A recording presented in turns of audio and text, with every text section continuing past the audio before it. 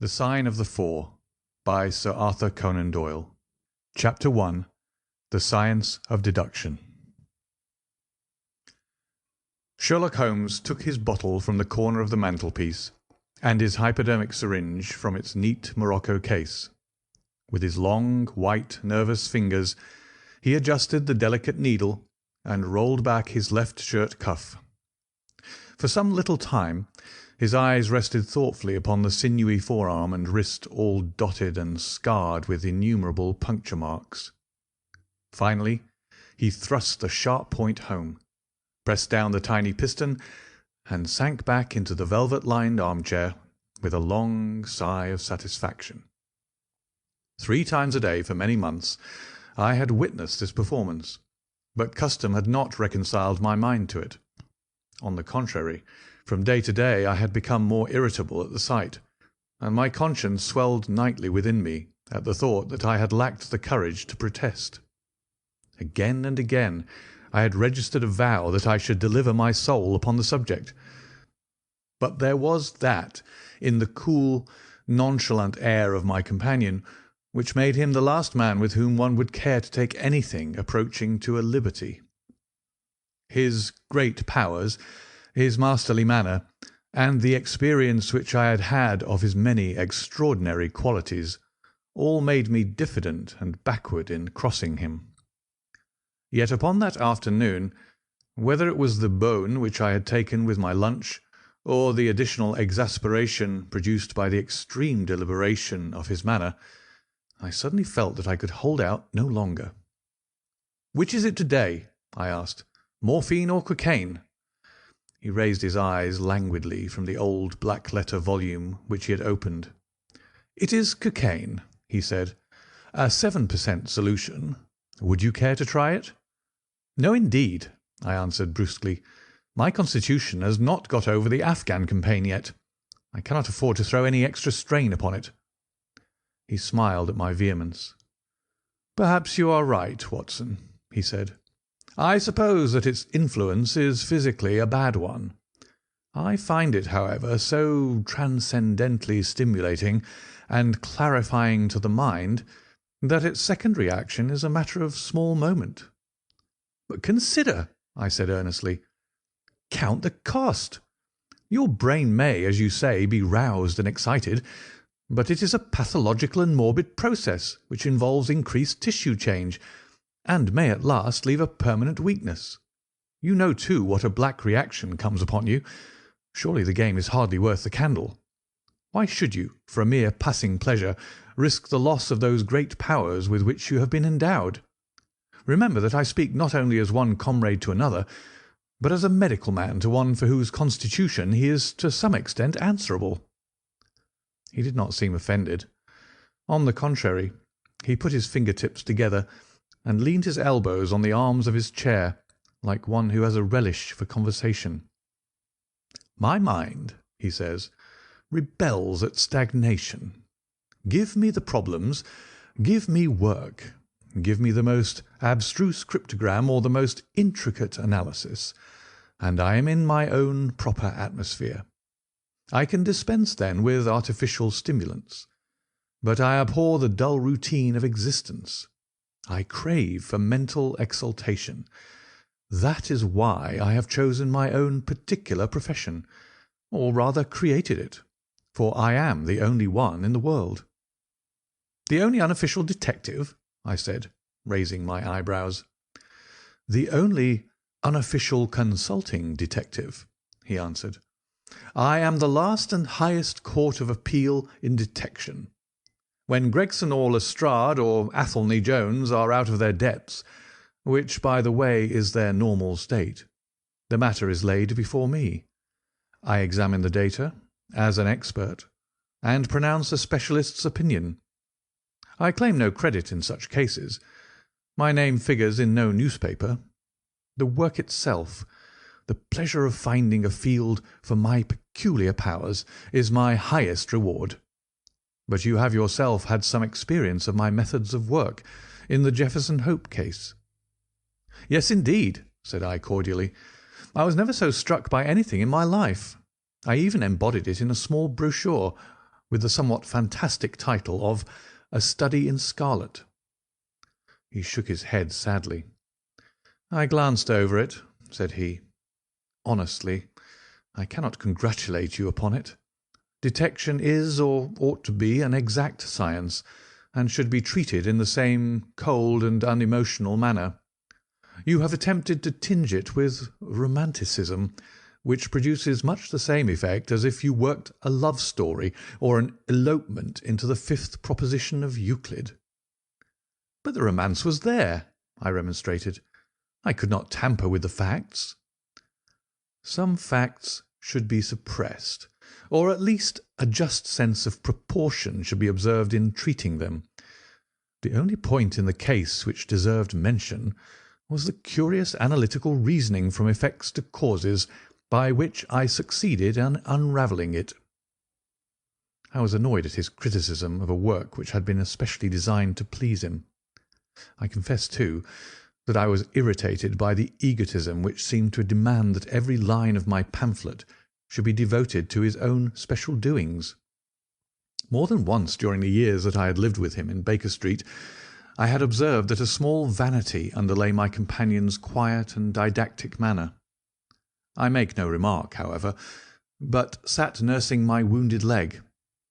I had a Giselle bullet through it some time before, and though it did not prevent me from walking, it ached wearily at every change of the weather. "My practice has extended recently to the Continent," said Holmes after a while, filling up his old briar-root pipe. "I was consulted last week by François Le Villard, who, as you probably know, has come rather to the front lately in the French detective service. He has all the Celtic power of quick intuition, but he is deficient in the wide range of exact knowledge which is essential to the higher developments of his art. The case was concerned with a will, and possessed some features of interest. I was able to refer him to two parallel cases, the one at Riga in 1857, and the other at St. Louis in 1871, which have suggested to him the true solution. Here is the letter which I had this morning acknowledging my assistance." He tossed over, as he spoke, a crumpled sheet of foreign notepaper. I glanced my eyes down it, catching a profusion of notes of admiration, with stray magnifique, coup de maître, and tour de force, all testifying to the ardent admiration of the Frenchman. "He speaks as a pupil to his master," said I. "Oh, he rates my assistance too highly," said Sherlock Holmes lightly. "He has considerable gifts himself. He possesses two of the three qualities necessary for the ideal detective. He has the power of observation and that of deduction. He is only wanting in knowledge, and that may come in time. He is now translating my small works into French." "Your works?" "Oh, didn't you know?" he cried, laughing. "Ha! Yes, I have been guilty of several monographs. They are all upon technical subjects. Here, for example, is one upon the distinction between the ashes of the various tobaccos. In it I enumerate 140 forms of cigar, cigarette, and pipe tobacco, with coloured plates illustrating the difference in the ash. It is a point which is continually turning up in criminal trials, and which is sometimes of supreme importance as a clue. If you can say definitely, for example, that some murder has been done by a man who was smoking an Indian lunka, it obviously narrows your field of search. To the trained eye there is as much difference between the black ash of a trichinopoly and the white fluff of bird's eye as there is between a cabbage and a potato." "You have an extraordinary genius for minutiae," I remarked. "I appreciate their importance. Here is my monograph upon the tracing of footsteps, with some remarks upon the uses of plaster of Paris as a preserver of impresses. Here, too, is a curious little work upon the influence of a trade upon the form of the hand, with lithotypes of the hands of slaters, sailors, cork-cutters, compositors, weavers, and diamond polishers. That is a matter of great practical interest to the scientific detective, especially in cases of unclaimed bodies, or in discovering the antecedents of criminals. But I weary you with my hobby." "Not at all," I answered earnestly. "It is of the greatest interest to me, especially since I have had the opportunity of observing your practical application of it. But you spoke just now of observation and deduction. Surely the one to some extent implies the other?" "Why, hardly," he answered, leaning back luxuriously in his armchair and sending up thick blue wreaths from his pipe. "For example, observation shows me that you have been to the Wigmore Street post office this morning, but deduction lets me know that when there you dispatched a telegram." "Right," said I. "Right on both points. But I confess that I don't see how you arrived at it. It was a sudden impulse on my part, and I have mentioned it to no one." "It is simplicity itself," he remarked, chuckling at my surprise. "So absurdly simple that an explanation is superfluous.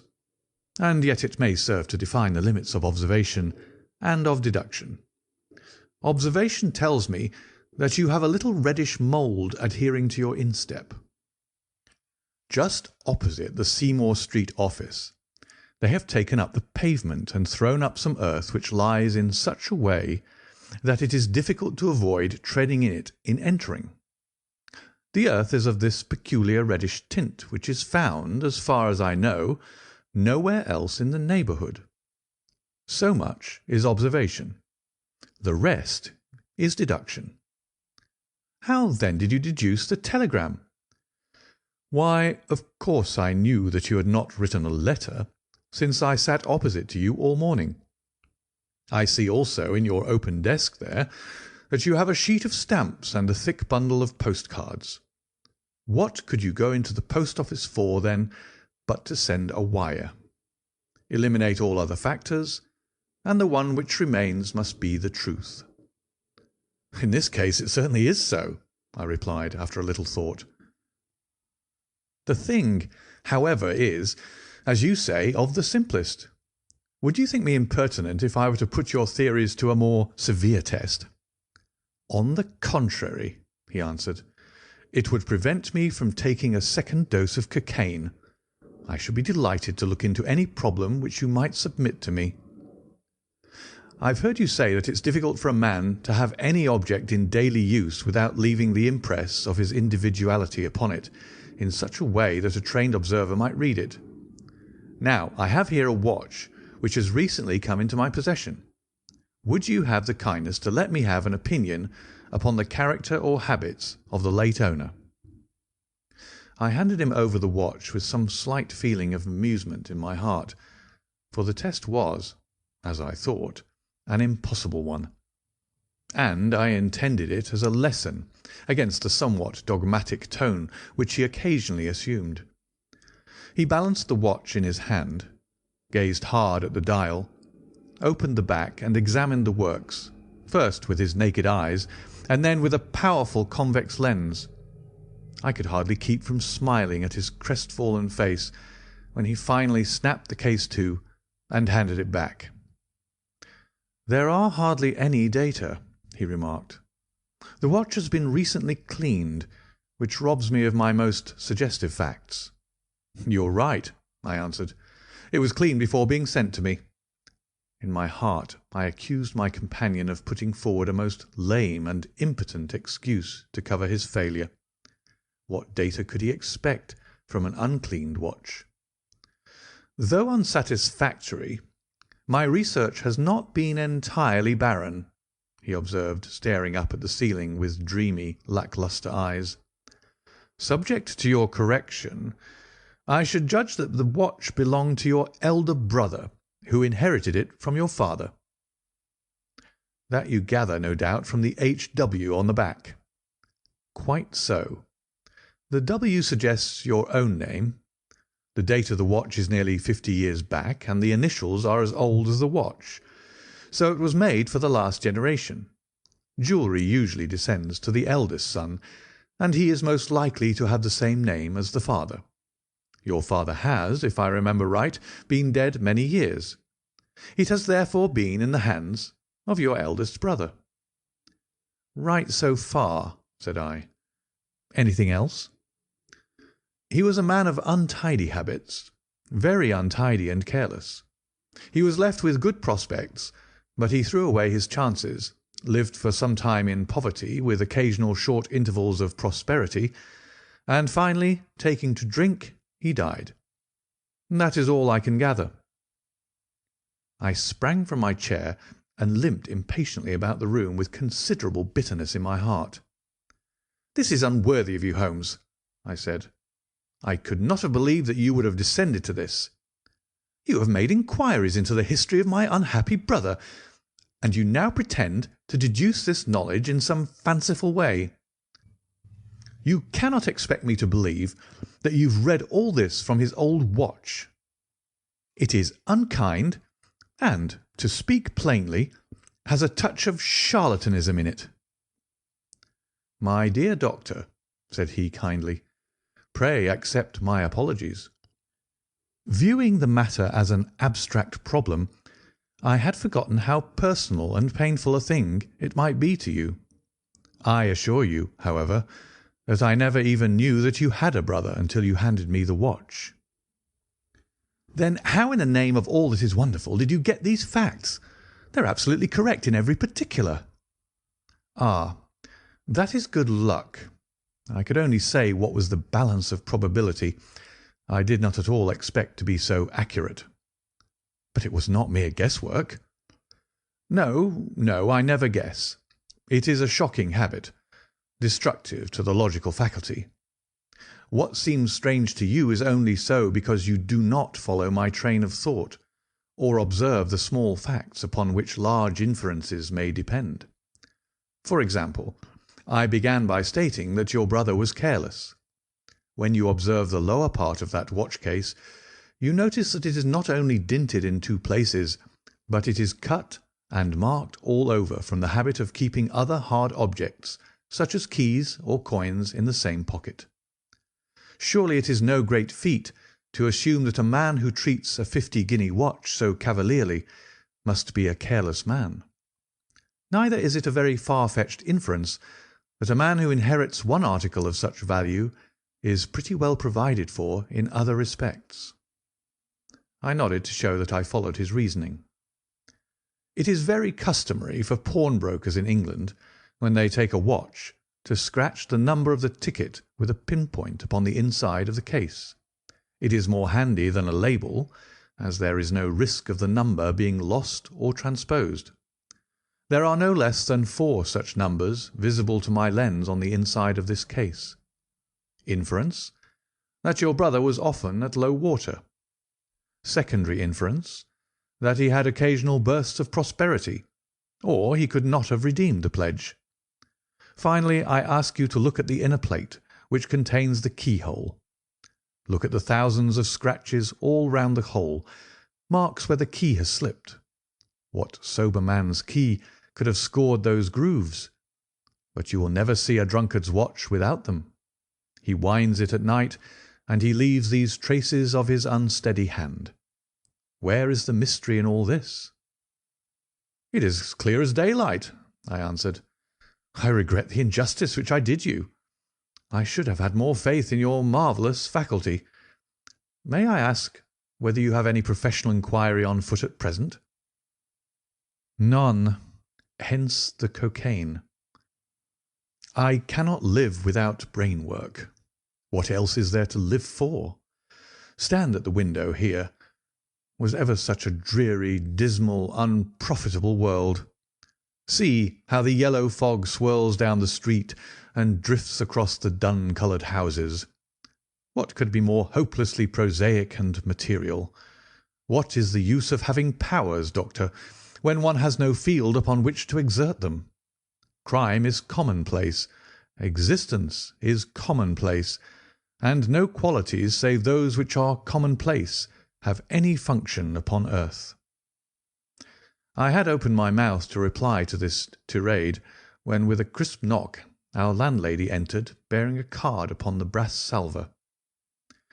"A young lady for you, sir," she said, addressing my companion, Miss Mary Morstan, he read. I have no recollection of the name. Ask the young lady to step up, Mrs. Hudson. Don't go, Doctor. I should prefer that you remain. End of Chapter 1. Chapter 2 of The Sign of the Four by Sir Arthur Conan Doyle. The Statement of the Case. Miss Morstan entered the room with a firm step and an outward composure of manner. She was a blonde young lady, small, dainty, well-gloved and dressed in the most perfect taste. There was, however, a plainness and simplicity about her costume which bore with it a suggestion of limited means. The dress was a sombre greyish beige, untrimmed and unbraided, and she wore a small turban of the same dull hue, relieved only by a suspicion of white feather in the side.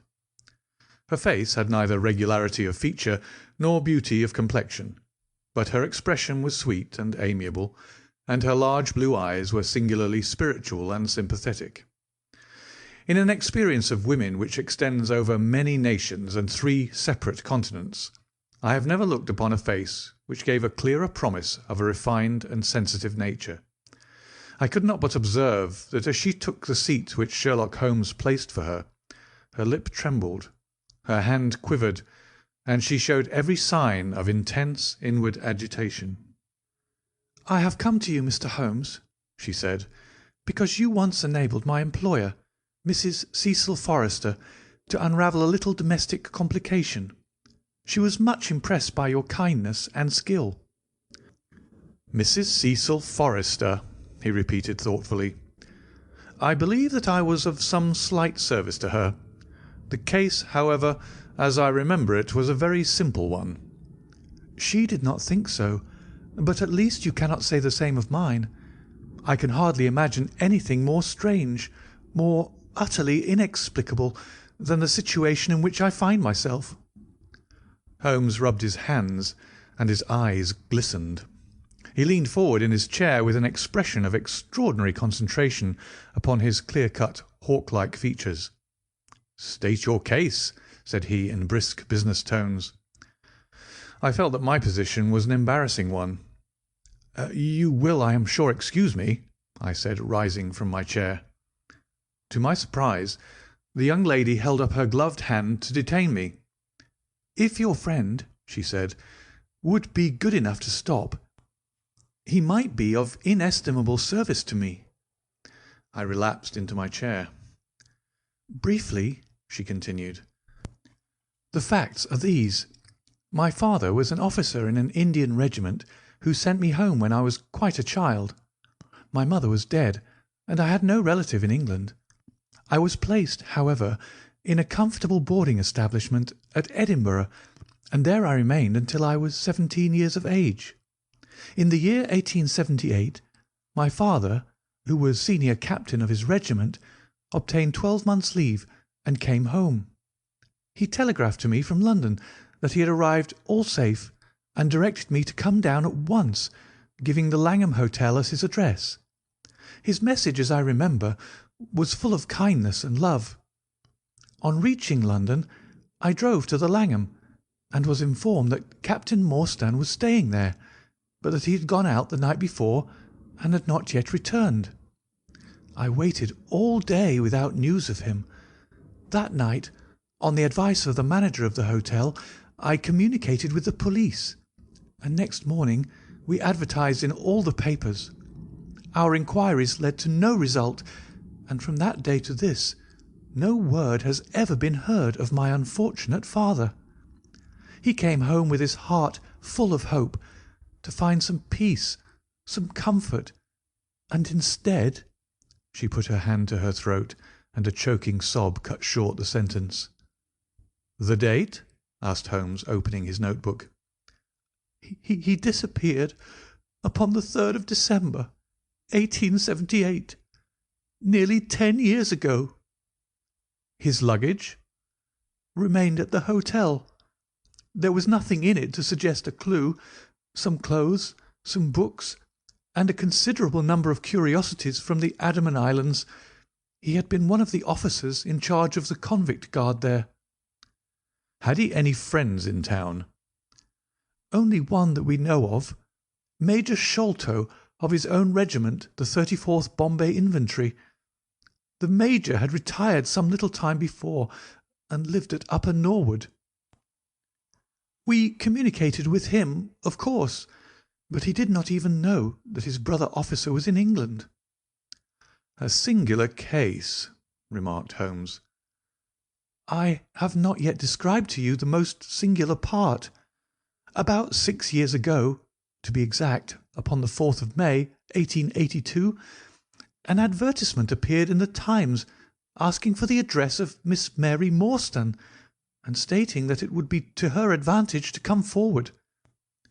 There was no name or address appended. I had at that time just entered the family of Mrs. Cecil Forrester in the capacity of governess. By her advice, I published my address in the advertisement column. The same day there arrived through the post a small cardboard box addressed to me, which I found to contain a very large and lustrous pearl. No word of writing was enclosed.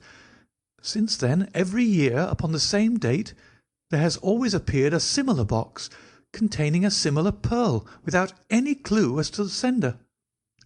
They have been pronounced by an expert to be of a rare variety and of considerable value. You can see for yourselves that they are very handsome." She opened a flat box as she spoke, and showed me 6 of the finest pearls that I had ever seen. "Your statement is most interesting," said Sherlock Holmes. "Has anything else occurred to you?" "Yes, and no later than to-day. That is why I have come to you. This morning I received this letter, which you will perhaps read for yourself." "Thank you," said Holmes. "The envelope too, please. Postmark London, S.W. Date July 7th. Man's thumb mark on corner. Probably postman. Best quality paper. Envelopes at 6pence a packet. Particular man in his stationery. No address. Be at the 3rd pillar from the left outside the Lyceum Theatre to-night at 7 o'clock. If you are distrustful, bring 2 friends. You are a wronged woman, and you shall have justice. Do not bring police. If you do, all will be in vain. Your unknown friend." "Well, really, this is a very pretty little mystery. What do you intend to do, Miss Morstan?" "That is exactly what I want to ask you." "Then we shall most certainly go. You and I, and yes, why, Dr. Watson is the very man. Your correspondent says 2 friends. He and I have worked together before." "But would he come?" she asked with something appealing in her voice and expression. "I should be proud and happy," said I fervently, "if I can be of any service." "You are both very kind," she answered. "I have led a retired life, and have no friends whom I could appeal to. If I am here at 6, it will do, I suppose." "You must not be later," said Holmes. "There is one other point, however. Is this handwriting the same as that upon the pearl box addresses?" "I have them here," she answered, producing 6 pieces of paper. "You are certainly a model client. You have the correct intuition. Let us see now." He spread out the papers upon the table and gave little darting glances from one to the other. "They are disguised hands, except the letter," he said presently, "but there can be no question as to the authorship. See how the irrepressible Greek E will break out, and see the twirl of the final S. They are undoubtedly by the same person. I should not like to suggest false hopes, Miss Morstan, but is there any resemblance between this hand and that of your father?" "Nothing could be more unlike." "I expected to hear you say so. We shall look out for you, then, at 6. Pray allow me to keep the papers. I may look into the matter before then. It is only 3:30. Au revoir, then." "Au revoir," said our visitor, and with a bright, kindly glance from one to the other of us, she replaced her pearl box in her bosom and hurried away. Standing at the window, I watched her walking briskly down the street, until the grey turban and white feather were but a speck in the sombre crowd. "What a very attractive woman!" I exclaimed, turning to my companion. He had lit his pipe again, and was leaning back with drooping eyelids. "Is she?" he said languidly. "I did not observe." "You really are an automaton, a calculating machine," I cried. "There's something positively inhuman in you at times." He smiled gently. "It is of the first importance," he said, "not to allow your judgment to be biased by personal qualities. A client is to me a mere unit, a factor in a problem. The emotional qualities are antagonistic to clear reasoning. I assure you that the most winning woman I ever knew was hanged for poisoning 3 little children for their insurance money, and the most repellent man of my acquaintance is a philanthropist who has spent nearly £250,000 upon the London poor. In this case, however, I never make exceptions. An exception disproves the rule. Have you ever had occasion to study character in handwriting? What do you make of this fellow's scribble?" "It is legible and regular," I answered. "A man of business habits and some force of character." Holmes shook his head. "Look at his long letters," he said. "They hardly rise above the common herd. That D might be an A, and that L an E. Men of character always differentiate their long letters, however illegibly they may write. There is vacillation in his Ks, and self-esteem in his capitals. I am going out now. I have some few references to make. Let me recommend this book, one of the most remarkable ever penned. It is Winwood Reade's Martyrdom of Man. I shall be back in an hour." I sat in the window with the volume in my hand, but my thoughts were far from the daring speculations of the writer. My mind ran upon our late visitor, her smiles, the deep rich tones of her voice, the strange mystery which overhung her life. If she was 17 at the time of her father's disappearance, she must be 27 now, a sweet age when youth has lost its self-consciousness and become a little sobered by experience. So I sat and mused until such dangerous thoughts came into my head that I hurried away to my desk and plunged furiously into the latest treatise upon pathology. What was I, an army surgeon with a weak leg and a weaker banking account, that I should dare to think of such things? She was a unit, a factor, nothing more. If my future were black, it was better surely to face it like a man than to attempt to brighten it by mere will-o'-the-wisps of the imagination. End of Chapter 2. Chapter 3 of The Sign of the Four by Sir Arthur Conan Doyle. In Quest of a Solution. It was 5:30 before Holmes returned. He was bright, eager, and in excellent spirits, a mood which in his case alternated with fits of the blackest depression. "There is no great mystery in this matter," he said, taking the cup of tea which I had poured out for him. "The facts appear to admit of only one explanation." "What, you've solved it already?" "Well, that would be too much to say. I have discovered a suggestive fact, that is all. It is, however, very suggestive. The details are still to be added. I have just found, on consulting the back files of the Times, that Major Sholtos, of Upper Norwood, late of the 34th Bombay Infantry, died upon the 28th of April, 1882. I may be very obtuse, Holmes, but I fail to see what this suggests." "No? You surprise me. Look at it in this way, then. Captain Morstan disappears. The only person in London whom he could have visited is Major Sholtos. Major Sholtos denies having heard that he was in London. 4 years later, Sholtos dies. Within a week of his death, Captain Morstan's daughter receives a valuable present, which is repeated from year to year, and now culminates in a letter which describes her as a wronged woman. What wrong can it refer to except this deprivation of her father? And why should the presents begin immediately after Sholtos' death, unless it is that Sholtos' heir knows something of the mystery and desires to make compensation? Have you any alternative theory which will meet the facts? But what a strange compensation! And how strangely made! Why, too, should he write a letter now, rather than 6 years ago? Again, the letter speaks of giving her justice. What justice can she have? It is too much to suppose that her father is still alive. There is no other injustice in her case that you know of.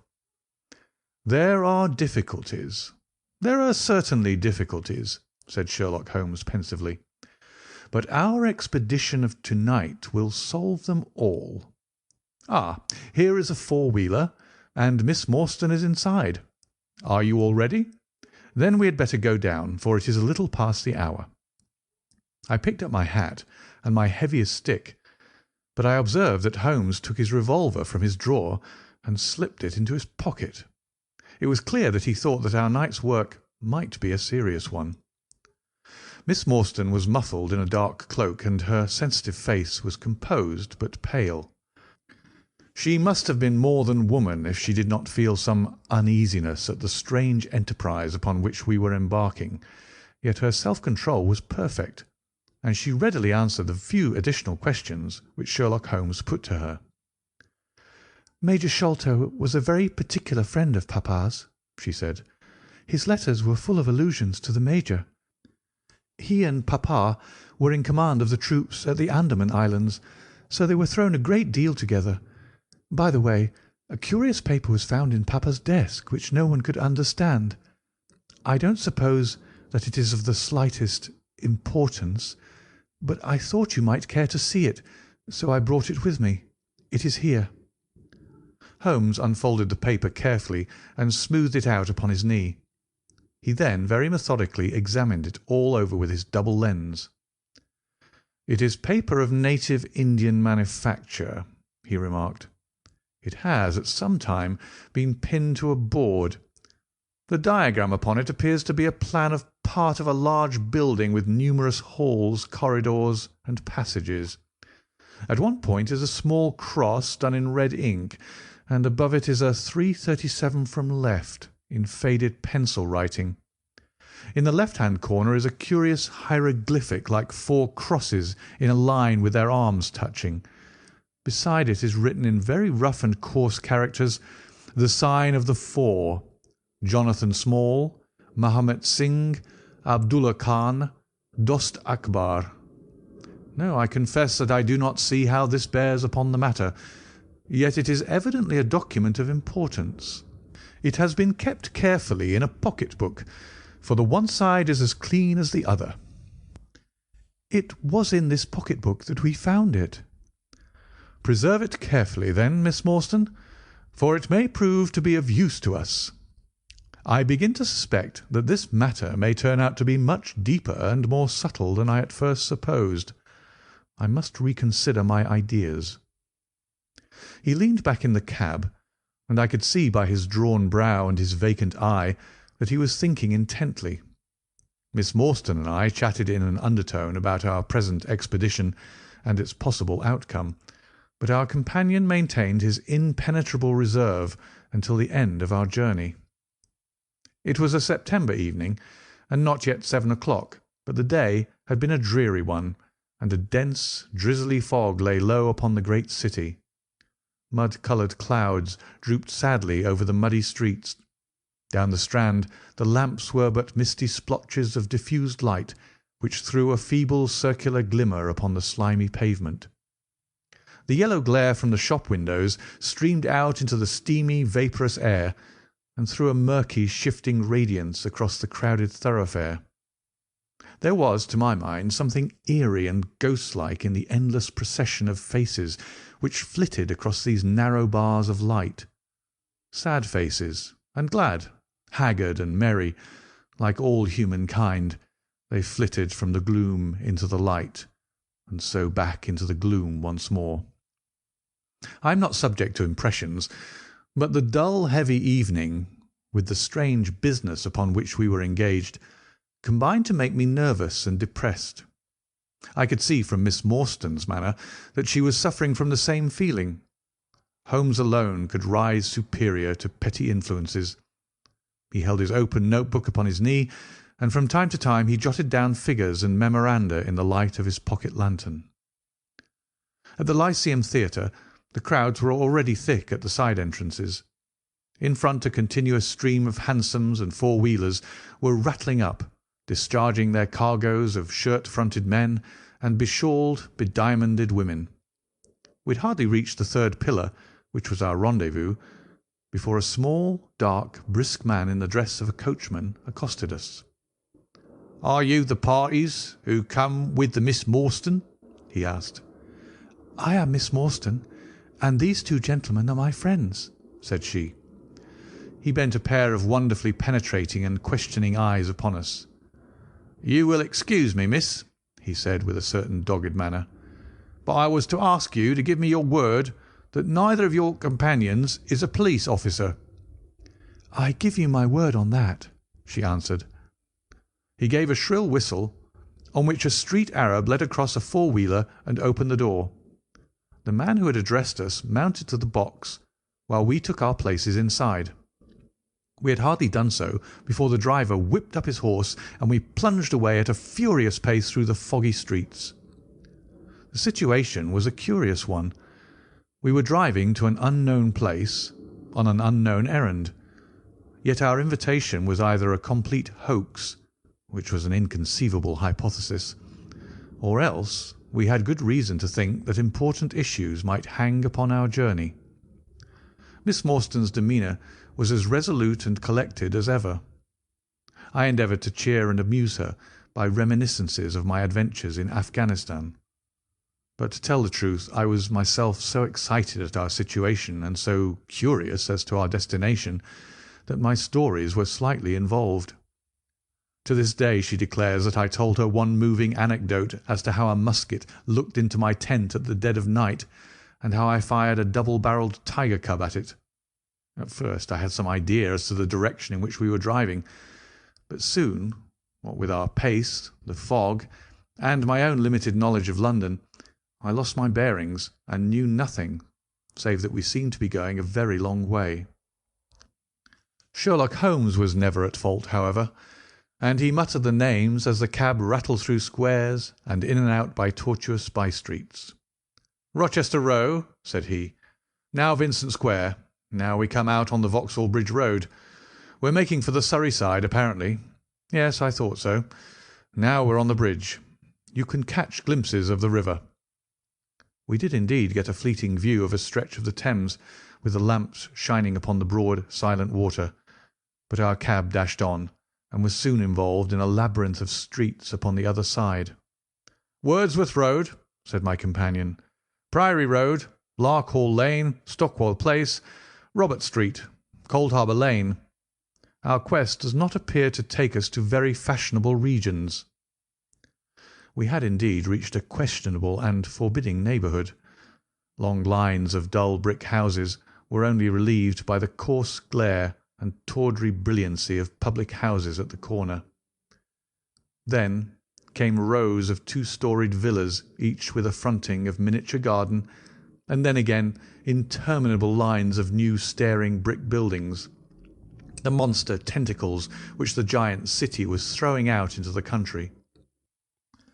At last the cab drew up at the third house in a new terrace. None of the other houses were inhabited, and that at which we stopped was as dark as its neighbours, save for a single glimmer in the kitchen window.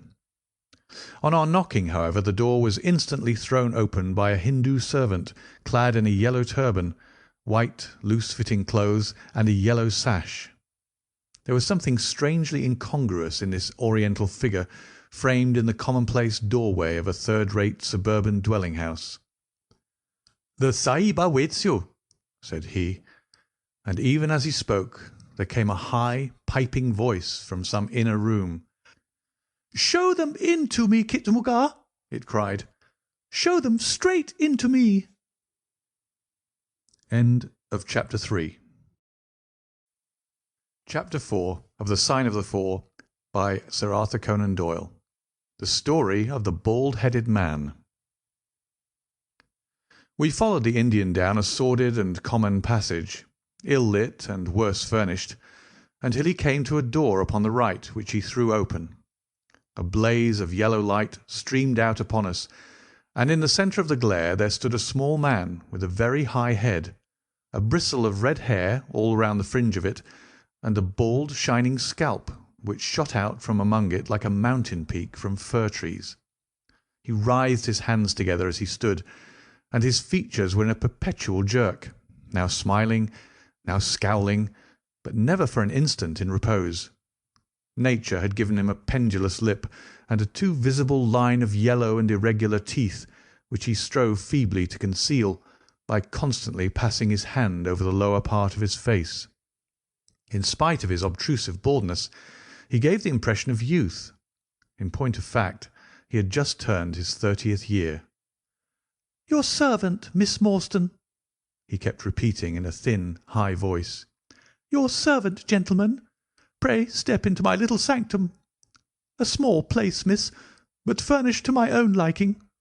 An oasis of art in the howling desert of South London." We were all astonished by the appearance of the apartment into which he invited us.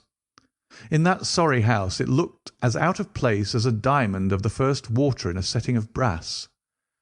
The richest and glossiest of curtains and tapestries draped the walls, looped back here and there to expose some richly mounted painting or oriental vase. The carpet was of amber and black, so soft and so thick that the foot sank pleasantly into it, as into a bed of moss. 2 great tiger skins thrown athwart it increased the suggestion of Eastern luxury, as did a huge hookah which stood upon a mat in the corner. A lamp in the fashion of a silver dove was hung from an almost invisible golden wire in the centre of the room. As it burned, it filled the air with a subtle and aromatic odour. "Mr. Thaddeus Sholto," said the little man, still jerking and smiling. "That is my name.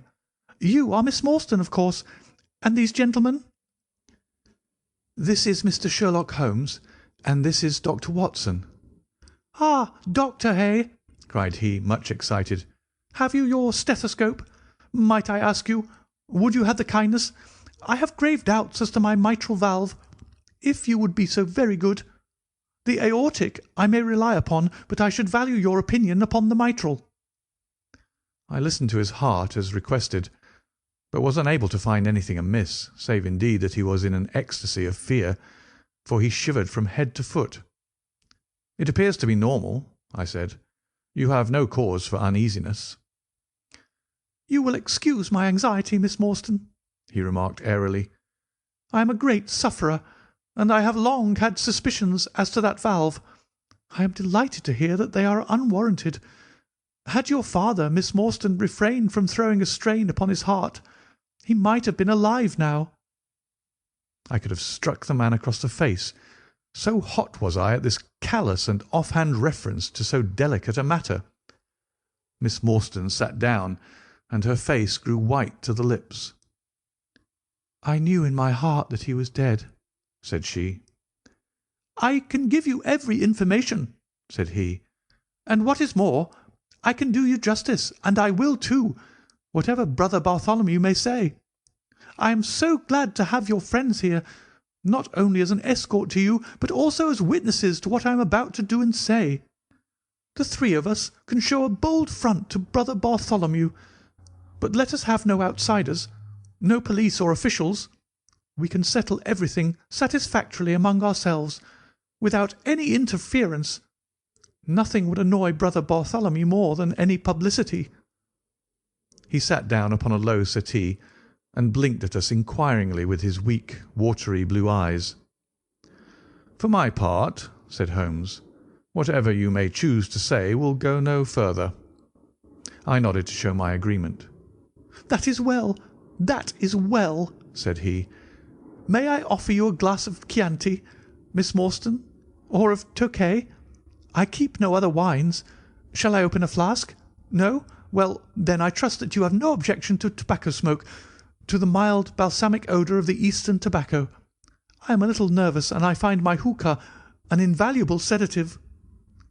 He applied a taper to the great bowl, and the smoke bubbled merrily through the rose-water. We sat all 3 in a semicircle with our heads advanced and our chins upon our hands, while the strange, jerky little fellow, with his high, shining head, puffed uneasily in the centre. "When I first determined to make this communication to you," said he, "I might have given you my address, but I feared that you might disregard my request and bring unpleasant people with you. I took the liberty, therefore, of making an appointment in such a way that my man Williams might be able to see you first. I have complete confidence in his discretion, and he had orders, if he were dissatisfied, to proceed no further in the matter. You will excuse these precautions, but I am a man of somewhat retiring, and I might even say refined tastes, and there is nothing more unaesthetic than a policeman. I have a natural shrinking from all forms of rough materialism. I seldom come in contact with the rough crowd. I live, as you see, with some little atmosphere of elegance around me. I may call myself a patron of the arts. It is my weakness. The landscape is a genuine Corot, and though a connoisseur might perhaps throw a doubt upon that Salvator Rosa, there cannot be the least question about the Bouguereau. I am partial to the modern French school." "You will excuse me, Mr. Sholto," said Miss Morstan, "but I am here at your request to learn something which you desire to tell me. It is very late, and I should desire the interview to be as short as possible." "At the best it must take some time," he answered, "for we shall certainly have to go to Norwood and see Brother Bartholomew. We shall all go and try if we can get the better of Brother Bartholomew. He is very angry with me for taking the course which has seemed right to me. I had quite high words with him last night. You cannot imagine what a terrible fellow he is when he's angry." "If we're to go to Norwood, it would perhaps be as well to start at once," I ventured to remark. He laughed until his ears were quite red. "That would hardly do," he cried. "I don't know what he would say if I brought you in that sudden way. No, I must prepare you by showing you how we all stand to each other. In the first place, I must tell you that there are several points in the story of which I am myself ignorant. I can only lay the facts before you as far as I know them myself. My father was, as you may have guessed, Major John Sholto, once of the Indian Army.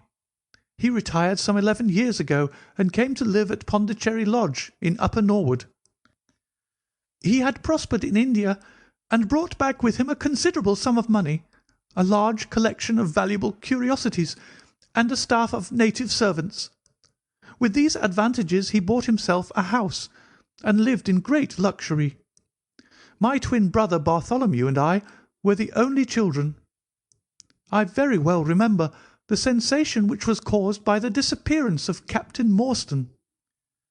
We read the details in the papers, and, knowing that he had been a friend of our father's, we discussed the case freely in his presence. He used to join in our speculations as to what could have happened.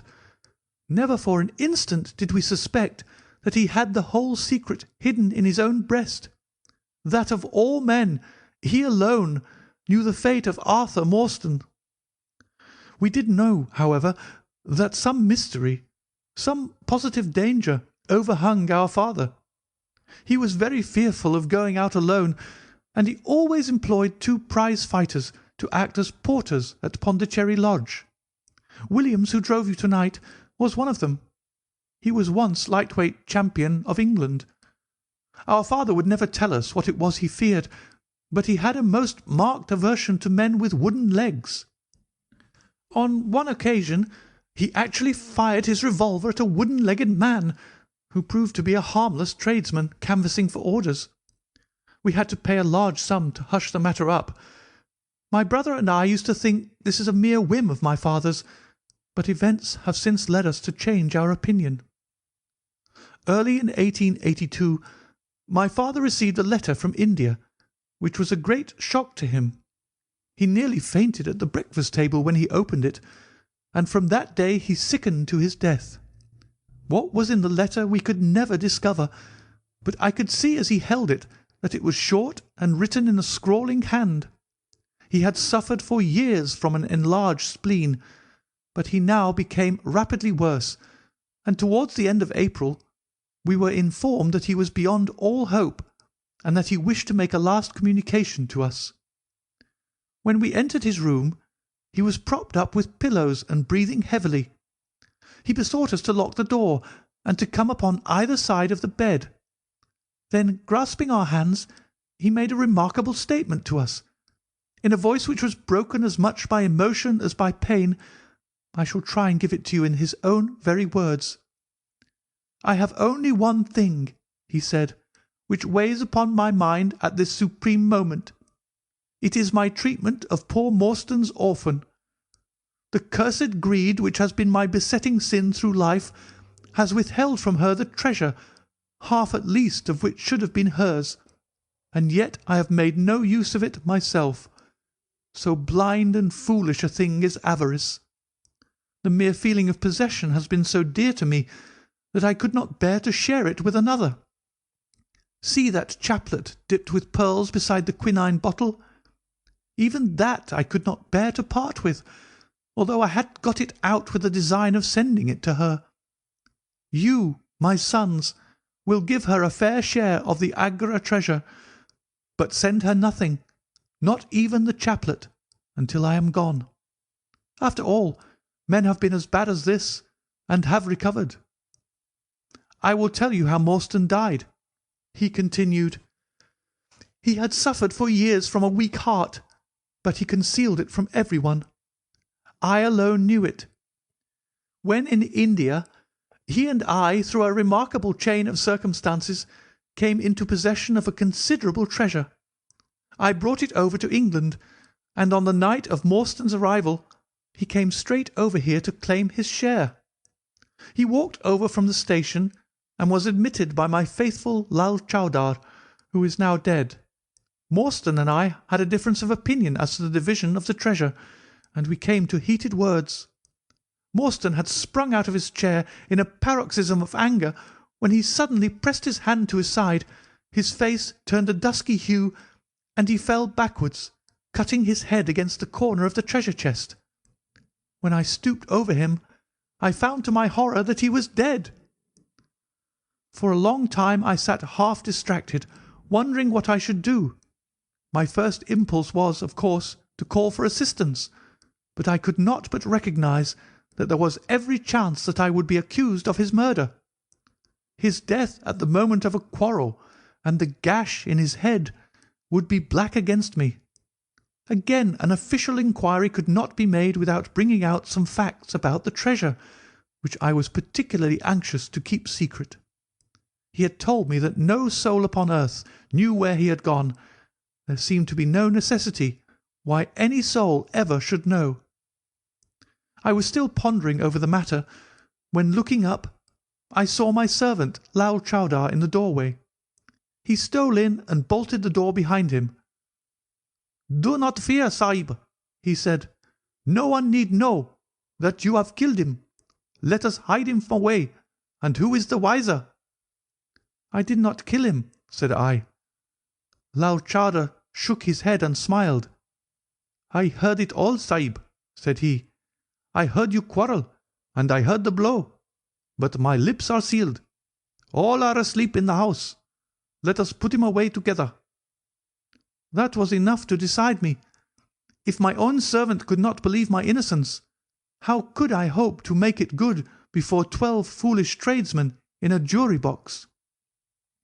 Lal Chowdar and I disposed of the body that night, and within a few days the London papers were full of mysterious disappearance of Captain Morstan. You will see from what I say that I can hardly be blamed in the matter. My fault lies in the fact that we concealed not only the body but also the treasure, and that I have clung to Morstan's share as well as to my own. I wish you, therefore, to make restitution. Put your ears down to my mouth. The treasure is hidden in—" At this instant a horrible change came over his expression. His eyes stared wildly, his jaw dropped, and he yelled in a voice which I can never forget, "Keep him out! For Christ's sake, keep him out!" We both stared round at the window behind us, upon which his gaze was fixed. A face was looking in at us out of the darkness. We could see the whitening of the nose where it was pressed against the glass. It was a bearded, hairy face, with wild, cruel eyes and an expression of concentrated malevolence. My brother and I rushed towards the window, but the man was gone. When we returned to my father, his head had dropped and his pulse had ceased to beat. We searched the garden that night, but found no sign of the intruder, save that just under the window a single footmark was visible in the flower-bed. But for that one trace, we might have thought that our imaginations had conjured up that wild, fierce face. We soon, however, had another and a more striking proof that there were secret agencies at work all round us. The window of my father's room was found open in the morning. His cupboards and boxes had been rifled, and upon his chest was fixed a torn piece of paper with the words, "The sign of the 4" scrawled across it. What the phrase meant, or who our secret visitor may have been, we never knew. As far as we can judge, none of my father's property had been actually stolen, though everything had been turned out. My brother and I naturally associated this peculiar incident with the fear which haunted my father during his life, but it is still a complete mystery to us." The little man stopped to relight his hookah and puff thoughtfully for a few moments. We had all sat absorbed, listening to his extraordinary narrative. At the short account of her father's death, Miss Morstan had turned deadly white, and for a moment I feared that she was about to faint. She rallied, however, on drinking a glass of water which I quietly poured out for her from a Venetian carafe upon the side table. Sherlock Holmes leaned back in his chair with an abstracted expression and the lids drawn low over his glittering eyes. As I glanced at him, I could not but think how on that very day he had complained bitterly of the commonplaceness of life. Here at least was a problem which would tax his sagacity to the utmost. Mr. Thaddeus Sholto looked from one to the other of us with an obvious pride at the effect which his story had produced, and then continued between the puffs of his overgrown pipe. "My brother and I," said he, "were, as you may imagine, much excited as to the treasure which my father had spoken of. For weeks and for months we dug and delved in every part of the garden without discovering its whereabouts. It was maddening to think that the hiding-place was on his very lips at the moment that he died. We could judge the splendour of his missing riches by the chaplet which he had taken out. Over this chaplet my brother Bartholomew and I had some little discussion. The pearls were evidently of great value, and he was averse to part with them, for between friends my brother was himself a little inclined to my father's fault. He thought, too, that if we parted with the chaplet it might give rise to gossip, and finally bring us into trouble. It was all that I could do to persuade him to let me find out Miss Morstan's address, and send her a detached pearl at fixed intervals, so that at least she might never feel destitute." "It was a kindly thought," said our companion earnestly. "It was extremely good of you." The little man waved his hand deprecatingly. "We were your trustees," he said. "That was the view which I took of it, though brother Bartholomew could not altogether see it in that light. We had plenty of money ourselves. I desired no more. Besides, it would have been such bad taste to have treated a young lady in so scurvy a fashion. Le mauvais goût mène au crime. The French have a very neat way of putting these things. Our difference of opinion on this subject went so far that I thought it best to set up rooms for myself. So I left Pondicherry Lodge, taking the old Khitmutgar and Williams with me. Yesterday, however, I learn that an event of extreme importance has occurred. The treasure has been discovered. I instantly communicated with Miss Morstan, and it only remains for us to drive out to Norwood and demand our share. I explained my views last night to brother Bartholomew, so we shall be expected, if not welcome, visitors." Mr. Thaddeus Sholto ceased, and sat twitching on his luxurious settee. We all remained silent, with our thoughts upon the new development which the mysterious business had taken. Holmes was the first to spring to his feet. "You have done well, sir, from first to last," said he. "It is possible that we may be able to make you some small return by throwing some light upon that which is still dark to you. But, as Miss Morstan remarked just now, it is late, and we had best put the matter through without delay."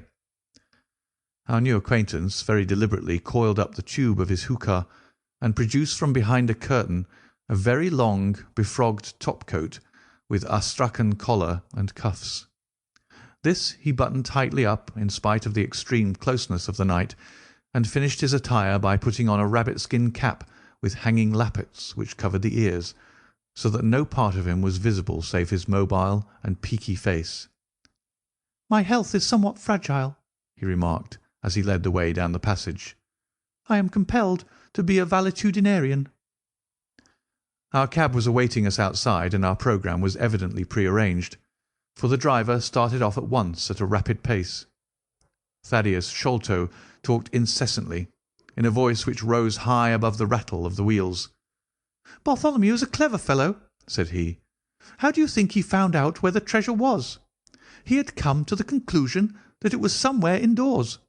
So he worked out all the cubic space of the house and made measurements everywhere, so that not 1 inch should be unaccounted for. Among other things, he found that the height of the building was 74 feet, but on adding together the heights of all the separate rooms, and making every allowance for the space between, which he ascertained by borings, he could not bring the total to more than 70 feet. There were 4 feet unaccounted for. These could only be at the top of the building. He knocked a hole, therefore, in the lath and plaster ceiling of the highest room, and there, sure enough, he came upon another little garret above it, which had been sealed up and was known to no one. In the centre stood the treasure chest, resting upon 2 rafters. He lowered it through the hole, and there it lies.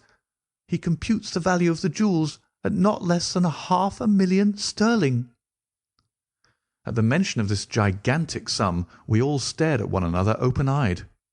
Miss Morstan, could we secure her rights, would change from a needy governess to the richest heiress in England.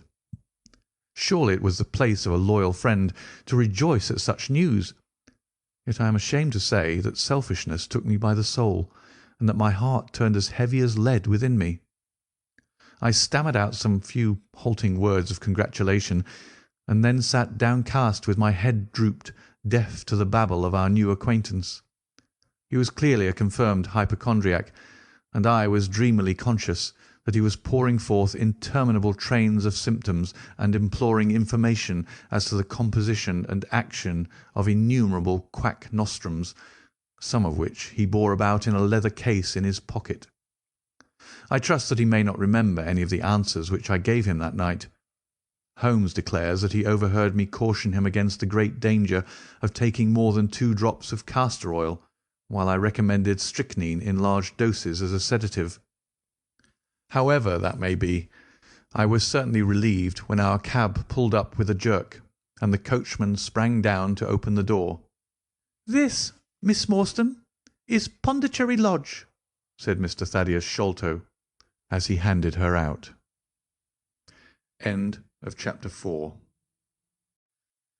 Chapter 5 of The Sign of the Four by Sir Arthur Conan Doyle. The Tragedy of Pondicherry Lodge. It was nearly 11 o'clock when we reached this final stage of our night's adventures. We had left the damp fog of the great city behind us, and the night was fairly fine.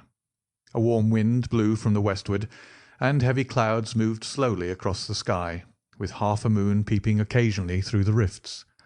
It was clear enough to see for some distance, but Thaddeus Sholto took down one of the side lamps from the carriage to give us a better light upon our way. Pondicherry Lodge stood in its own grounds, and was girt round with a very high stone wall topped with broken glass. A single, narrow, iron-clamped door formed the only means of entrance. On this our guide knocked with a peculiar postman-like rat-tat. "Who is there?" cried a gruff voice from within. "It is I, McMurdo. You surely know my knock by this time." There was a grumbling sound and a clanking and jarring of keys. The door swung heavily back, and a short, deep-chested man stood in the opening, with the yellow light of the lantern shining upon his protruded face and twinkling, distrustful eyes. "That you, Mr. Thaddeus? But who are the others? I had no orders about them from the master." "No, McMurdo. You surprised me. I told my brother last night that I should bring some friends." "He ain't been out his room to-day, Mr. Thaddeus, and I have no orders. You know very well that I must stick to regulations. I can let you in, but your friends must just stop where they are." This was an unexpected obstacle. Thaddeus Sholto looked about him in a perplexed and helpless manner. "This is too bad of you, McMurdo," he said. "If I guarantee them, that is enough for you. There is the young lady, too. She cannot wait on the public road at this hour." "Very sorry, Mr. Thaddeus," said the porter inexorably. "Folk may be friends of yours, and yet no friends of the master's. He pays me well to do my duty, and my duty I'll do. I don't know none of your friends." "Oh, yes, you do, McMurdo," cried Sherlock Holmes genially. "I don't think you can have forgotten me. Don't you remember the amateur who fought 3 rounds with you at Alison's rooms on the night of your benefit tour years back?" "Not Mr. Sherlock Holmes!" roared the prize-fighter. "God's truth, how could I have mistook you? If instead of standing there so quiet you just stepped up and given me that cross hit of yours under the jaw, I'd have known you without question. Ah, you're one that has wasted your gifts, you have. You might have aimed high if you'd joined the fancy."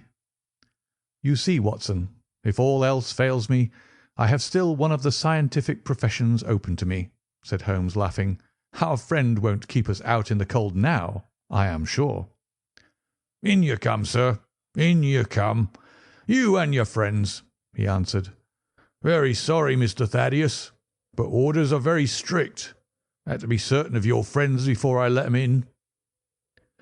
Inside, a gravel path wound through desolate grounds to a huge clump of a house, square and prosaic, all plunged in shadow save where a moonbeam struck one corner and glimmered in a garret window.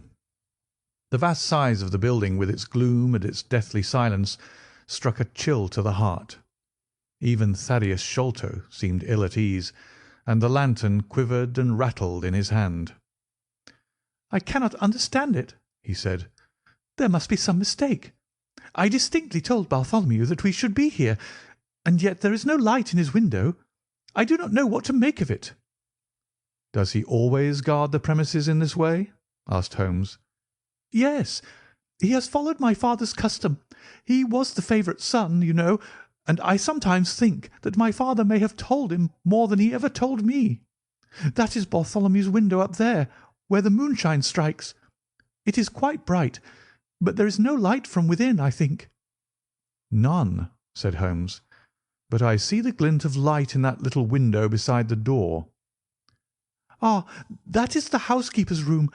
That is where old Mrs. Bernstone sits. She can tell us all about it, but perhaps you would not mind waiting here for a minute or two, for if we all go in together and she has no word of our coming, she may be alarmed. But hush! What is that?" He held up the lantern, and his hand shook until the circles of light flickered and wavered all around us.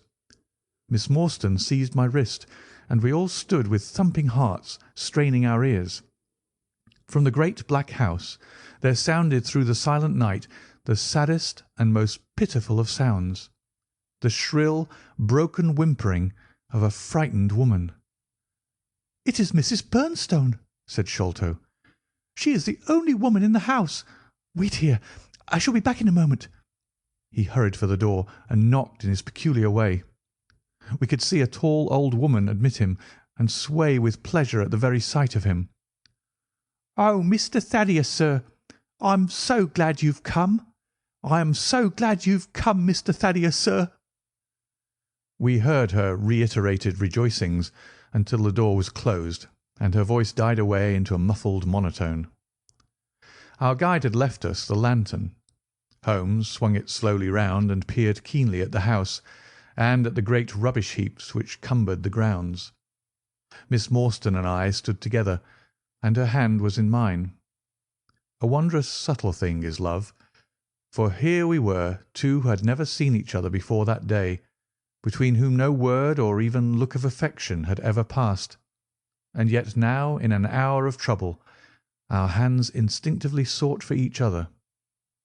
I have marvelled at it since, but at the time it seemed the most natural thing that I should go out to her so, and, as she has often told me, there was in her also the instinct to turn to me for comfort and protection. So we stood hand in hand like two children, and there was peace in our hearts for all the dark things that surrounded us. "What a strange place," she said, looking round. "It looks as though all the moles in England have been let loose in it. I've seen something of the sort on the side of a hill near Ballarat, where the prospectors have been at work." "And from the same cause," said Holmes. "These are the traces of the treasure-seekers. You must remember that they were 6 years looking for it. No wonder that the grounds look like a gravel pit." At that moment the door of the house burst open, and Thaddeus Sholto came running out with his hands thrown forward and terror in his eyes. "There is something amiss with Bartholomew," he cried. "I am frightened. My nerves cannot stand it." He was indeed half blubbering with fear, and his twitching, feeble face, peeping out from the great Astrakhan collar, had the helpless, appealing expression of a terrified child. "Come into the house," said Holmes in his crisp, firm way. "Yes, do," pleaded Thaddeus Sholto. "I really do not feel equal to giving directions."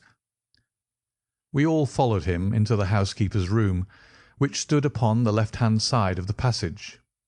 The old woman was pacing up and down with a scared look and restless, picking fingers, but the sight of Miss Morstan appeared to have a soothing effect upon her. "God bless your sweet, calm face," she cried with an hysterical sob. "It does me good to see you. Oh, but I have been sorely tried this day."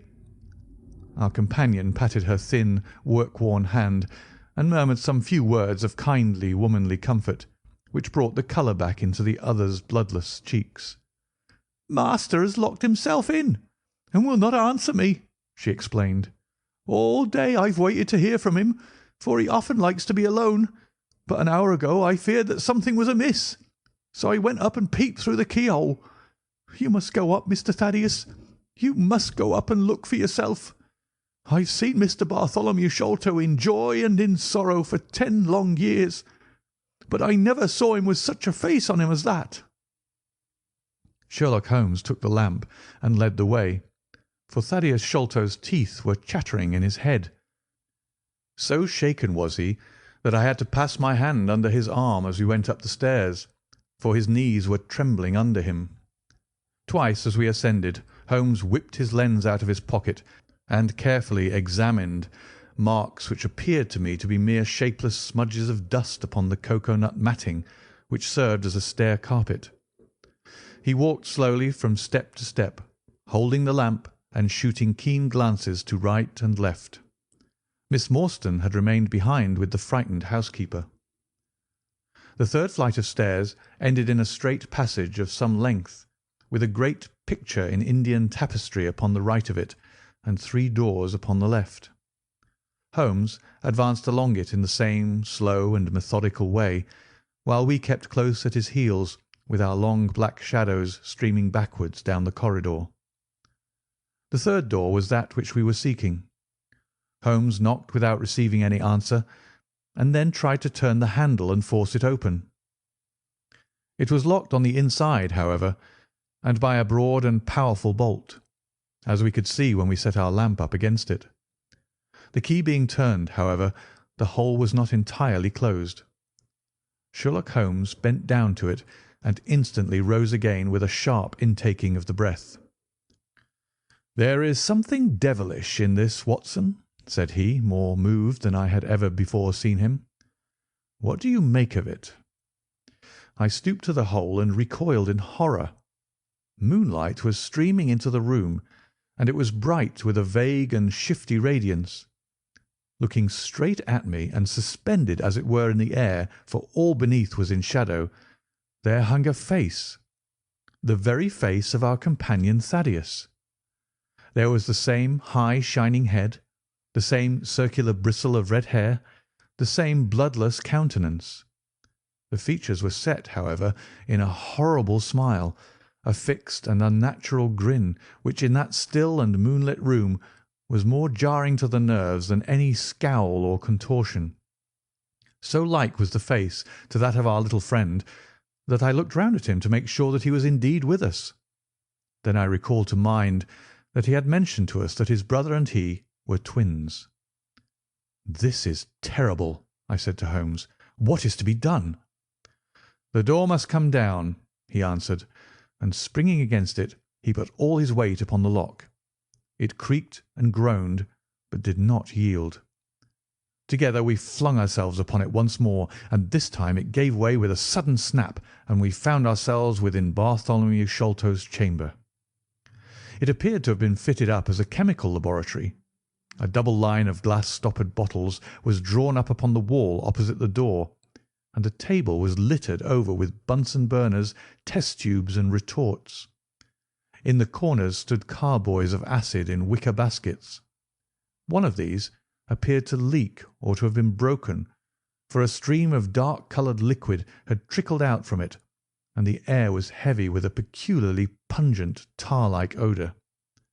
A set of steps stood at one side of the room, in the midst of a litter of lath and plaster, and above them there was an opening in the ceiling large enough for a man to pass through. At the foot of the steps a long coil of rope was thrown carelessly together. By the table, in a wooden armchair, the master of the house was seated all in a heap, with his head sunk upon his left shoulder and that ghastly, inscrutable smile upon his face. He was stiff and cold, and had clearly been dead many hours. It seemed to me that not only his features, but all his limbs were twisted and turned in the most fantastic fashion. By his hand, upon the table there lay a peculiar instrument, a brown, close-grained stick, with a stone head like a hammer, rudely lashed on with coarse twine. Beside it was a torn sheet of note-paper with some words scrawled upon it. Holmes glanced at it, then handed it to me. "You see," he said with a significant raising of the eyebrows. In the light of the lantern I read with a thrill of horror, "The sign of the four." "In God's name, what does it all mean?" I asked. "It means murder," said he, stooping over the dead man. "Ah, I expected it. Look here." He pointed to what looked like a long, dark thorn stuck in the skin just above the ear. "It looks like a thorn," said I. "It is a thorn. You may pick it out, but be careful, for it is poisoned." I took it up between my finger and thumb. It came away from the skin so readily that hardly any mark was left behind. One tiny speck of blood showed where the puncture had been. "This is all an insoluble mystery to me," said I. "It grows darker instead of clearer." "On the contrary," he answered, "it clears every instant. I only require a few missing links to have an entirely connected case." We had almost forgotten our companion's presence since we entered the chamber. He was still standing in the doorway, the very picture of terror, wringing his hands and moaning to himself. Suddenly, however, he broke out into a sharp, querulous cry. "The treasure is gone," he said. "They have robbed him of the treasure. There is the hole through which we lowered it. I helped him to do it. I was the last person who saw him. I left him here last night, and I heard him lock the door as I came downstairs." "What time was that?" "It was 10 o'clock, and now he is dead, and the police will be called in, and I shall be suspected of having had a hand in it. Oh, yes, I am sure I shall. But you don't think so, gentlemen? Surely you don't think it was I? Is it likely that I would have brought you here if it were I? Oh, dear, I know that I shall go mad." He jerked his arms and stamped his feet in a kind of convulsive frenzy. "You have no reason for fear, Mr. Sholto," said Holmes, kindly putting his hand upon his shoulder. "Take my advice and drive down to the station to report this matter to the police. Offer to assist them in every way. We shall wait here until your return." The little man obeyed in a half-stupefied fashion, and we heard him stumbling down the stairs in the dark. End of Chapter 5. Chapter 6 of The Sign of the Four by Sir Arthur Conan Doyle. Sherlock Holmes gives a demonstration. "Now, Watson," said Holmes, rubbing his hands, "we have half an hour to ourselves. Let us make good use of it. My case is, as I have told you, almost complete. But we must not err on the side of over-confidence. Simple as the case seems now, there may be something deeper underlying it." "Simple!" I ejaculated. "Surely," said he, with something of the air of a clinical professor expounding to his class. "Just sit in the corner there, that your footprints may not complicate matters. Now to work. In the first place, how did these folk come, and how did they go? The door has not been opened since last night. How of the window?" He carried the lamp across to it, muttering his observations aloud the while, but addressing them to himself rather than to me. "Window is snibbed on the inner side. Framework is solid. No hinges at the side. Let us open it. No water pipe near. Roof quite out of reach. Yet a man has mounted by the window. It rained a little last night. Here is the print of a foot in the mould upon the sill, and here is a circular muddy mark, and here again upon the floor, and here again by the table. See here, Watson, this is really a very pretty demonstration." I looked at the round, well-defined, muddy discs. "This is not a footmark," said I. "It is something much more valuable to us. It is the impression of a wooden stump. You see here on the sill is the boot mark, a heavy boot with the broad metal heel, and beside it is the mark of the timber toe. It is the wooden-legged man." "Quite so. But there has been someone else, a very able and efficient ally. Could you scale that wall, Doctor?" I looked out of the open window. The moon still shone brightly on that angle of the house. We were a good 60 feet from the ground, and look where I would I could see no foothold, nor as much as a crevice in the brickwork. "It is absolutely impossible," I answered. "Without aid it is so. But suppose you had a friend up here who lowered you this good stout rope which I see in the corner, securing one end of it to this great hook in the wall. Then, I think, if you were an active man, you might swarm up, wooden leg and all. You would depart, of course, in the same fashion, and your ally would draw up the rope, untie it from the hook, shut the window, snib it on the inside, and get away in the way that he originally came. As a minor point, it may be noted," he continued, fingering the rope, "that our wooden-legged friend, though a fair climber, was not a professional sailor. His hands were far from horny.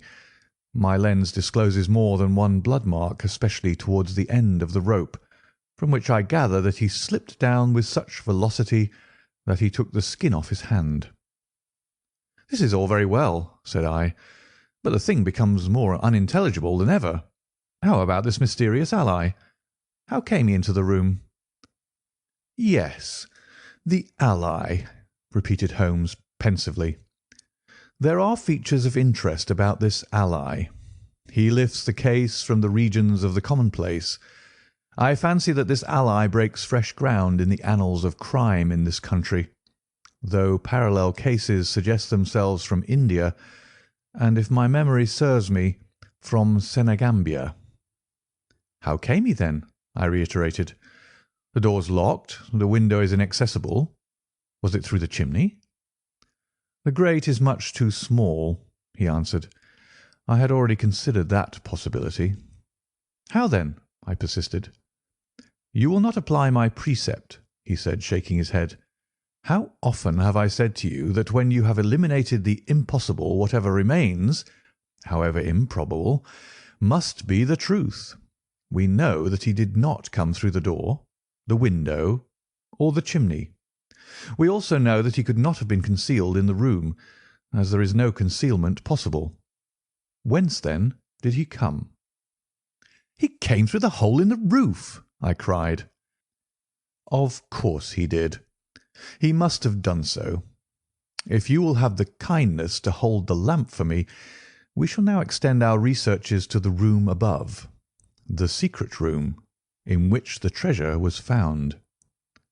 He mounted the steps, and seizing a rafter with each hand, he swung himself up into the garret. Then, lying on his face, he reached down for the lamp and held it while I followed him. The chamber in which we found ourselves was about 10 feet one way and 6 the other. The floor was formed by the rafters, with thin lath and plaster between, so that in walking one had to step from beam to beam. The roof ran up to an apex, and was evidently the inner shell of the true roof of the house. There was no furniture of any sort, and the accumulated dust of years lay thick upon the floor. "Here you are, you see," said Sherlock Holmes, putting his hand against the sloping wall. "This is a trapdoor which leads out onto the roof. I can press it back, and here is the roof itself, sloping at a gentle angle. This, then, is the way by which number 1 entered. Let us see if we can find any other traces of his individuality." He held down the lamp to the floor, and as he did so I saw for the second time that night a startled, surprised look come over his face. For myself, as I followed his gaze, my skin was cold under my clothes. The floor was covered thickly with the prints of a naked foot, clear, well defined, perfectly formed, but scarce half the size of those of an ordinary man. "Holmes," I said in a whisper, "a child has done the horrid thing." He had recovered his self-possession in an instant. "I was staggered for the moment," he said, "but the thing is quite natural. My memory failed me, or I should have been able to foretell it. There is nothing more to be learned here. Let us go down." "What is your theory, then, as to those footmarks?" I asked eagerly, when we had regained the lower room once more.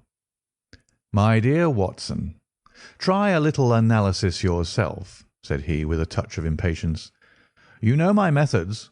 Apply them, and it will be instructive to compare results." "I cannot conceive anything which will cover the facts," I answered. "It will be clear enough soon," he said in an off-hand way. "I think that there is nothing else of importance here, but I will look." He whipped out his lens and a tape measure, and hurried about the room on his knees, measuring, comparing, examining, with his long, thin nose only a few inches from the planks, and his beady eyes gleaming and deep-set like those of a bird. So swift, silent, and furtive were his movements, like those of a trained bloodhound picking out a scent, that I could not but think what a terrible criminal he would have made had he turned his energy and sagacity against the law, instead of exerting them in its defence. As he hunted about, he kept muttering to himself, and finally he broke out into a loud crow of delight. "We are certainly in luck," said he. "We ought to have very little trouble now. Number 1 has had the misfortune to tread in the creosote. You can see the outline of the edge of his small foot here at the side of this evil-smelling mess. The carboy has been cracked, you see, and the stuff has leaked out." "What then?" I asked. "Why, we have got him, that's all," said he. "I know a dog that would follow that scent to the world's end. If a pack can track a trailed herring across a shire, how far can a specially trained hound follow so pungent a smell as this? It sounds like a sum in the rule of 3. The answer should give us the— But hullo! Here are the accredited representatives of the law." Heavy steps and the clamour of loud voices were audible from below, and the hall door shut with a loud crash. "Before they come," said Holmes, "just put your hand here on this poor fellow's arm, and here on his leg. What do you feel?" "The muscles are as hard as a board," I answered. "Quite so. They are in a state of extreme contraction, far exceeding the usual rigor mortis. Coupled with this distortion of the face, this Hippocratic smile, or risus sardonicus, as the old writers called it, what conclusion would it suggest to your mind?" "Death from some powerful vegetable alkaloid," I answered. "Some strychnine-like substance which would produce tetanus." That was the idea which occurred to me the instant I saw the drawn muscles of the face. On getting into the room, I at once looked for the means by which the poison had entered the system. As you saw, I discovered a thorn which had been driven or shot with no great force into the scalp. You observe that the part struck was that which would be turned towards the hole in the ceiling if the man were erect in his chair. Now examine the thorn." I took it up gingerly and held it in the light of the lantern. It was long, sharp, and black, with a glazed look near the point, as though some gummy substance had dried upon it. The blunt end had been trimmed and rounded off with a knife. "Is that an English thorn?" he asked. "No, it certainly is not." With all these data you should be able to draw some just inference. But here are the regulars, so the auxiliary forces may beat a retreat. As he spoke, the steps which had been coming nearer sounded loudly on the passage, and a very stout, portly man in a grey suit strode heavily into the room. He was red-faced, burly, and plethoric, with a pair of very small, twinkling eyes which looked keenly out from between swollen and puffy pouches.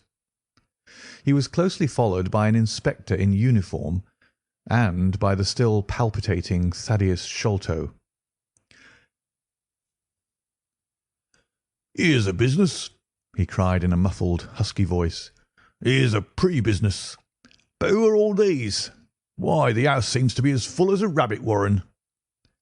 "I think you must recollect me, Mr. Athelney Jones," said Holmes quietly. "Why, of course I do," he wheezed. "It's Mr. Sherlock Holmes, the theorist. Remember you? I'll never forget how you lectured us all on causes and inferences and effects in the Bishopgate's jewel case. It's true you set us on the right track, but you'll own now that it was more by good luck than good guidance." "It was a piece of very simple reasoning." "Oh, come now, come. Never be ashamed to own up. But what is all this? Bad business. Bad business. Stern facts here. No room for theories. How lucky that I happened to be out at Norwood over another case.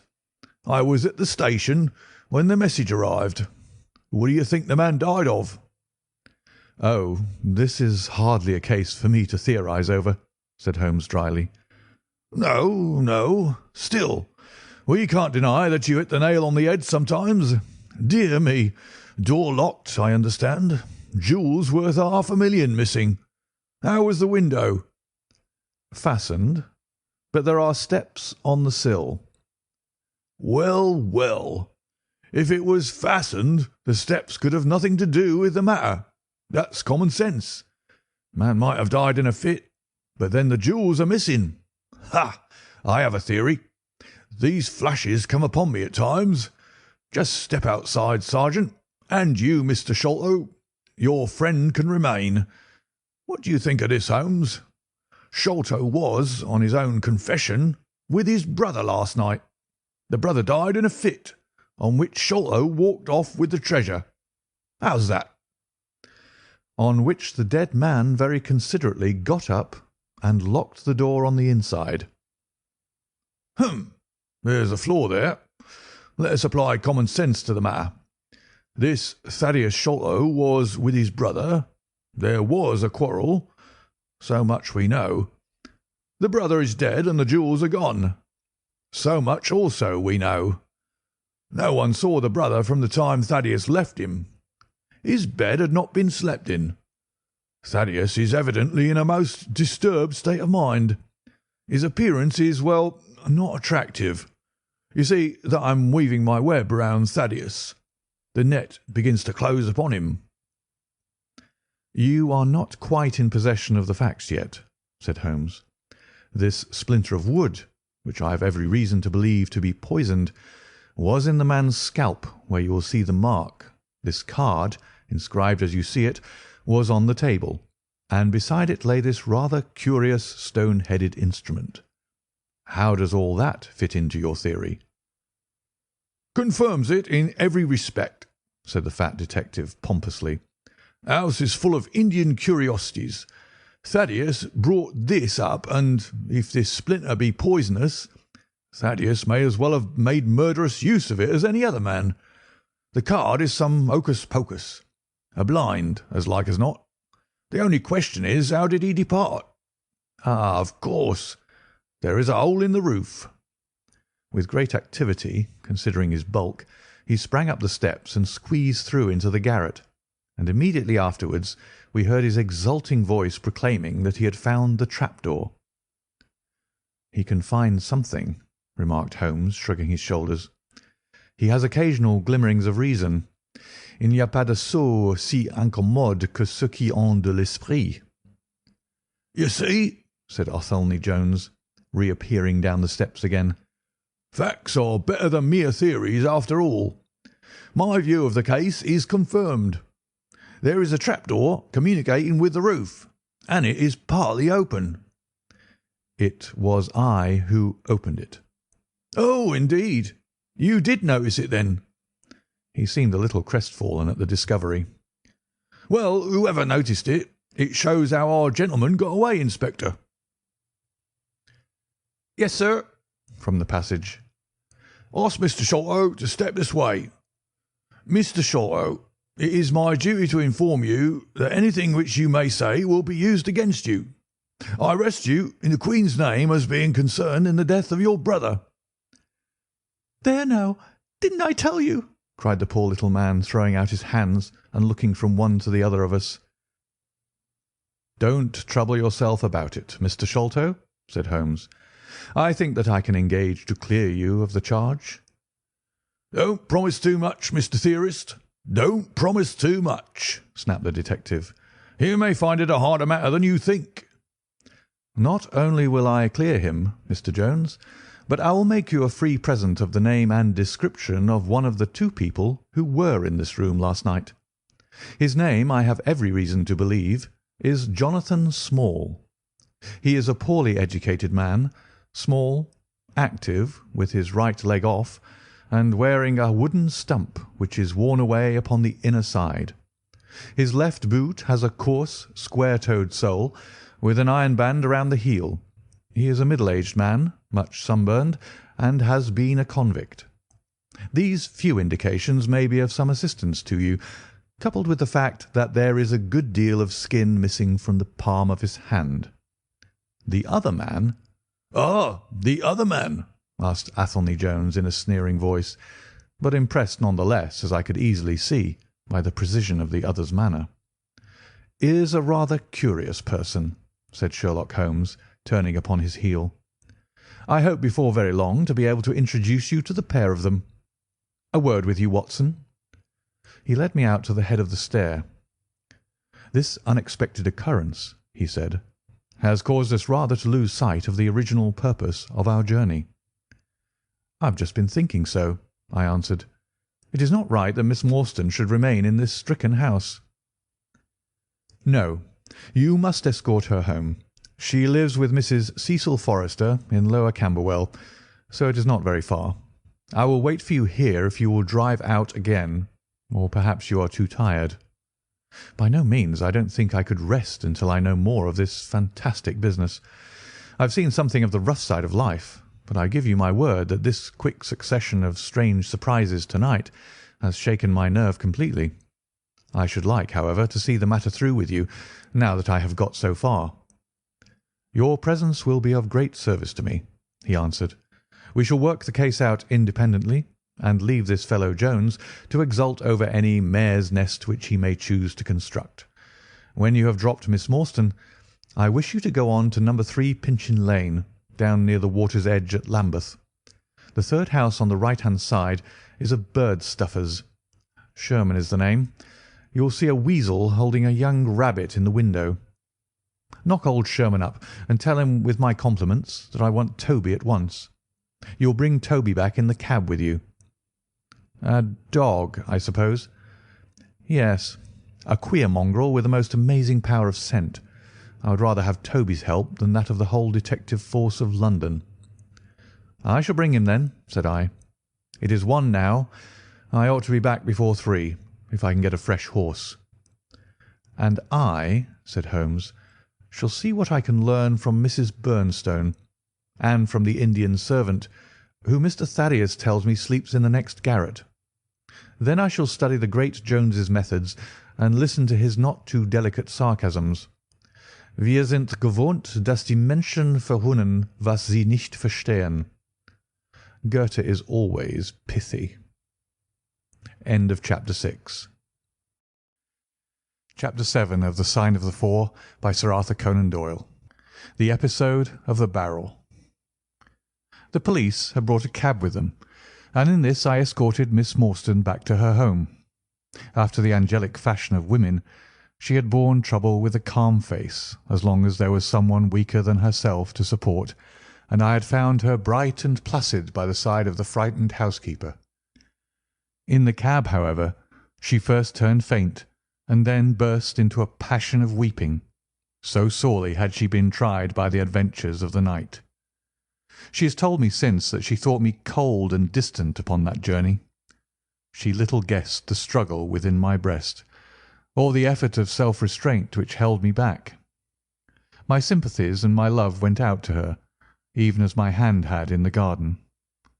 I felt that years of the conventionalities of life could not teach me to know her sweet, brave nature, as had this one day of strange experiences. Yet there were 2 thoughts which sealed the words of affection upon my lips. She was weak and helpless, shaken in mind and nerve. It was to take her at a disadvantage to obtrude love upon her at such a time. Worse still, she was rich. If Holmes's researches were successful, she would be an heiress. Was it fair, was it honourable, that a half-pay surgeon should take such advantage of an intimacy which chance had brought about? Might she not look upon me as a mere vulgar fortune-seeker? I could not bear to risk that such a thought should cross her mind. This Agra treasure intervened like an impassable barrier between us. It was nearly 2 o'clock when we reached Mrs. Cecil Forrester's. The servants had retired hours ago, but Mrs. Forrester had been so interested by the strange message which Miss Morstan had received that she had sat up in the hope of her return. She opened the door herself, a middle-aged, graceful woman, and it gave me joy to see how tenderly her arm stole around the other's waist, and how motherly was the voice in which she greeted her. She was clearly no mere paid dependent, but an honoured friend. I was introduced, and Mrs. Forrester earnestly begged me to step in and tell her our adventures. I explained, however, the importance of my errand, and promised faithfully to call and report any progress which we might make with the case.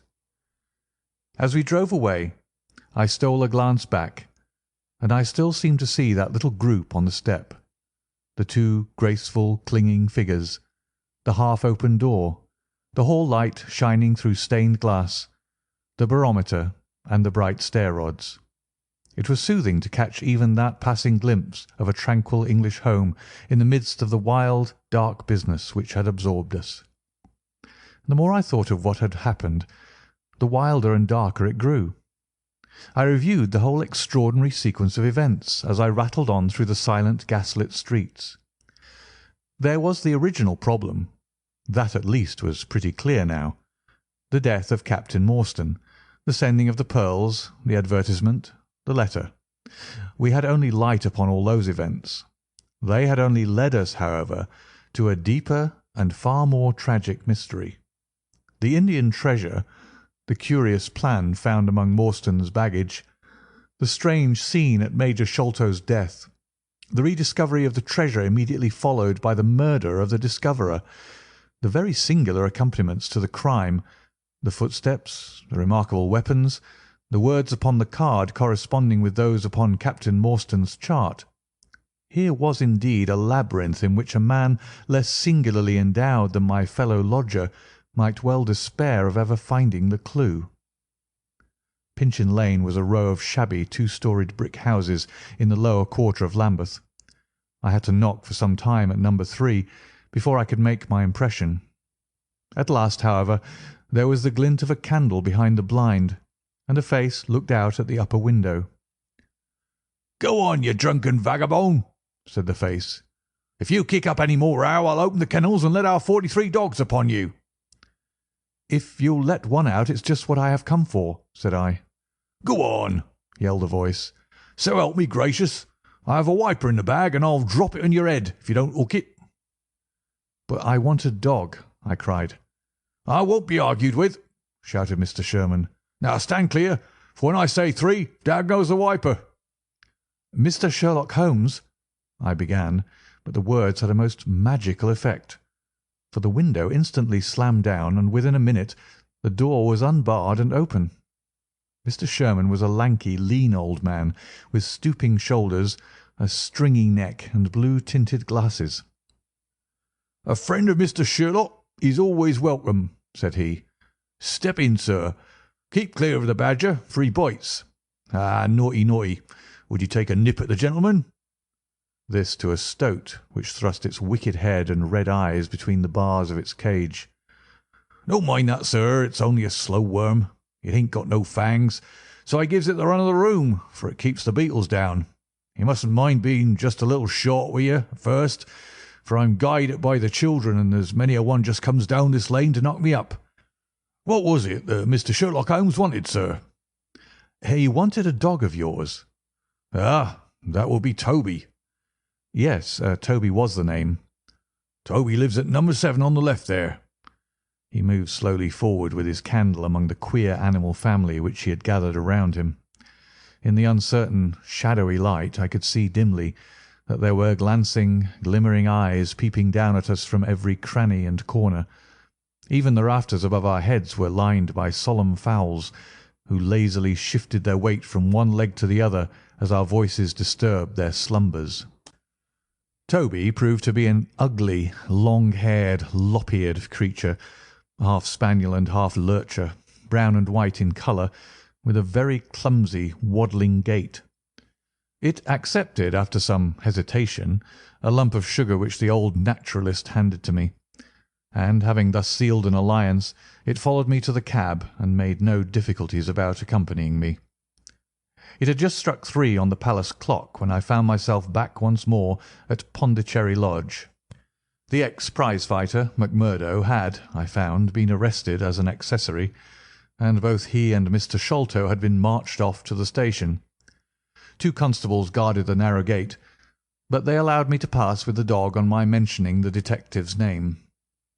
Holmes was standing on the doorstep, with his hands in his pockets, smoking his pipe. "Ah, you have him there," said he. "Good dog, then. Anthony Jones has gone. We've had an immense display of energy since you left. He has arrested not only friend Thaddeus, but the gatekeeper, the housekeeper, and the Indian servant. We have the place to ourselves, but for a sergeant upstairs. Leave the dog here and come up." We tied Toby to the hall table and reascended the stairs. The room was as he had left it, save that a sheet had been draped over the central figure. A weary-looking police sergeant reclined in the corner. "Lend me your bull's-eye, sergeant," said my companion. "Now, tie this bit of card round my neck so as to hang it in front of me. Thank you. Now I must kick off my boots and stockings. Just you carry them down with you, Watson. I'm going to do a little climbing and dip my handkerchief into the creosote. That will do. Now, come up into the garret with me for a moment." We clambered up through the hole. Holmes turned his light once more upon the footsteps in the dust. "I wish you particularly to notice these footmarks," he said. "Do you observe anything noteworthy about them?" "They belong," I said, "to a child or a small woman."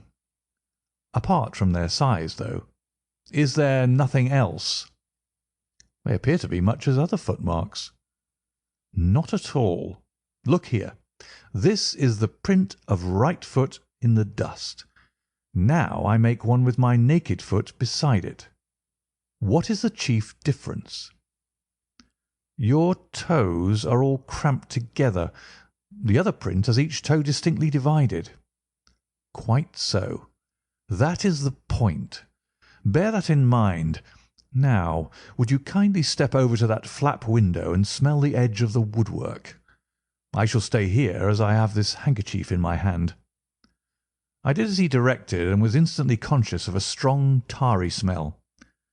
That is where he put his foot in getting out. If you can trace him, I should think that Toby will have no difficulty. Now run downstairs, loose the dog, and look out for Blondin." By the time that I got out into the grounds, Sherlock Holmes was on the roof, and I could see him like an enormous glowworm crawling very slowly along the ridge. I lost sight of him behind a stack of chimneys, but he presently reappeared and then vanished once more upon the opposite side. When I made my way round there, I found him seated at one of the corner eaves. "That's you, Watson?" he cried. "Yes. This is the place. What is that black thing down there?" "A water barrel." "Top on it?" "Yes." "No sign of a ladder?" "No." "Confound the fellow! It's a most breakneck place. I ought to be able to come down where he could climb up. The water pipe feels pretty firm. Here goes, anyhow." There was a scuffling of feet, and the lantern began to come steadily down the side of the wall. Then with a light spring he came on to the barrel, and from there to the earth. "It was easy to follow him," he said, drawing on his stockings and boots. "Tiles were loosened the whole way along, and in his hurry he had dropped this. It confirms my diagnosis, as you doctors express it." The object which he held up to me was a small pocket or pouch woven out of coloured grasses, and with a few tawdry beads strung around it. In shape and size it was not unlike a cigarette case. Inside were half a dozen spines of dark wood, sharp at one end and rounded at the other, like that which had struck Bartholomew Sholto. "They are hellish things," said he. "Look out that you don't prick yourself. I'm delighted to have them, for the chances are that they are all he has. There is the less fear of you or me finding one in our skin before long. I would sooner face a Martini bullet myself. Are you game for a 6-mile trudge, Watson?" "Certainly," I answered. "Your leg will stand it?" "Oh, yes." "Here you are, doggy. Good old Toby. Smell it, Toby, smell it." He pushed the creosote handkerchief under the dog's nose, while the creature stood with its fluffy legs separated, and with a most comical cock to its head, like a connoisseur sniffing the bouquet of a famous vintage. Holmes then threw the handkerchief to a distance, fastened a stout cord to the mongrel's collar, and led him to the foot of the water barrel. The creature instantly broke into a succession of high, tremulous yelps, and, with his nose on the ground and his tail in the air, pattered off upon the trail at a pace which strained his leash and kept us at the top of our speed. The east had been gradually whitening, and we could now see some distance in the cold grey light. The square massive house, with its black empty windows and high bare walls, towered up sad and forlorn behind us. Our course led right across the grounds, in and out among the trenches and pits with which they were scarred and intersected. The whole place, with its scattered dirt heaps and ill-grown shrubs, had a blighted, ill-omened look which harmonized with the black tragedy which hung over it. On reaching the boundary wall, Toby ran along, whining eagerly underneath its shadow, and stopped finally in a corner screened by a young beech.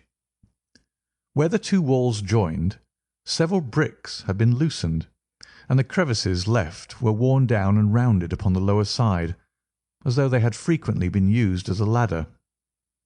Holmes clambered up, and, taking the dog from me, he dropped it over upon the other side. "There's the print of Wooden-leg's hand," he remarked, as I mounted up beside him. "You see the slight smudge of blood upon the white plaster. What a lucky thing it is that we have had no very heavy rain since yesterday. The scent will lie upon the road in spite of their 28 hours' start." I confess that I had my doubts myself when I reflected upon the great traffic which had passed along the London road in the interval. My fears were soon appeased, however. Toby never hesitated or swerved, but waddled on in his peculiar rolling fashion. Clearly the pungent smell of the creosote rose high above all other contending scents.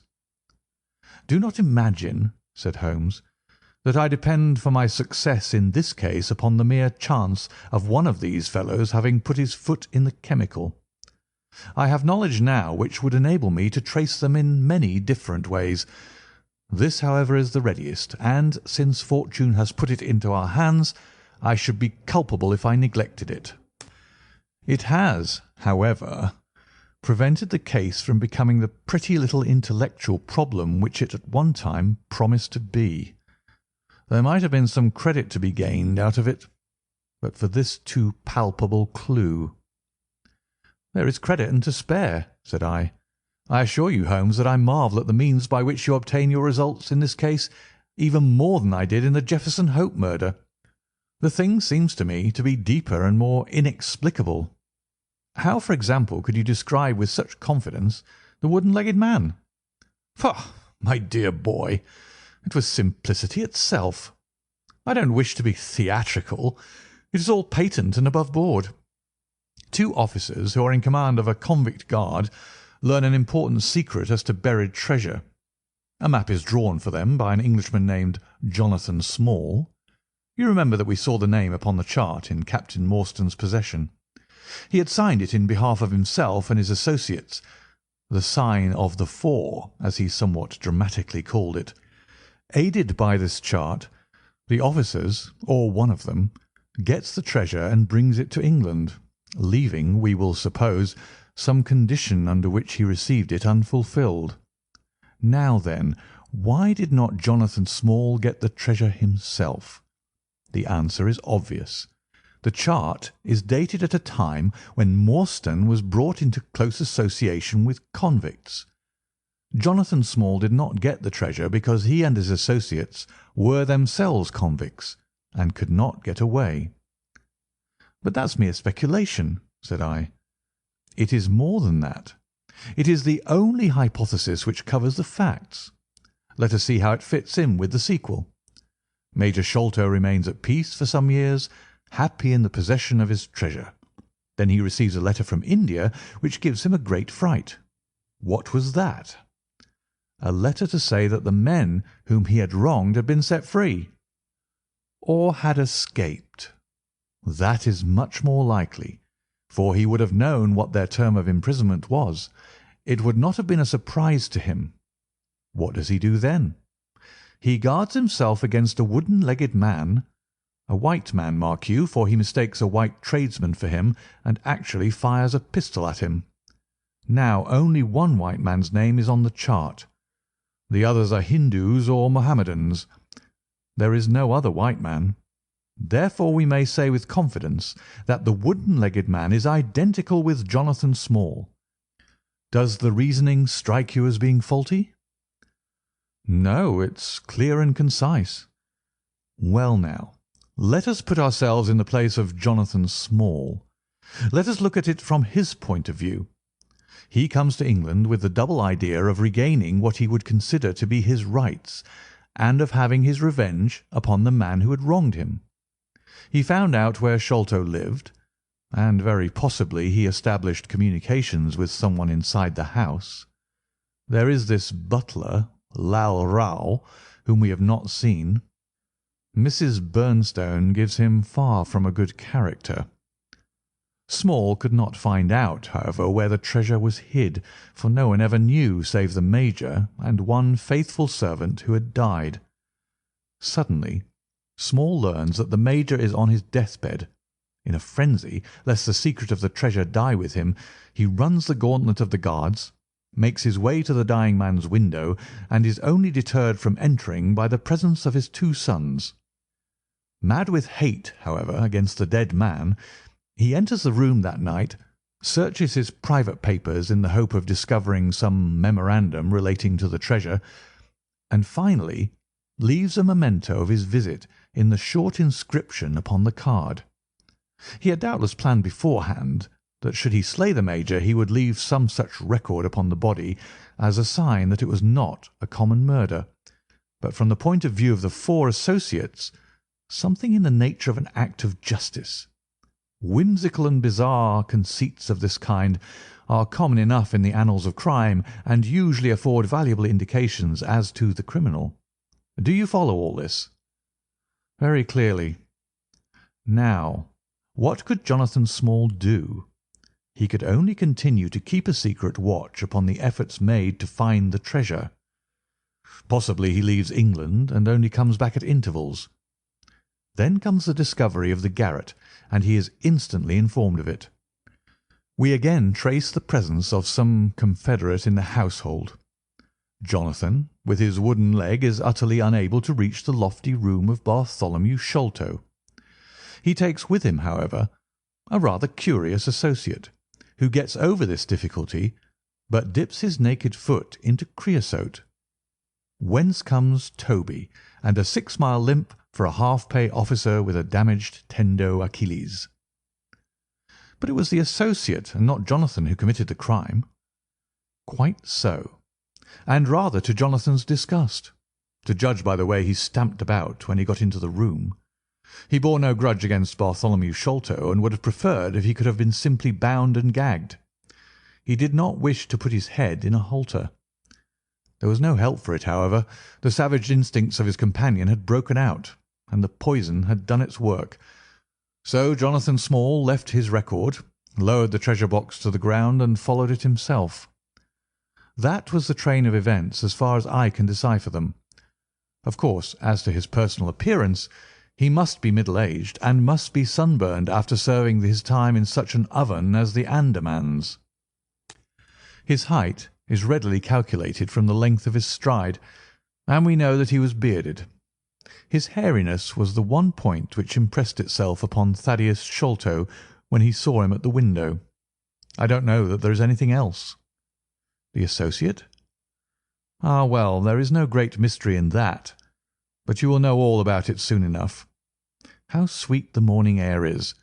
See how that one little cloud floats like a pink feather from some gigantic flamingo. Now the red rim of the sun pushes itself over the London cloud-bank. It shines on a good many folk, but on none, I dare bet, who are on a stranger errand than you and I. How small we feel with our petty ambitions and strivings in the presence of the great elemental forces of nature. Are you well up in your Jean Paul? Fairly so. I worked back to him through Carlyle. That was like following the brook to the parent lake. He makes one curious but profound remark. It is that the chief proof of man's real greatness lies in his perception of his own smallness. It argues, you see, a power of comparison and of appreciation, which is in itself a proof of nobility. There is much food for thought in Richter. You have not a pistol, have you? I have my stick.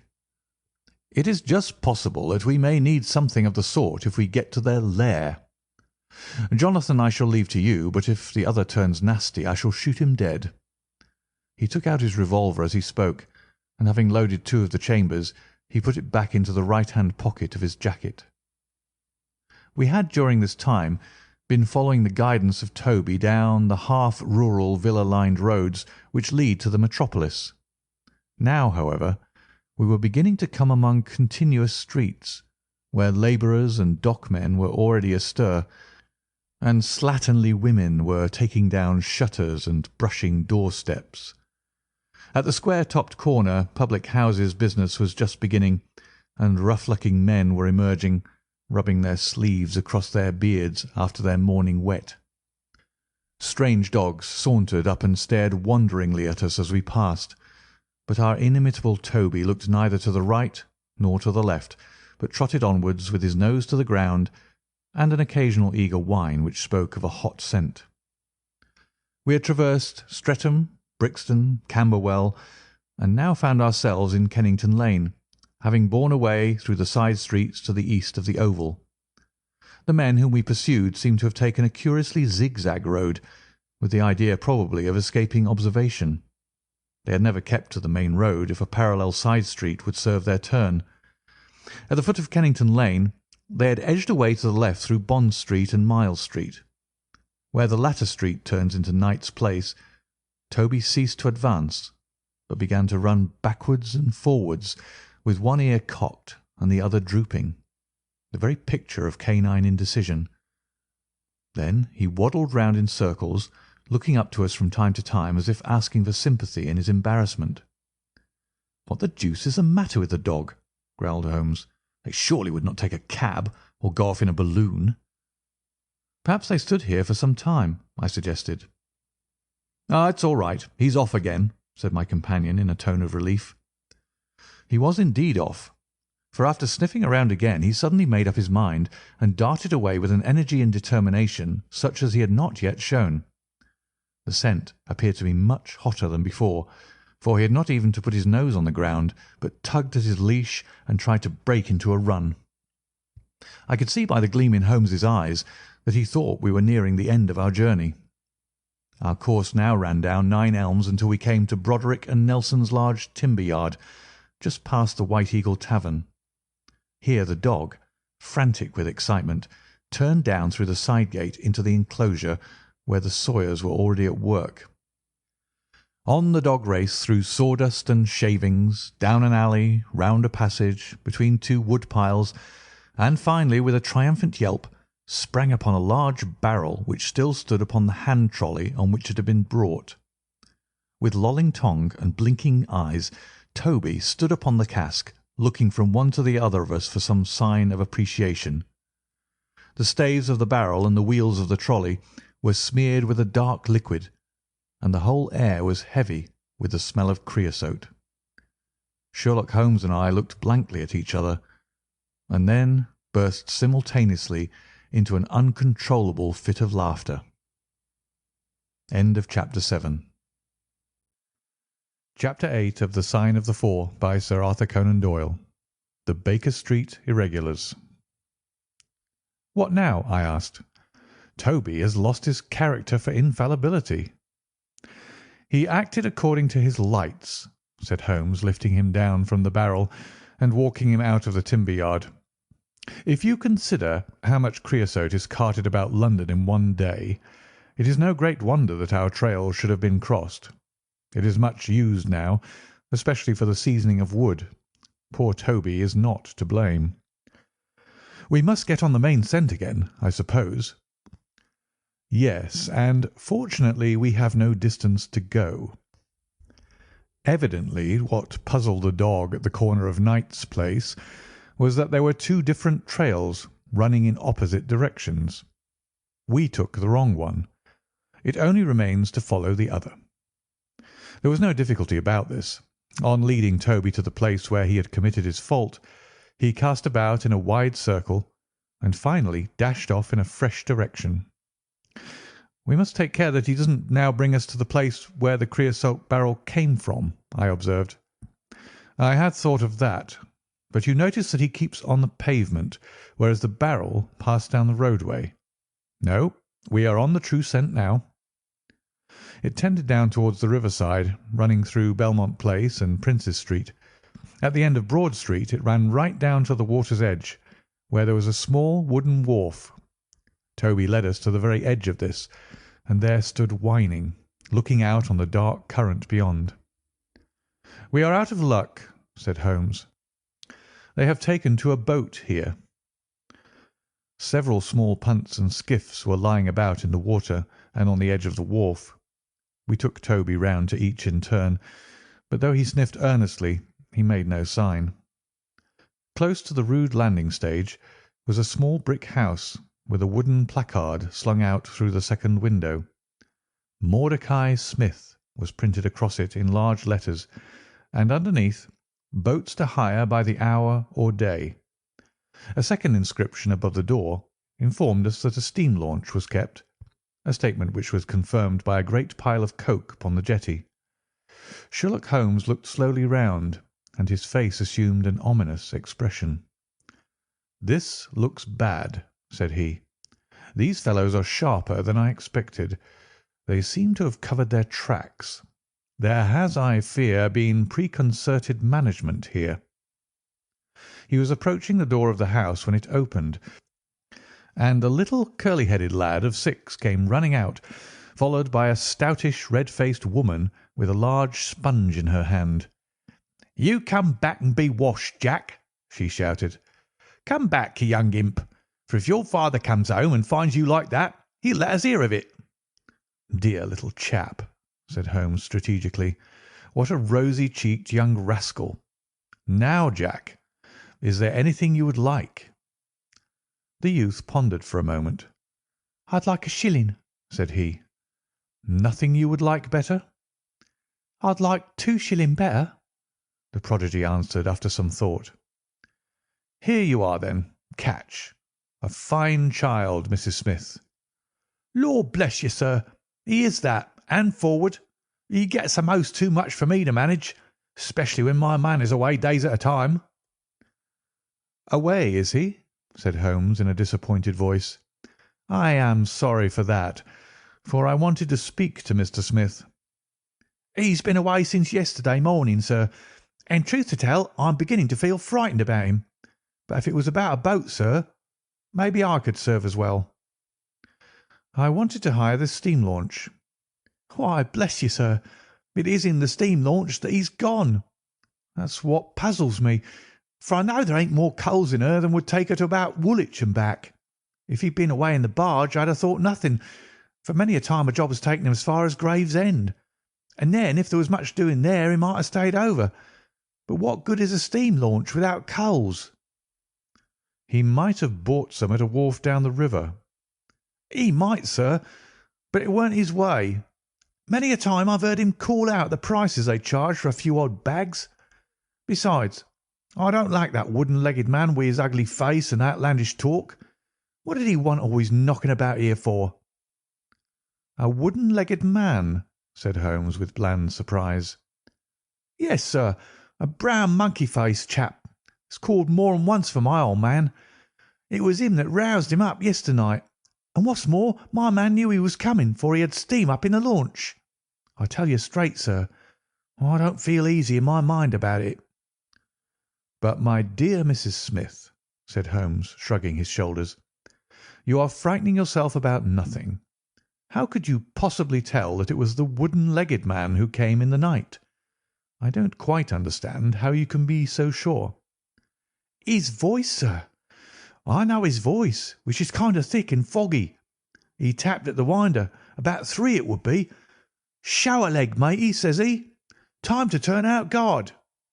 My old man woke up, Jim, that's my eldest, and away they went without so much as a word to me. I could hear the wooden leg clacking on the stones." "And was this wooden-legged man alone?" "Couldn't say. I'm not sure, sir. I didn't hear no one else." "I am sorry, Mrs. Smith, for I wanted a steam launch, and I have heard good reports of the— let me see, what is her name?" "The Aurora, sir." "Ah, she's not that old green launch with a yellow line, very broad in the beam?" "No, indeed. She's as trim a little thing as any on the river. She's been fresh painted, black with 2 red streaks." "Thanks. I hope you will hear soon from Mr. Smith. I am going down the river, and if I should see anything of the Aurora, I shall let him know that you are uneasy. A black funnel, you say?" "No, sir. Black with a white band." "Ah, of course. It was the sides which were black. Good morning, Mrs. Smith. There is a boatman here with a wherry, Watson. We shall take it and cross the river." "The main thing with people of that sort," said Holmes as we sat in the sheets of the wherry, "is never to let them think that their information can be of the slightest importance to you. If you do, they will instantly shut up like an oyster. If you listen to them under protest, as it were, you are very likely to get what you want." "Our course now seems pretty clear," said I. "What would you do, then?" I would engage a launch and go down the river on the track of the Aurora." "My dear fellow, it would be a colossal task. She may have touched at any wharf on either side of the stream between here and Greenwich. Below the bridge there is a perfect labyrinth of landing places for miles. It would take you days and days to exhaust them, if you set about it alone." "Employ the police, then?" "No, I shall probably call Athelney Jones in at the last moment. He is not a bad fellow, and I should not like to do anything which would injure him professionally. But I have a fancy for working it out myself, now that we have gone so far." "Could we advertise, then, asking for information from wharfingers?" "Worse and worse. Our men would know that the chase was hot at their heels, and they would be off out of the country. As it is, they are likely enough to leave, but as long as they think they are perfectly safe, they will be in no hurry. Jones's energy will be of use to us there, for his view of the case is sure to push itself into the daily press, and the runaways will think that everyone is off on the wrong scent." "What are we to do, then?" I asked, as we landed near Millbank Penitentiary. "Take this hansom, drive home, have some breakfast, and get an hour's sleep. It is quite on the cards that we may be afoot to-night again. Stop at a telegraph office, cabby. We will keep Toby, for he may be of use to us yet." We pulled up at the Great Peter Street post office, and Holmes dispatched his wire. "Whom do you think that is to?" he asked, as we resumed our journey. "I'm sure I don't know." "You remember the Baker Street division of the detective police force whom I employed in the Jefferson Hope case?" "Well," said I, laughing, "this is just the case where they might be invaluable. If they fail, I have other resources, but I shall try them first. That wire was to my dirty little Lieutenant Wiggins, and I expect that he and his gang will be with us before we have finished our breakfast." It was between 8 and 9 o'clock now, and I was conscious of a strong reaction after the successive excitements of the night. I was limp and weary, befogged in mind and fatigued in body. I had not the professional enthusiasm which carried my companion on, nor could I look at the matter as a mere abstract intellectual problem. As far as the death of Bartholomew Sholto went, I had heard little good of him, and could feel no intense antipathy to his murderers. The treasure, however, was a different matter. That, or part of it, belonged rightfully to Miss Morstan. While there was a chance of recovering it, I was ready to devote my life to the one object. True, if I found it, it would probably put her forever beyond my reach. Yet it would be a petty and selfish love which would be influenced by such a thought as that. If Holmes could work to find the criminals, I had a tenfold stronger reason to urge me on to find the treasure. A bath at Baker Street and a complete change freshened me up wonderfully. When I came down to our room, I found the breakfast laid and Holmes pouring out the coffee. "Here it is," said he, laughing and pointing to an open newspaper. "The energetic Jones and the ubiquitous reporter have fixed it up between them. But you have had enough of the case. Better have your ham and eggs first." I took the paper from him and read the short notice, which was headed "Mysterious Business at Upper Norwood." "About 12 o'clock last night," said the Standard, "Mr. Bartholomew Sholto of Pondicherry Lodge, Upper Norwood, was found dead in his room under circumstances which point to foul play. As far as we can learn, no actual traces of violence were found upon Mr. Sholto's person, but a valuable collection of Indian gems, which the deceased gentleman had inherited from his father, has been carried off. The discovery was first made by Mr. Sherlock Holmes and Dr. Watson, who had called at the house with Mr. Thaddeus Sholto, brother of the deceased. By a singular piece of good fortune, Mr. Athelney Jones, the well-known member of the detective police force, happened to be at the Norwood police station, and was on the ground within half an hour of the first alarm. His trained and experienced faculties were at once directed towards the detection of the criminals, with the gratifying result that the brother, Thaddeus Sholto, has already been arrested, together with the housekeeper, Mrs. Burnstone, an Indian butler named Lal Rao, and a porter or gatekeeper named McMurdo. It is quite certain that the thief or thieves were well acquainted with the house, for Mr. Jones's well-known technical knowledge and his powers of minute observation have enabled him to prove conclusively that the miscreants could not have entered by the door or by the window, but must have made their way across the roof of the building and so through a trap-door into a room which communicated with that in which the body was found. This fact, which has been very clearly made out, proves conclusively that it was no mere haphazard burglary. The prompt and energetic action of the officers of the law shows the great advantage of the presence on such occasions of a single, vigorous and masterful mind. We cannot but think that it supplies an argument to those who would wish to see our detectives more decentralised, and so brought into closer and more effective touch with the cases which it is their duty to investigate. "Isn't it gorgeous?" said Holmes, grinning over his coffee cup. "What do you think of it?" "I think that we have had a close shave ourselves of being arrested for the crime." "So do I. I wouldn't answer for our safety now if he should happen to have another of his attacks of energy." At this moment there was a loud ring at the bell, and I could hear Mrs. Hudson, our landlady, raising her voice in a wail of expostulation and dismay. "By heavens, Holmes," I said, half rising, "I believe that they are really after us." "No, it's not quite so bad as that. It is the unofficial force, the Baker Street Irregulars."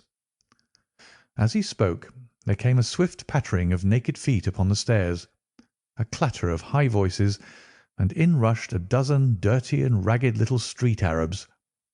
There was some show of discipline among them, despite their tumultuous entry, for they instantly drew up in line and stood facing us with expectant faces.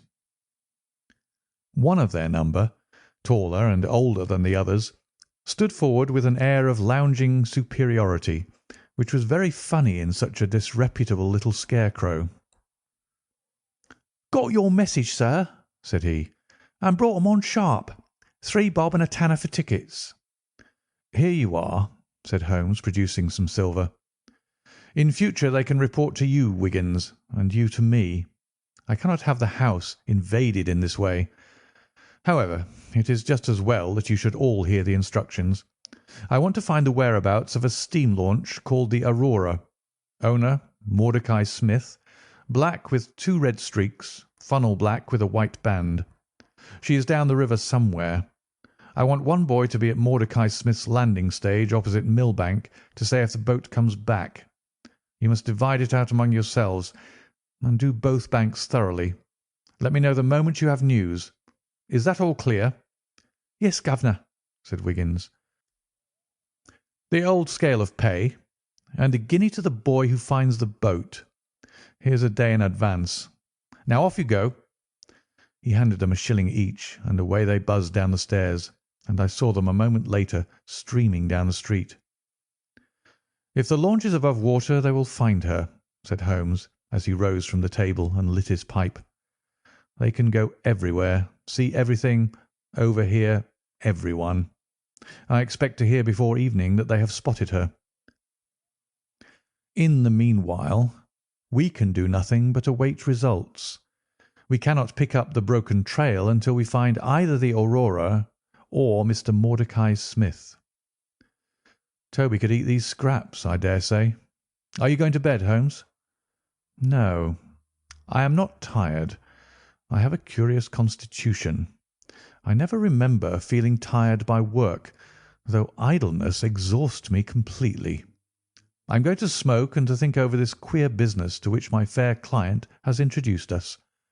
If ever man had an easy task, this of ours ought to be. Wooden-legged men are not so common, but the other man must, I shouldn't think, be absolutely unique. That other man again.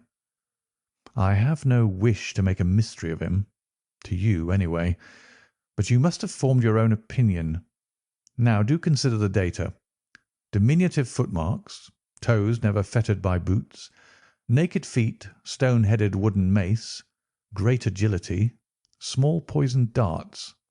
What do you make of all this?" "A savage!" I exclaimed. "Perhaps one of those Indians who were the associates of Jonathan Small." "Hardly that," said he. When first I saw signs of strange weapons, I was inclined to think so. But the remarkable character of the footmarks caused me to reconsider my views. Some of the inhabitants of the Indian peninsula are small men, but none could have left such marks as that. The Hindu proper has long and thin feet. The sandal-wearing Mohammedan has the great toe well separated from the others, because the thong is commonly passed between. These little darts, too, could only be shot in one way. They are from a blowpipe. Now then, where are we to find our savage? South American? I hazarded. He stretched his hand up and took down a bulky volume from the shelf. This is the first volume of a gazetteer which is now being published. It may be looked upon as the very latest authority. What have we here? Andaman Islands, situated 340 miles to the north of Sumatra in the Bay of Bengal. Hum. What's all this? Moist climate, coral reefs, sharks, Port Blair, convict barracks, Rutland Island, cottonwoods. Ah, here we are. The aborigines of the Andaman Islands may perhaps claim the distinction of being the smallest race upon this earth, though some anthropologists prefer the Bushmen of Africa, the Digger Indians of America, and the Terra del Fuegans. The average height is rather below 4 feet, although many full-grown adults may be found who are very much smaller than this. They are a fierce, morose, and intractable people, though capable of forming most devoted friendships when their confidence has once been gained. Mark that, Watson. Now then, listen to this. They are naturally hideous, having large misshapen heads, small fierce eyes, and distorted features. Their feet and hands, however, are remarkably small. So intractable and fierce are they that all the efforts of the British official have failed to win them over in any degree. They have always been a terror to shipwrecked crews, braining the survivors with their stone-headed clubs, or shooting them with their poisoned arrows. These massacres are invariably concluded by a cannibal feast. Nice, amiable people, Watson. If this fellow had been left to his own unaided devices, this affair might have taken an even more ghastly turn. I fancy that, even as it is, Jonathan Small would give a good deal not to have employed him. But how came he to have so singular a companion? Ah, that is more than I can tell. Since, however, we had already determined that Small had come from the Andamans, it is not so very wonderful that this islander should be with him. No doubt we shall know all about it in time. Look here, Watson, you look regularly done. Lie down there on the sofa and see if I can put you to sleep. He took up his violin from the corner, and as I stretched myself out he began to play some low, dreamy, melodious air. His own, no doubt, for he had a remarkable gift for improvisation. I have a vague remembrance of his gaunt limbs, his earnest face, and the rise and fall of his bow. Then I seemed to be floated peacefully away upon a soft sea of sound, until I found myself in dreamland, with the sweet face of Mary Morstan looking down upon me. End of Chapter 8. Chapter 9 of The Sign of the Four by Sir Arthur Conan Doyle. A break in the chain. It was late in the afternoon before I woke, strengthened and refreshed. Sherlock Holmes still sat exactly as I had left him, save that he had laid aside his violin and was deep in a book. He looked across at me as I stirred, and I noticed that his face was dark and troubled. "You have slept soundly," he said. "I feared that our talk would wake you." "I heard nothing," I answered. "Have you had fresh news, then?" "Unfortunately, no. I confess that I am surprised and disappointed. I expected something definite by this time. Wiggins has just been up to report. He says that no trace can be found of the launch. It is a provoking check, for every hour is of importance.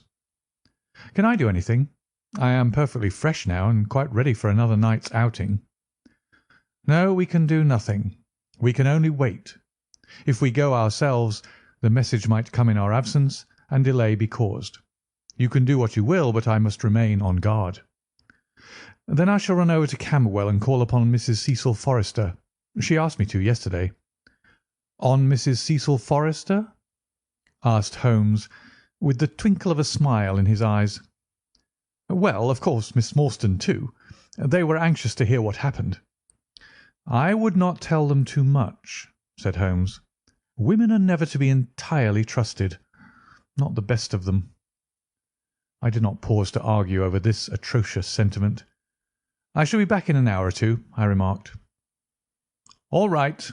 Good luck. But I say, if you are crossing the river you may as well return Toby, for I don't think it is at all likely that we shall have any use for him now." I took our mongrel accordingly and left him, together with a half-sovereign, at the old naturalist's in Pinchin Lane. At Camberwell I found Miss Morstan a little weary after her night's adventures, but very eager to hear the news. Mrs. Forrester, too, was full of curiosity. I told them all that we had done, suppressing, however, the more dreadful parts of the tragedy. Thus, although I spoke of Mr. Sholtos' death, I said nothing of the exact manner and method of it. With all my omissions, however, there was enough to startle and amaze them. "It is a romance," cried Mrs. Forrester. "An injured lady, 500,000 in treasure, a black cannibal, and a wooden-legged ruffian. They take the place of the conventional dragon or wicked earl." "And 2 knight-errants to the rescue," added Miss Morstan, with a bright glance at me. "Why, Mary, your fortune depends upon the issue of this search. I don't think that you are nearly excited enough. Just imagine what it must be to be so rich and to have the world at your feet." It sent a little thrill of joy to my heart to notice that she showed no sign of elation at the prospect. On the contrary, she gave a toss of her proud head as though the matter were one in which she took small interest. "It is for Mr. Thaddeus Sholto that I am anxious," she said. "Nothing else is of any consequence, but I think that he has behaved most kindly and honourably throughout. It is our duty to clear him of this dreadful and unfounded charge." It was evening before I left Camberwell, and quite dark by the time I reached home. My companion's book and pipe lay by his chair, but he had disappeared. I looked about in the hope of seeing a note, but there was none. "I suppose that Mr. Sherlock Holmes has gone out," I said to Mrs. Hudson as she came up to lower the blinds. "No, sir. He's gone to his room, sir. Do you know, sir," sinking her voice into an impressive whisper, "I'm afraid for his health." "Why so, Mrs. Hudson?" "Well, he's that strange, sir. After you was gone, he walked and he walked, up and down until I was weary of the sound of his footstep. Then I heard him talking to himself and muttering, and every time the bell rang out he came on the stairhead with, 'What is that, Mrs. Hudson?' And now he's slammed off to his room, but I can hear him walking away the same as ever. I hope he's not going to be ill, sir. I ventured to say something to him about cooling medicine, but he turned on me, sir, with such a look that I don't know how ever I got out of the room." "I don't think that you have any cause to be uneasy, Mrs. Hudson," I answered. "I have seen him like this before. He has some small matter upon his mind which makes him restless." I tried to speak lightly to our worthy landlady, but I was myself somewhat uneasy when through the long night I still from time to time heard the dull sound of his tread, and knew how his keen spirit was chafing against this involuntary inaction. At breakfast time he looked worn and haggard, with a little fleck of feverish colour upon either cheek. "You're knocking yourself up, old man," I remarked. "I heard you marching about in the night." "No, I could not sleep," he answered. "This infernal problem is consuming me. It is too much to be balked by so petty an obstacle. When all else had been overcome, I know the men, the launch, everything, and yet I can get no news. I have set other agencies at work and used every means at my disposal. The whole river has been searched on either side, but there is no news, nor has Mrs. Smith heard of her husband. I shall come to the conclusion soon that they have scuttled the craft, but there are objections to that. Or that Mrs. Smith has put us on a wrong scent. No, I think that may be dismissed. I had inquiries made, and there is a launch of that description." "Could it have gone up the river?" "I have considered that possibility too, and there is a search party who will work up as far as Richmond. If no news comes to-day, I shall start off myself to-morrow and go for the men rather than the boat. But surely we shall hear something." We did not, however. Not a word came to us either from Wiggins or from the other agencies. There were articles in most of the papers upon the Norwood tragedy. They all appeared to be rather hostile to the unfortunate Thaddeus Sholto. No fresh details were to be found, however, in any of them, save that an inquest was to be held upon the following day. I walked over to Camberwell in the evening to report our ill success to the ladies, and on my return I found Holmes dejected and somewhat morose. He would hardly reply to my questions, and busied himself all evening in an abstruse chemical analysis which involved much heating of retorts and distilling of vapours, ending at last in a smell which fairly drove me out of the apartment. Up to the small hours of the morning I could hear the clinking of his test tubes, which told me that he was still engaged in his malodorous experiment. In the early dawn I woke with a start and was surprised to find him standing by my bedside, clad in a rude sailor dress with a pea-jacket and a coarse red scarf round his neck. "I am off down the river, Watson," said he. "I have been turning it over in my mind, and I can see only one way out of it. It is worth trying at all events." "Surely I can come with you, then?" said I. "No, you can be much more useful if you will remain here as my representative.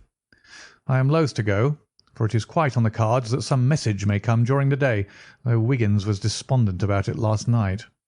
I want you to open all notes and telegrams, and to act on your own judgment if any news should come.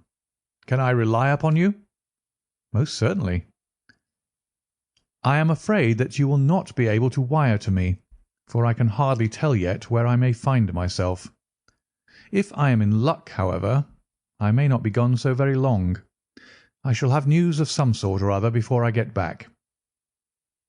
I had heard nothing of him by breakfast time. On opening the Standard, however, I found that there was a fresh allusion to the business.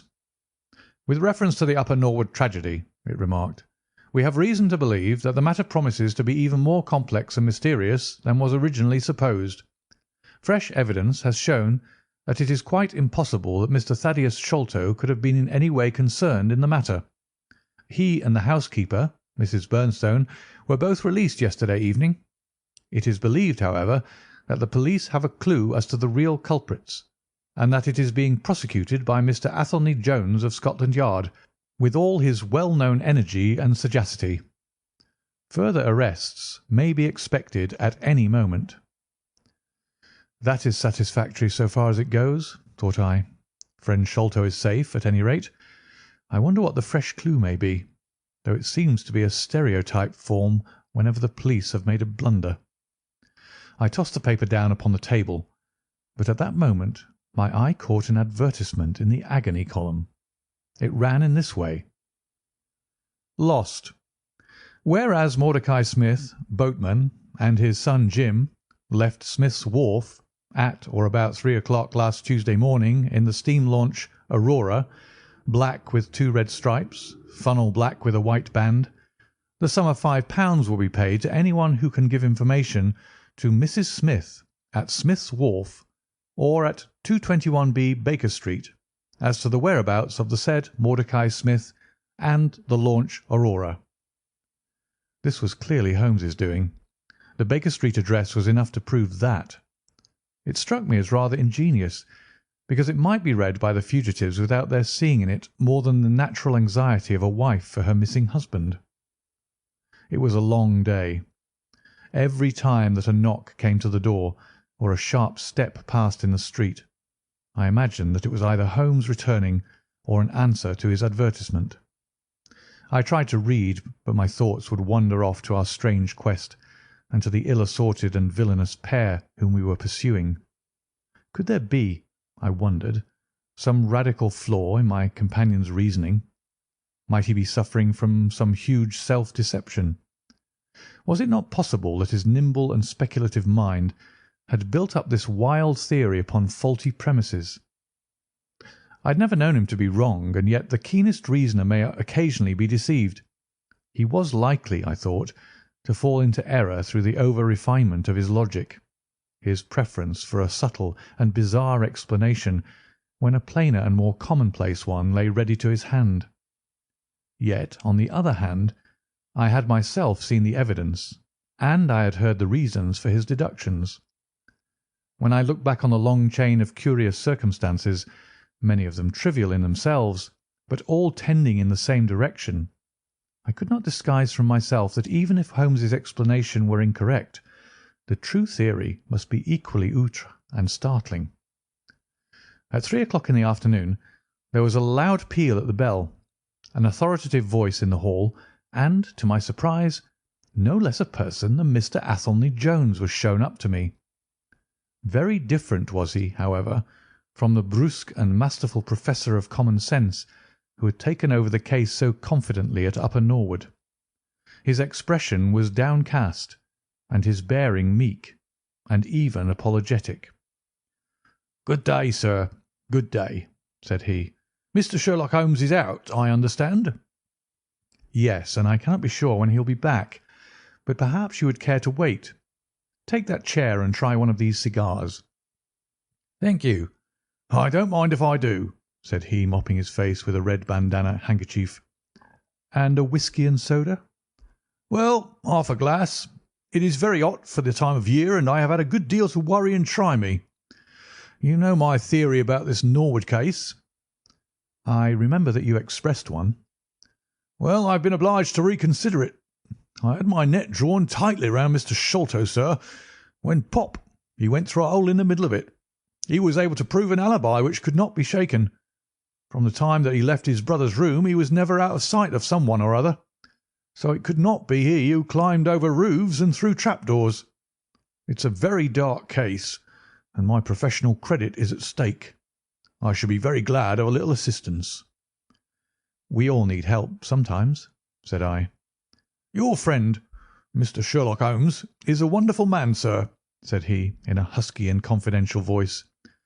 "He's a man who is not to be beat.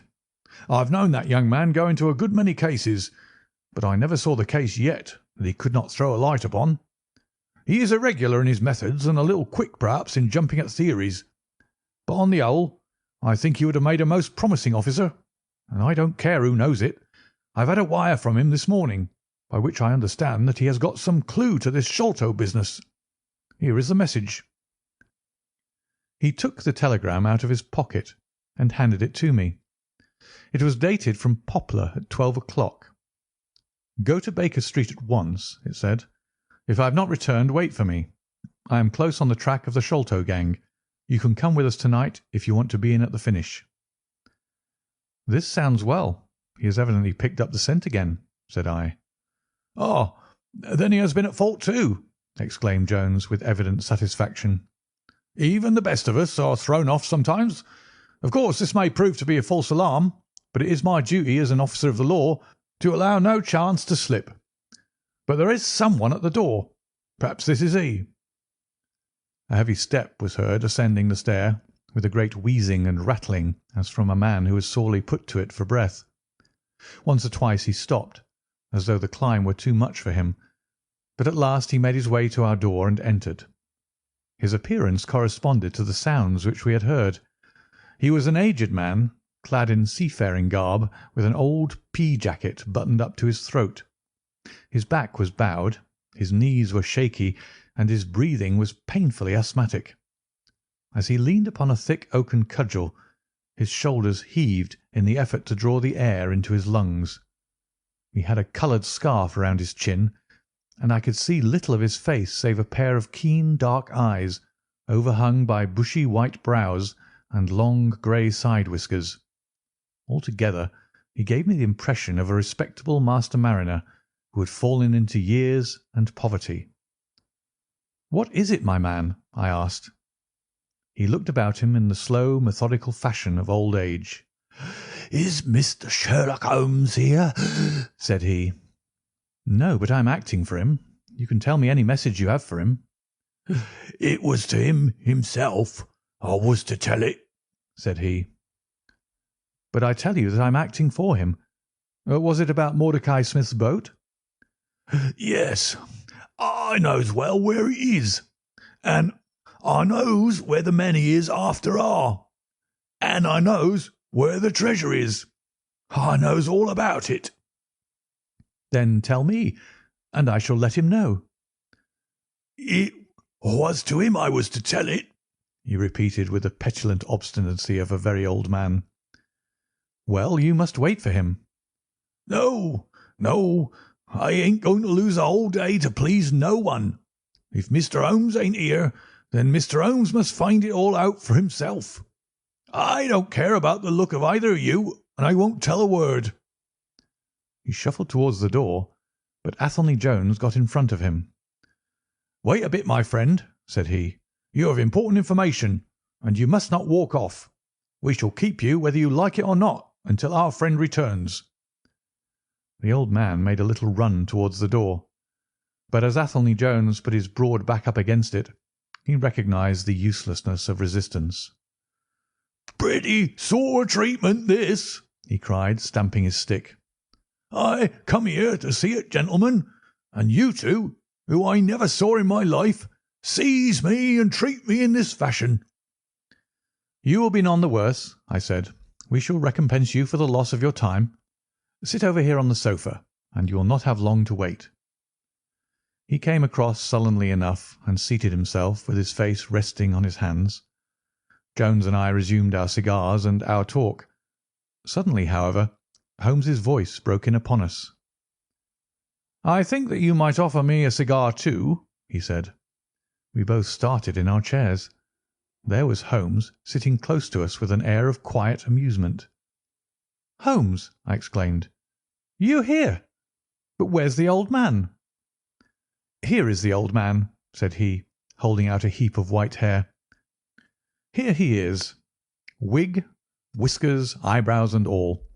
I thought my disguise was pretty good, but I hardly expected that it would stand that test." "Ah, you rogue!" cried Jones, highly delighted. "You would have made an actor, and a rare one. You had the proper workhouse cough, and those weak legs of yours are worth £10 a week. I thought I knew the glint of your eye, though. You didn't get away from us so easily, you see." "I have been working in that get-up all day," said he, lighting his cigar. "You see, a good many of the criminal classes begin to know me, especially since our friend here took to publishing some of my cases, so I can only go on the warpath under some simple disguise like this." "You got my wire?" "Yes, that was what brought me here." "How has your case prospered?" "It has all come to nothing. I've had to release 2 of my prisoners, and there is no evidence against the other 2. "Never mind. We shall give you 2 others in the place of them. But you must put yourself under my orders. You are welcome to all the official credit, but you must act on the line that I point out. Is that agreed?" "Entirely, if you'll help me to the men."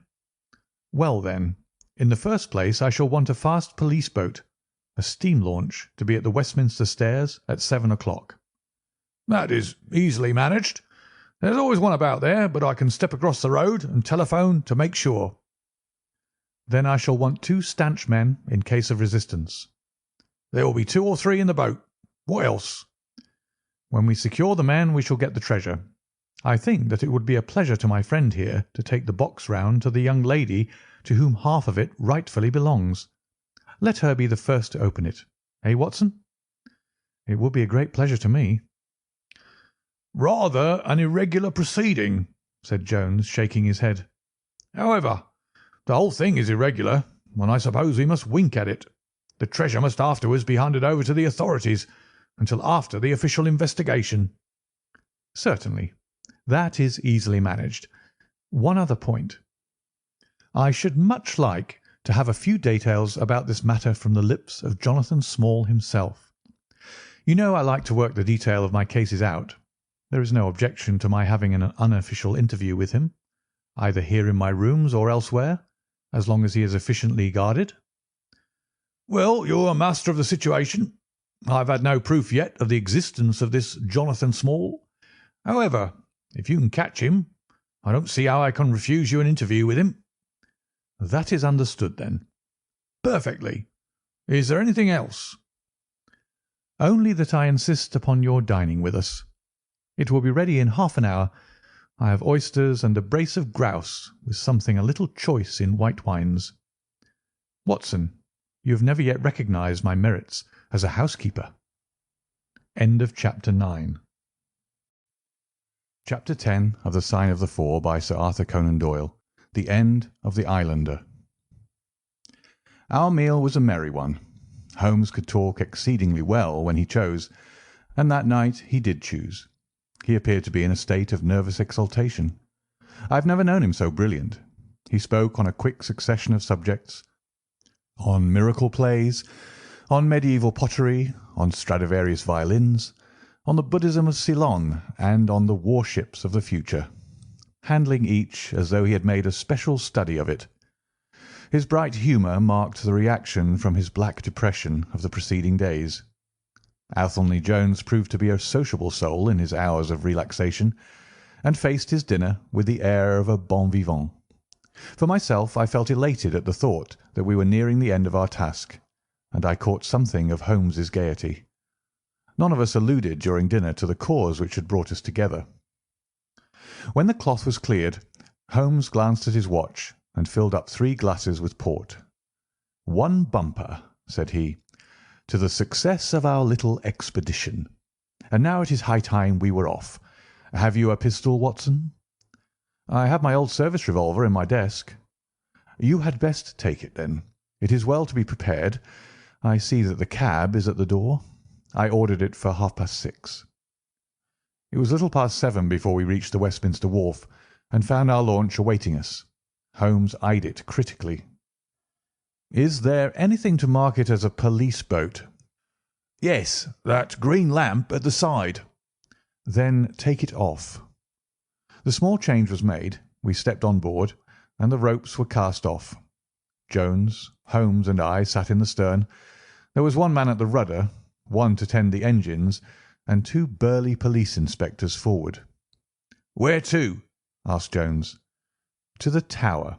Tell them to stop opposite Jacobson's Yard." Our craft was evidently a very fast one. We shot past the long lines of loaded barges as though they were stationary. Holmes smiled with satisfaction as we overhauled a river steamer and left her behind us. "We ought to be able to catch anything on the river," he said. "Well, hardly that, but there are not many launches to beat us." "We shall have to catch the Aurora, and she has a name for being a clipper. I will tell you how the land lies, Watson. You recollect how annoyed I was at being balked by so small a thing?" "Yes." "Well, I gave my mind a thorough rest by plunging into a chemical analysis. One of our greatest statesmen has said that a change of work is the best rest. So it is. When I had succeeded in dissolving the hydrocarbon which I was at work at, I came back to our problem of the Sholtos, and thought the whole matter out again. My boys have been up the river and down the river without result. The launch was not at any landing stage or wharf, nor had it returned. Yet it could hardly have been scuttled to hide their traces, though that always remained as a possible hypothesis if all else failed. I knew this man Small had a certain degree of low cunning, but I did not think him capable of anything in the nature of delicate finesse. That is usually a product of higher education. I then reflected that since he had certainly been in London some time, as we had evidence that he maintained a continual watch over Pondicherry Lodge, he could hardly leave at a moment's notice, but would need some little time, if it were only a day, to arrange his affairs. That was the balance of probability, at any rate. "It seems to me to be a little weak," said I. "It is more probable that he had arranged his affairs before ever he set out upon his expedition." "No, I hardly think so. This lair of his would be too valuable a retreat in case of need for him to give it up until he was sure that he could do without it. But a second consideration struck me. Jonathan Small must have felt that the peculiar appearance of his companion, however much he may have top-coated him, would give rise to gossip, and possibly be associated with this Norwood tragedy. He was quite sharp enough to see that. They had started from their headquarters under cover of darkness, and he would wish to get back before it was broad light. Now, it was past 3 o'clock, according to Mrs. Smith, when they got the boat. It would be quite bright, and people would be about in an hour or so. Therefore I argued that they did not go very far. They paid Smith well to hold his tongue, reserved his launch for the final escape, and hurried to their lodgings with the treasure box. In a couple of nights, when they had time to see what view the papers took, and whether there was any suspicion, they would make their way under cover of darkness to some ship at Gravesend or in the Downs, where no doubt they had already arranged for passages to America or the colonies. But the launch, they could not have taken that to their lodgings. Quite so. I argued that the launch must be no great way off, in spite of its invisibility. I then put myself in the place of Small, and looked at it as a man of his capacity would. He would probably consider that to send back the launch, or to keep it at a wharf, would make pursuit easy if the police did happen to get on his track. How then could he conceal the launch, and yet have her at hand when wanted? I wondered what I should do myself if I were in his shoes. I could only think of one way of doing it. I might land the launch over to some boat builder or repairer, with directions to make a trifling change in her. She would then be removed to his shed or yard, and so be effectually concealed, while at the same time I could have her at a few hours' notice. That seems simple enough. It is just these very simple things which are extremely liable to be overlooked. However, I determined to act on the idea. I started at once in this harmless seaman's rig, and inquired at all the yards down the river. I drew blank at 15, but at the 16th, Jacobson's, I learned that the Aurora had been handed over to them 2 days ago by a wooden-legged man, with some trivial directions as to her rudder. "There ain't naught amiss with her rudder," said the foreman. "There she lies, with the red streaks." At that moment, who should come down but Mordecai Smith, the missing owner. He was rather the worse for liquor. I should not, of course, have known him, but he bellowed out his name and the name of his launch. "I want her to-night at 8 o'clock," said he. 8 o'clock sharp, mind, for I have 2 gentlemen who won't be kept waiting." They had evidently paid him well, for he was very flush of money, chucking shillings about to the men. I followed him some distance, but he subsided into an alehouse. So I went back to the yard, and happening to pick up one of my boys on the way, I stationed him as a sentry over the launch. He is to stand at water's edge and wave his handkerchief to us when they start. We shall be lying off in the stream, and it will be a strange thing if we do not take men, treasure, and all. "You have planned it all very neatly, whether they are the right men or not," said Jones. "But if the affair were in my hands, I should have had a body of police in Jacobson's yard and arrested them when they came down." Which would have been never. This man Small is a pretty shrewd fellow. He would send a scout on ahead, and if anything made him suspicious, lie snug for another week. "But you might have stuck to Mordecai Smith, and so been led to their hiding place," said I. "In that case I would have wasted my day. I think that it is 100 to 1 against Smith knowing where they live. As long as he has liquor and a good pay, why should he ask questions? They send him messages what to do. No, I thought every possible course, and this is the best." While this conversation had been proceeding, we had been shooting the long series of bridges which span the Thames. As we passed the city, the last rays of the sun were gilding the cross upon the summit of St. Paul's. It was twilight before we reached the tower. "That is Jacobson's yard," said Holmes, pointing to a bristle of masts and rigging on the Surrey side. "Cruise gently up and down here under cover of this string of lighters." He took a pair of night glasses from his pocket and gazed some time at the shore. "I see my sentry at his post," he remarked, "but no sign of a handkerchief." "Suppose we go downstream a short way and lie in wait for them," said Jones eagerly. We were all eager by this time, even the policemen and stokers, who had a very vague idea of what was going forward. "We have no right to take anything for granted," Holmes answered. "It is certainly 10 to 1 that they go downstream, but we cannot be certain. From this point we can see the entrance of the yard, and they can hardly see us. It will be a clear night and plenty of light. We must stay where we are. See how the folk swarm over yonder in the gaslight. They are coming from work in the yard.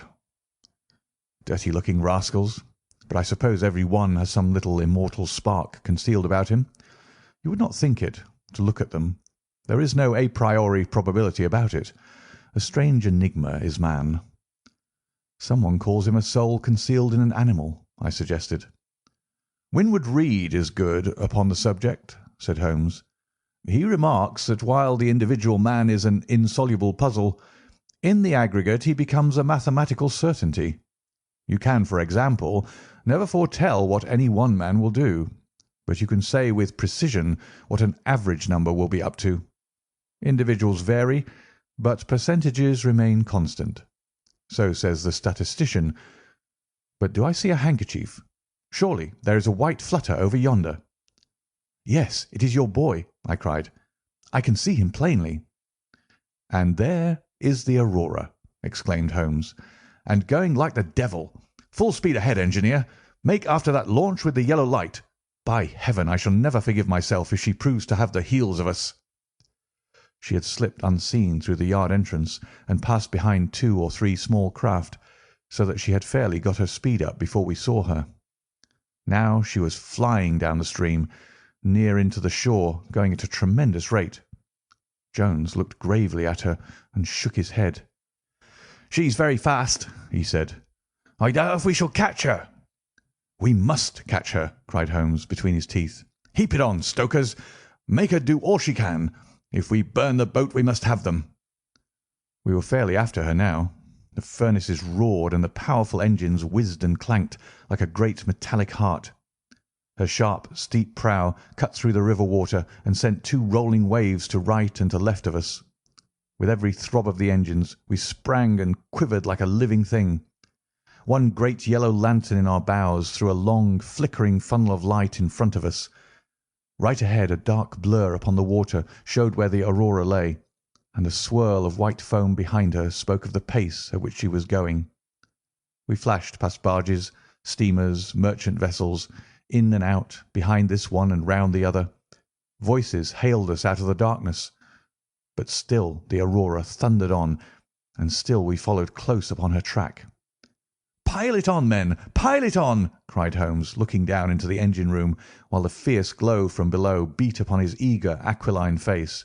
"Get every pound of steam you can." "I think we can gain a little," said Jones, with his eyes on the Aurora.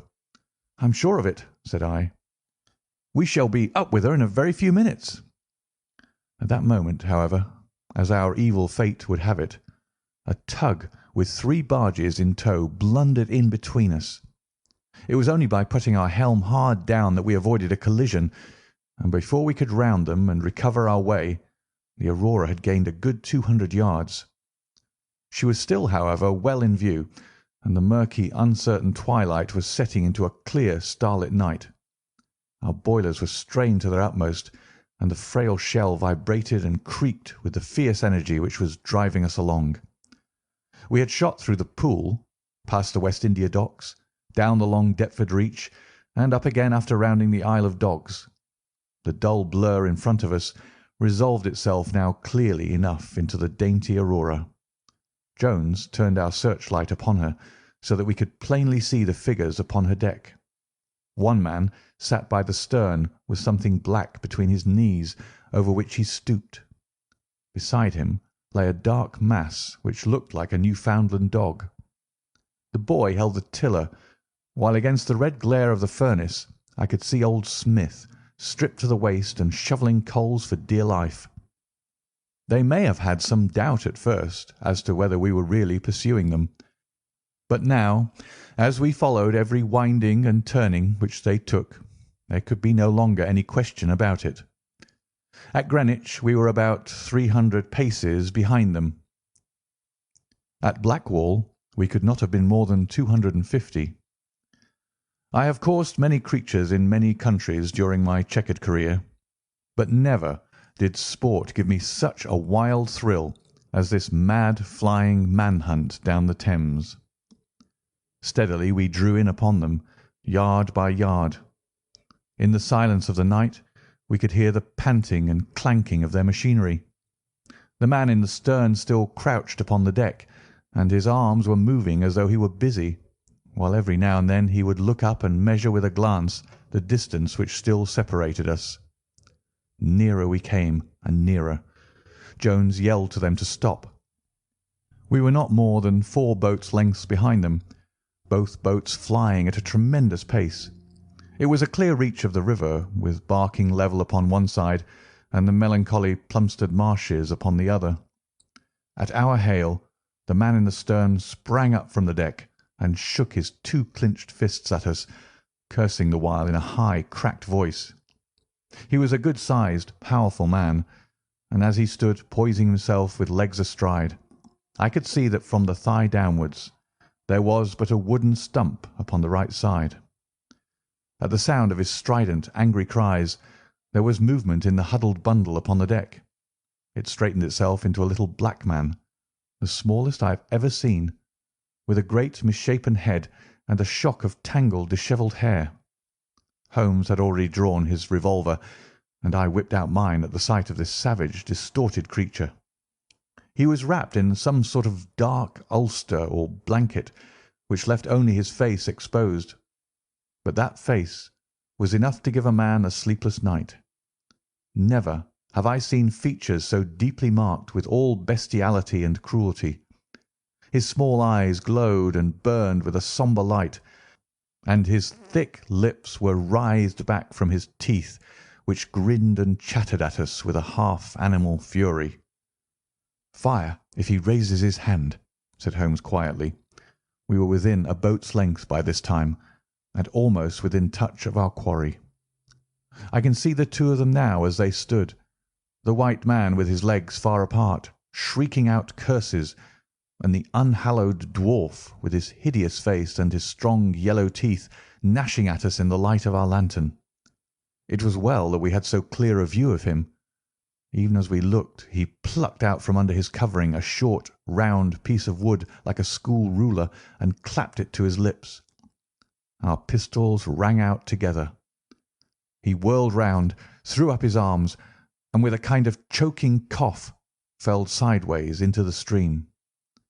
I caught one glimpse of his venomous, menacing eyes amid the white swirl of the waters. At the same moment the wooden-legged man threw himself upon the rudder and put it hard down so that his boat made straight in for the southern bank, while we shot past her stern, only clearing her by a few feet. We were round after her in an instant, but she was already nearly at the bank. It was a wild and desolate place where the moon glimmered upon a wide expanse of marshland, with pools of stagnant water and beds of decaying vegetation. The launch, with a dull thud, ran up upon the mudbank with her bow in the air and her stern flush with the water. The fugitive sprang out, but his stump instantly sank its whole length into the sodden soil. In vain he struggled and writhed. Not one step could he possibly take, either forwards or backwards. He yelled in impotent rage and kicked frantically into the mud with his other foot, but his struggles only bored his wooden pin the deeper into the sticky bank. When we brought our launch alongside, he was so firmly anchored that it was only by throwing the end of a rope over his shoulders that we were able to haul him out and to drag him, like some evil fish, over our side.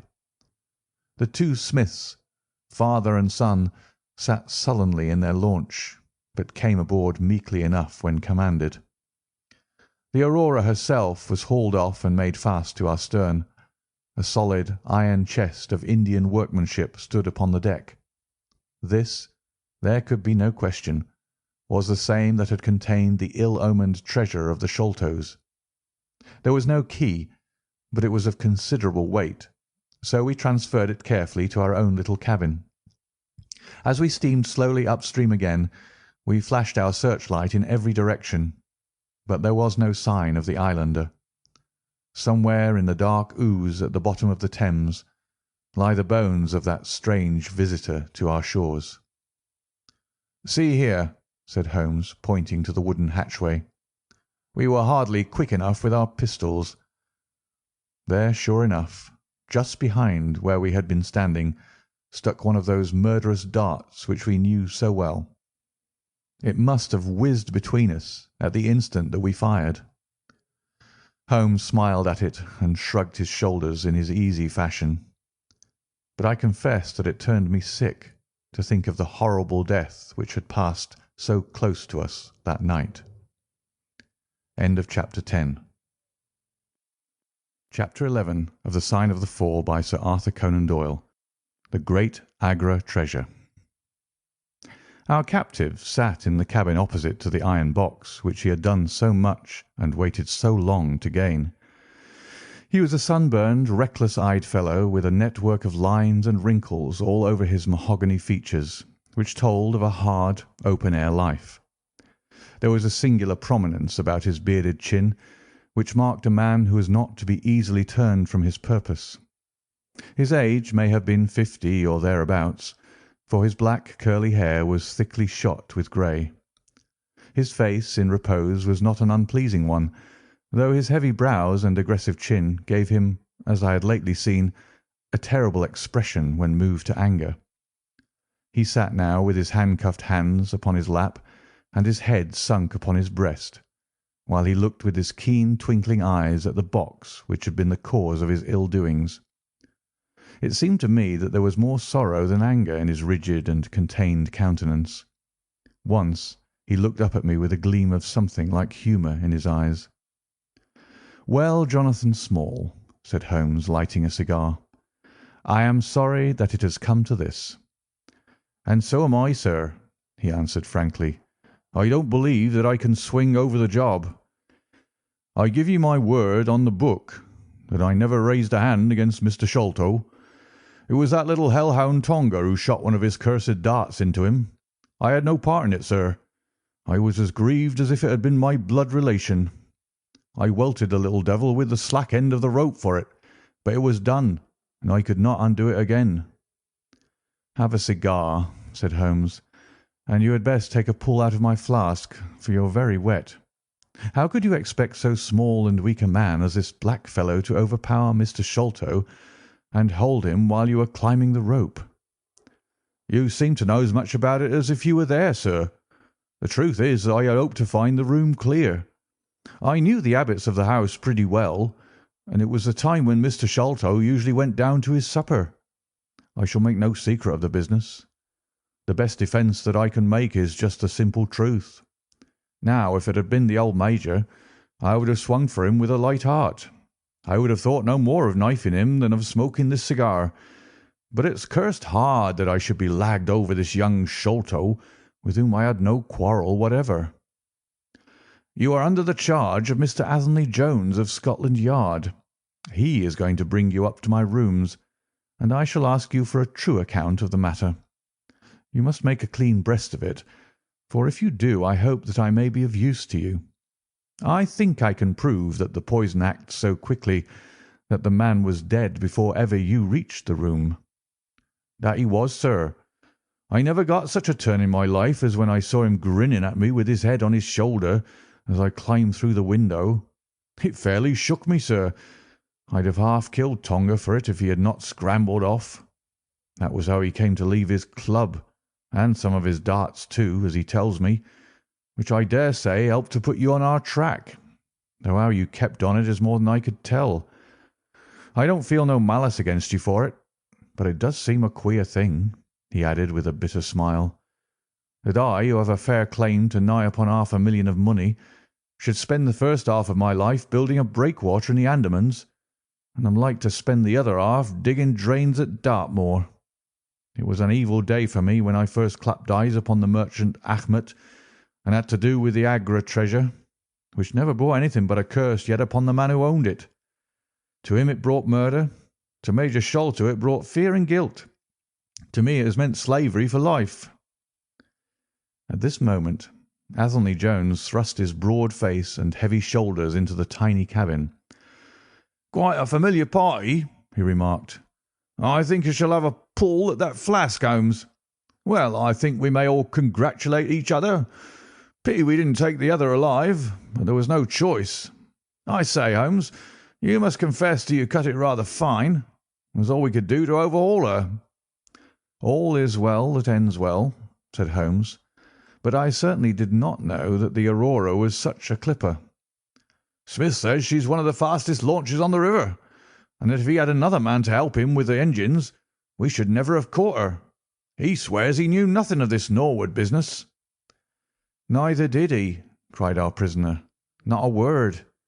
I chose his launch because I heard that she was a flyer.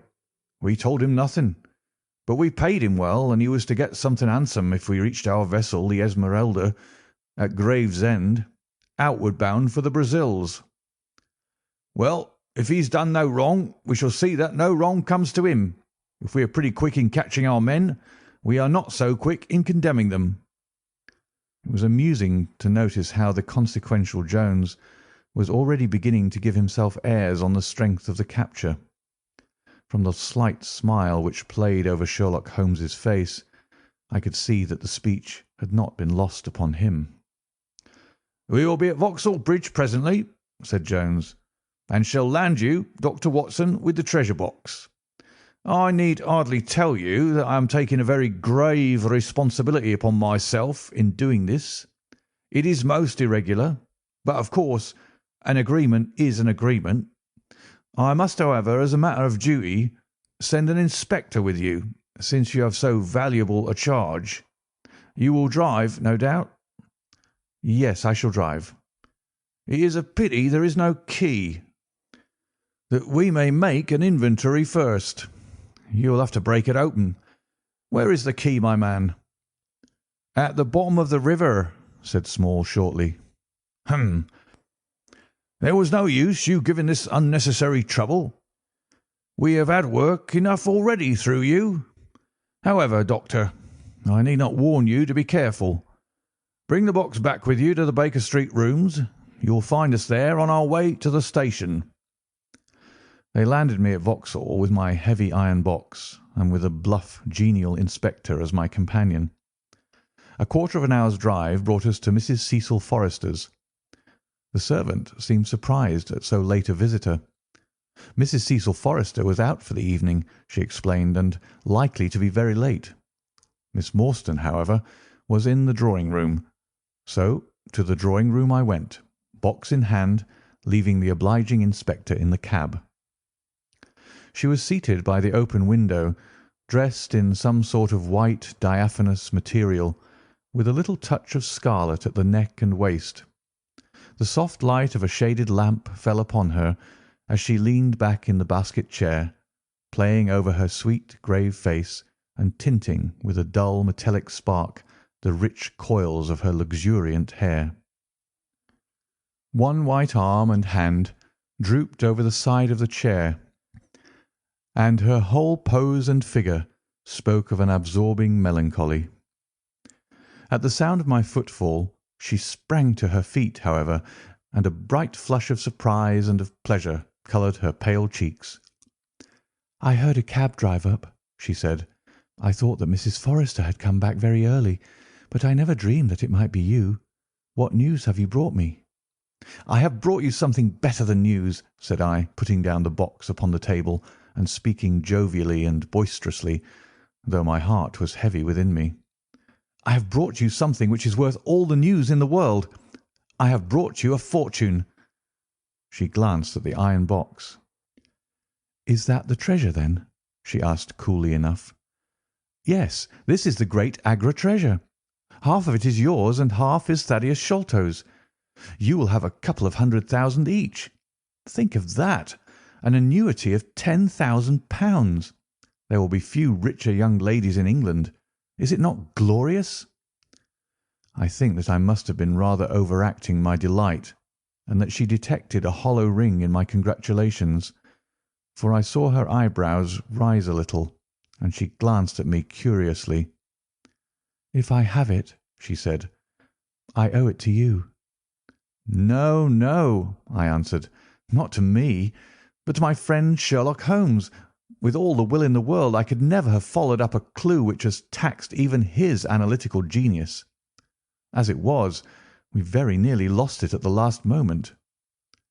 "Pray sit down and tell me all about it, Dr. Watson," said she. I narrated briefly what had occurred since I had seen her last. Holmes's new method of search, the discovery of the Aurora, the appearance of Athelney Jones, our expedition in the evening, and the wild chase down the Thames. She listened with parted lips and shining eyes to my recital of our adventures. When I spoke of the dart which had so narrowly missed us, she turned so white that I feared that she was about to faint. "It is nothing," she said as I hastened to pour her out some water. "I am all right again. It was a shock to me to hear that I had placed my friends in such horrible peril." "That is all over," I answered. "It was nothing. I will tell you no more gloomy details. Let us turn to something brighter. There is the treasure. What could be brighter than that? I got leave to bring it with me, thinking that it would interest you to be the first to see it." "It would be of the greatest interest to me," she said. There was no eagerness in her voice, however. It had struck her, doubtless, that it might seem ungracious upon her part to be indifferent to a prize which had cost so much to win. "What a pretty box," she said, stooping over it. "This is Indian work, I suppose?" "Yes, it is Benares metal work." "And so heavy," she exclaimed, trying to raise it. "The box alone must be of some value. Where is the key?" "Small threw it into the Thames," I answered. "I must borrow Mrs. Forrester's poker." There was in the front a thick and broad hasp, wrought in the image of a sitting Buddha. Under this I thrust the end of the poker and twisted it outward as a lever. The hasp sprang open with a loud snap. With trembling fingers I flung back the lid. We both stood gazing in astonishment. The box was empty. No wonder that it was heavy. The ironwork was 2/3 of an inch thick all round. It was massive, well made and solid, like a chest constructed to carry things of great price. But not one shred or crumb of metal or jewellery lay within it. It was absolutely and completely empty. "The treasure is lost," said Miss Morstan calmly. As I listened to the words and realized what they meant, a great shadow seemed to pass from my soul. I did not know how this Agra treasure had weighed me down until now that it was finally removed. It was selfish, no doubt, disloyal, wrong, but I could realize nothing save that the golden barrier was gone from between us. "Thank God!" I ejaculated from my very heart. She looked at me with a quick, questioning smile. "Why do you say that?" she asked.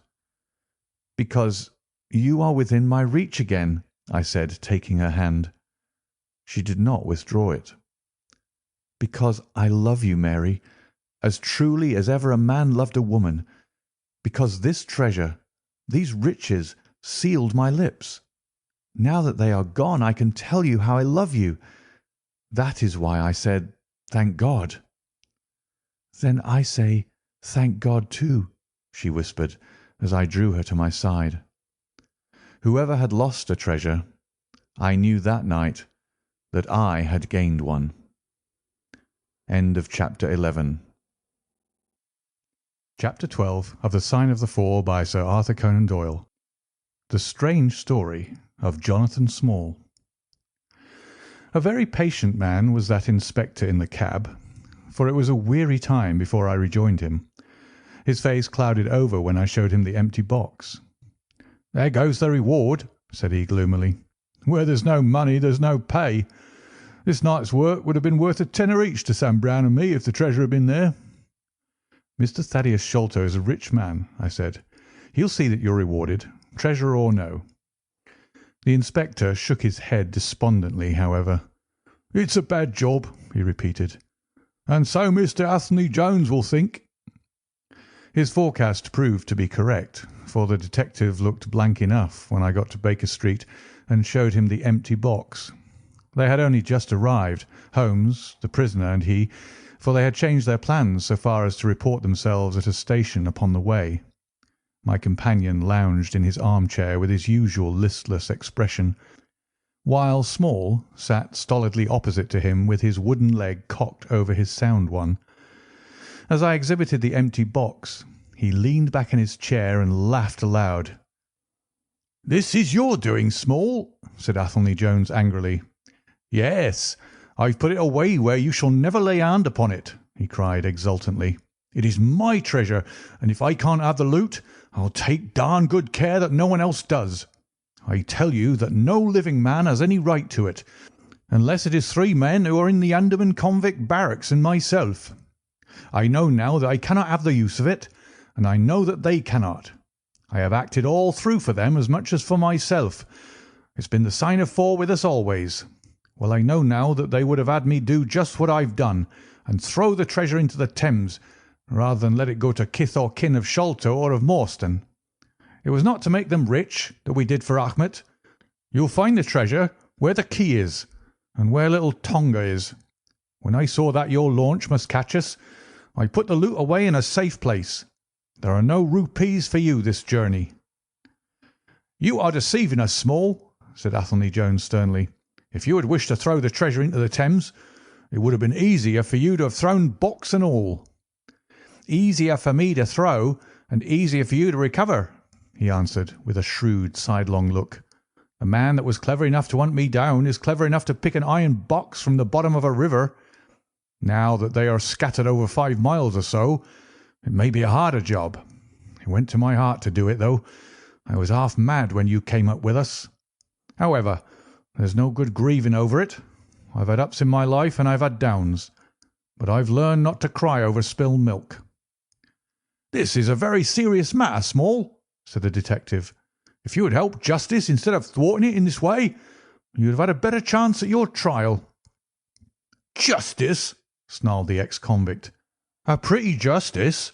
Whose loot is this, if it is not ours? Where is the justice that I should give it up to those who have never earned it? Look how I have earned it. 20 long years in that fever-ridden swamp, all day at work under the mangrove tree, all night chained up in the filthy convict huts, bitten by mosquitoes, racked with ague, bullied by every cursed black-faced policeman who loved to take it out of a white man. That was how I earned the Agra treasure. And you talk to me of justice, because I cannot bear to feel that I have paid this price, only that another may enjoy it? I would rather swing a score of times, or have one of the Tonga's darts in my hide, than live in a convict cell and feel that another man is at his ease in a palace with the money that should be mine." Small had dropped his mask of stoicism, and all this came out in a wild whirl of words, while his eyes blazed and the handcuffs clanked together with the impassioned movement of his hands. I could understand, as I saw the fury and the passion of the man, that it was no groundless or unnatural terror which had possessed Major Sholto when he first learned that the injured convict was upon his track. "You forget that we know nothing of all this," said Holmes quietly. "We have not heard your story, and we cannot tell how far justice may originally have been on your side." "Well, sir, you've been very fair spoken to me, though I can see that I have you to thank that I have these bracelets upon my wrists. Still, I bear no grudge for that. It is all fair and above board. If you want to hear my story, I have no wish to hold it back. What I say to you is God's truth, every word of it. Thank you. You can put the glass beside me here, and I'll put my lips to it if I'm dry. I am a Worcestershire man myself, born near Pershore. I dare say you would find a heap of Smalls living there now if you were to look. I have often thought of taking a look around there, but the truth is that I was never much of a credit to the family, and I doubt if they would be so very glad to see me.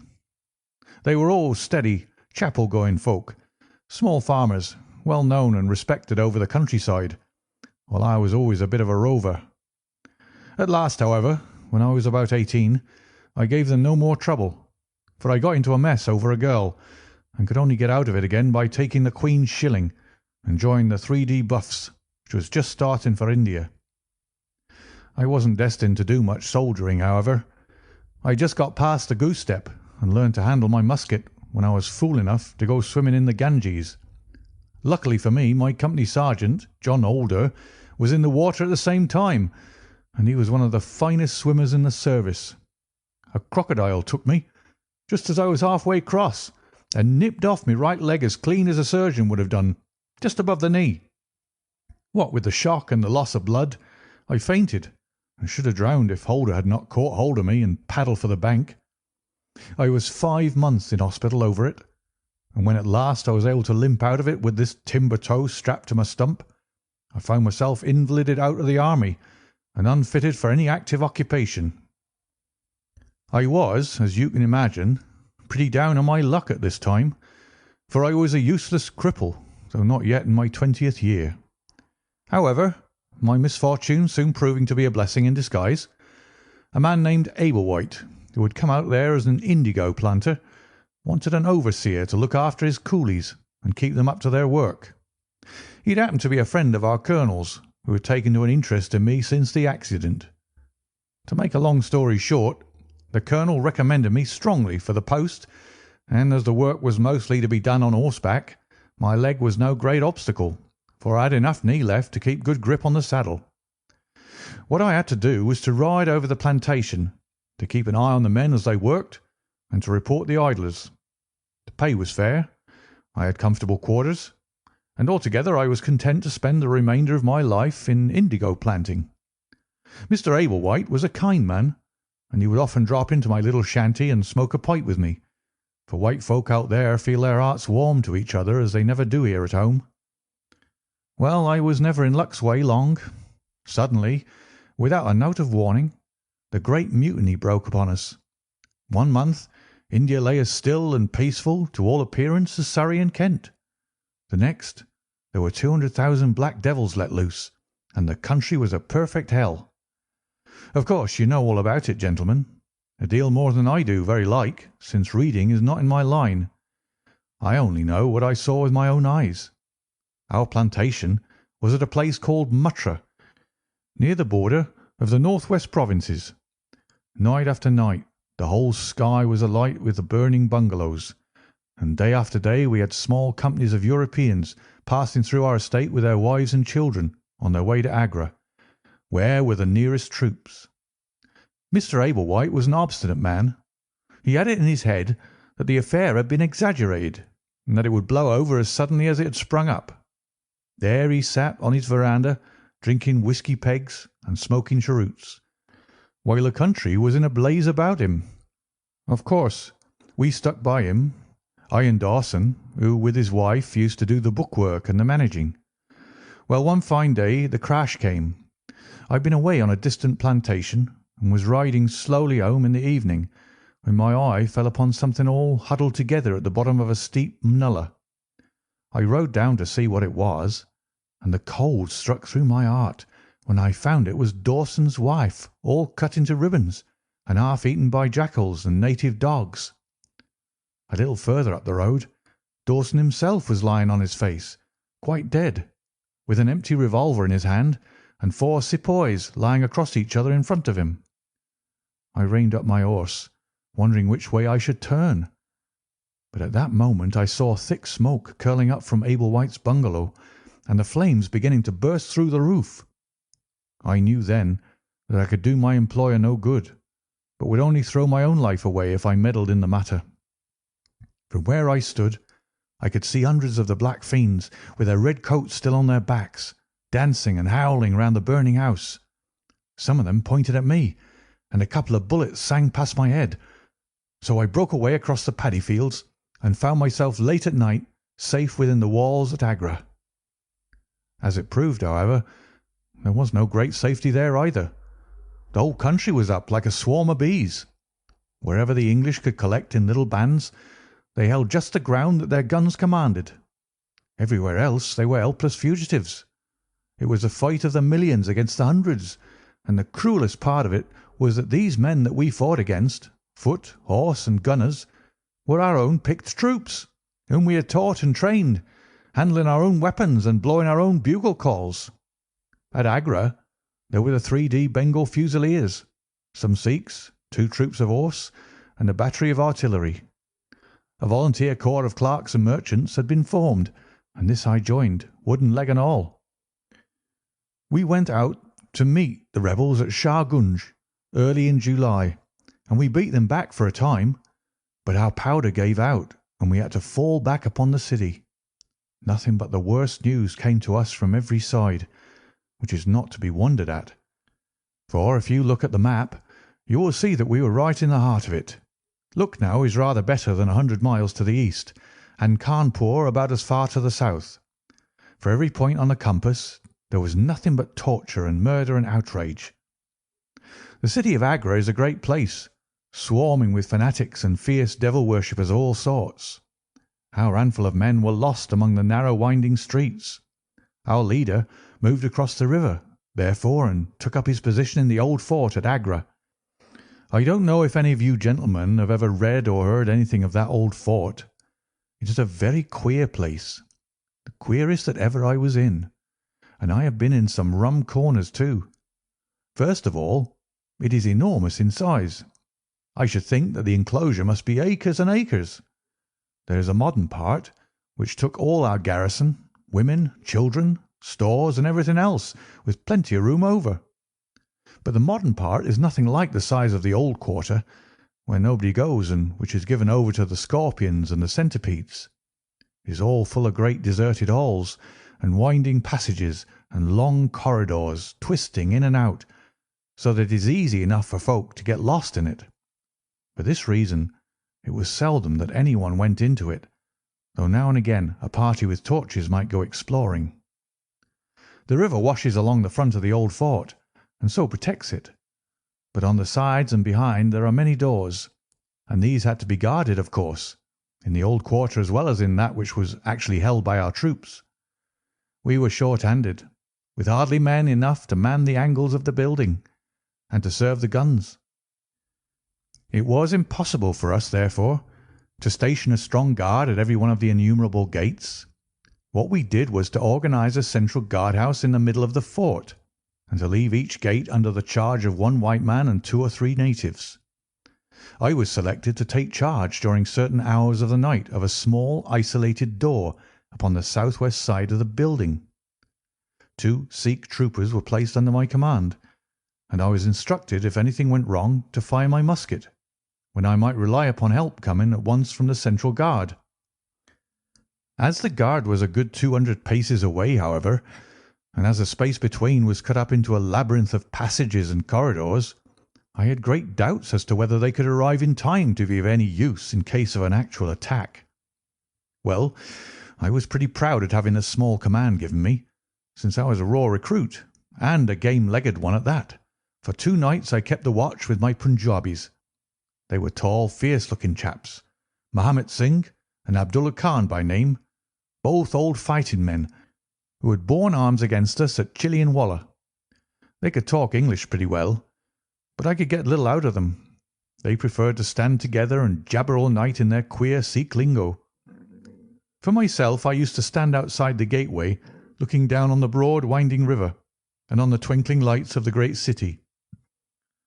The beating of the drums, the rattle of the tom-toms, and the yells and howls of the rebels, drunk with opium and with bang, were enough to remind us all night of our dangerous neighbours across the stream.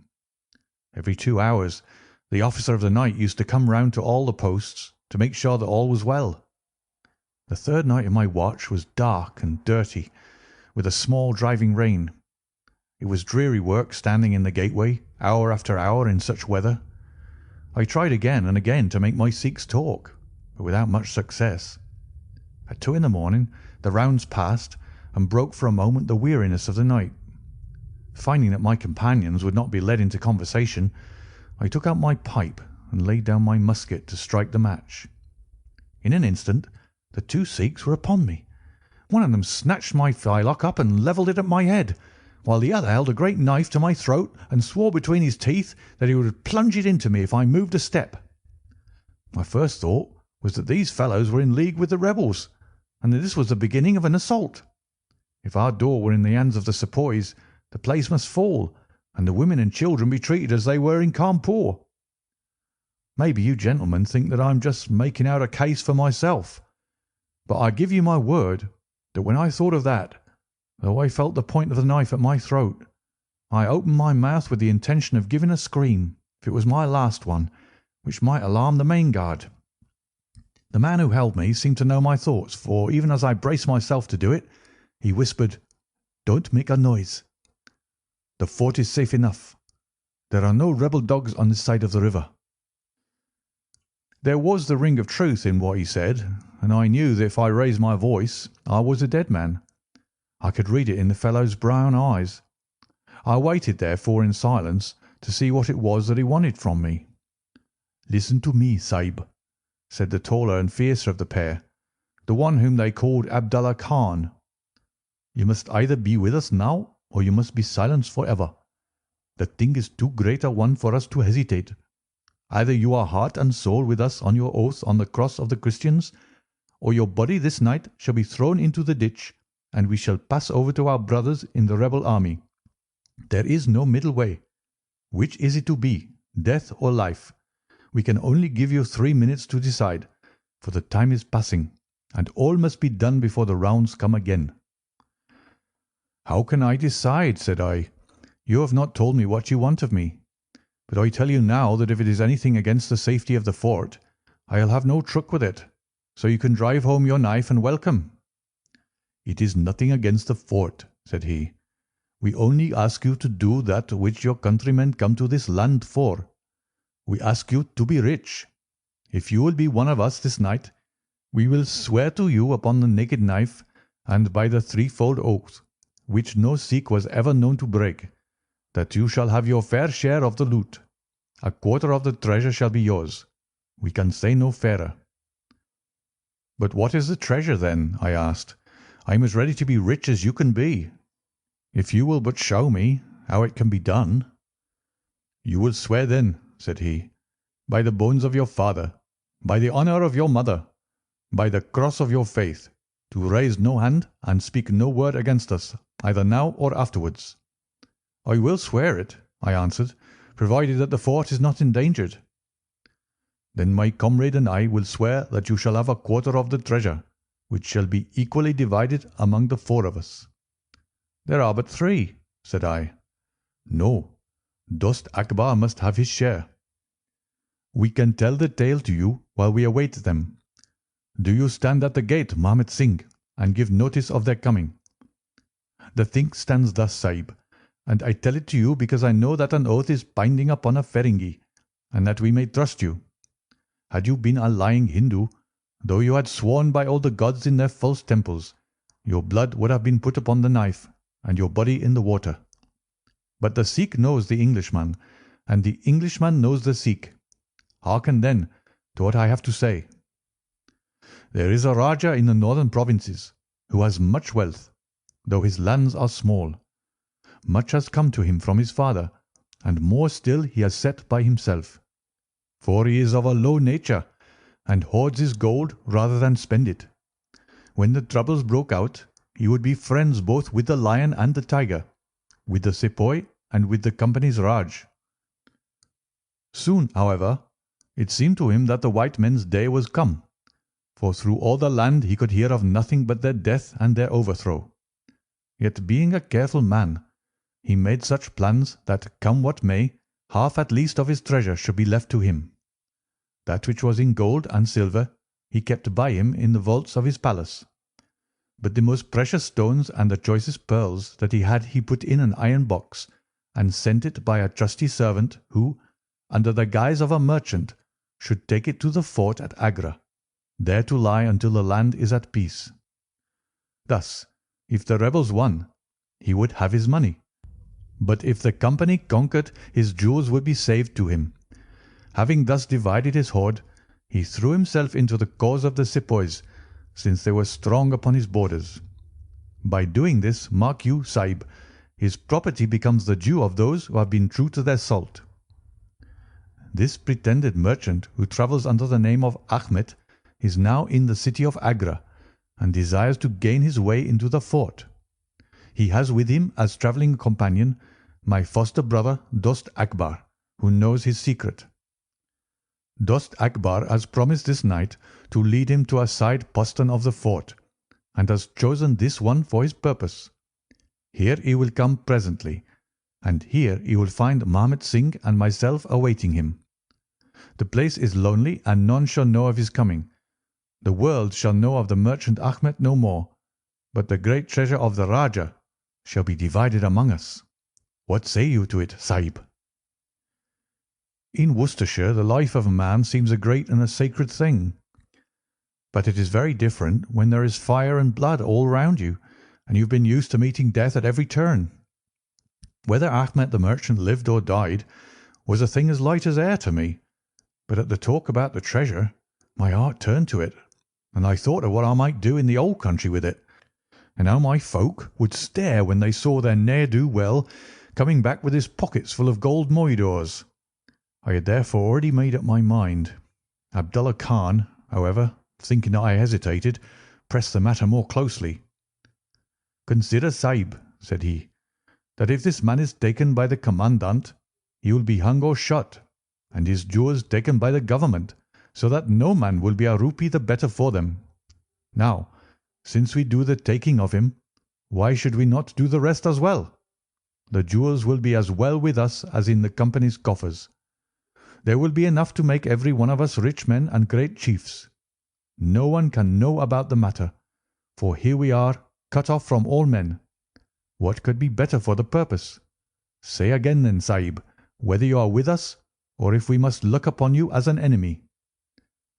"I am with you heart and soul," said I. "It is well," he answered, handing me back my firelock.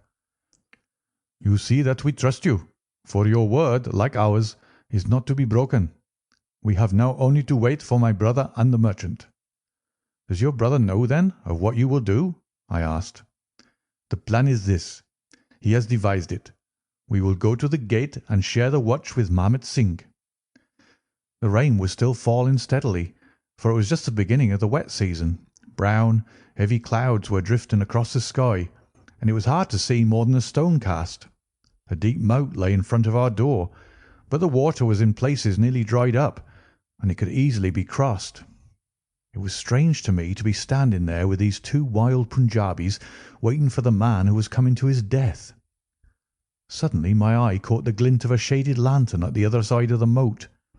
It vanished among the mound heaps, and then appeared again, coming slowly in our direction. "Here they are!" I exclaimed. "You will challenge him, Sahib, as usual," whispered Abdullah. "Give him no cause for fear. Send us in with him, and we shall do the rest while you stay here on guard. Have the lantern ready to uncover, that we may be sure that it is indeed the man." The light had flickered onwards, now stopping and now advancing, until I could see two dark figures upon the other side of the moat. I let them scramble down the sloping bank, splash through the mire, and climb halfway up to the gate before I challenged them. "Who goes there?" said I in a subdued voice. "Friends," came the answer. I uncovered my lantern and threw a flood of light upon them. The first was an enormous Sikh with a black beard which swept nearly down to his cummerbund. Outside of a show I had never seen so tall a man. The other was a little fat round fellow with a great yellow turban and a bundle in his hand, done up in a shawl. He seemed to be all in a quiver with fear, for his hands twitched as if he had the ague, and his head kept turning to the left and right with two bright little twinkling eyes like a mouse when he ventures out from his hole. Gave me the chills to think of killing him, but I thought of the treasure, and my heart set as hard as a flint within me. When he saw my white face he gave a little chirrup of joy and came running up towards me. "Your protection, Sahib," he panted. "Your protection for the unhappy merchant Ahmed. I have travelled across Rajputana that I might seek the shelter of the fort at Agra. I have been robbed and beaten and abused because I have been the friend of the company. It is a blessed night this when I am once more in safety, I and my poor possessions."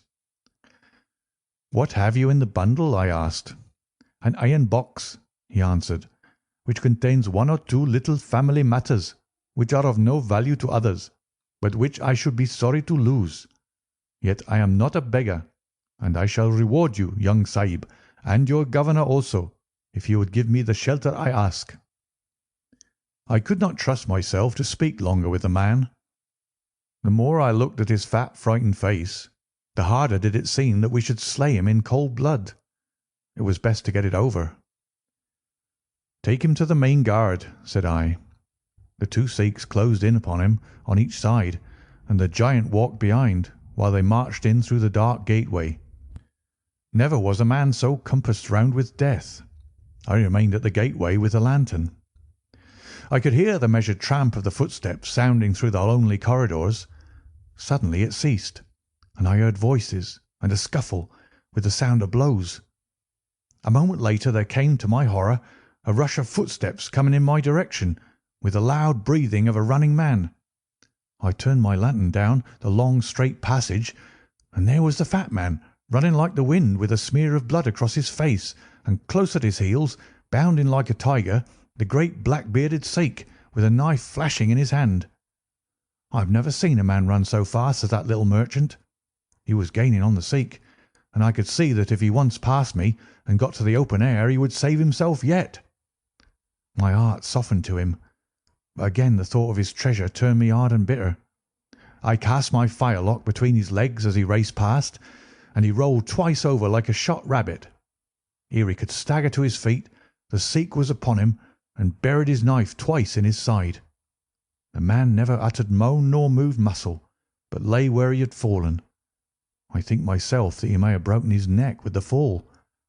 You see, gentlemen, that I am keeping my promise.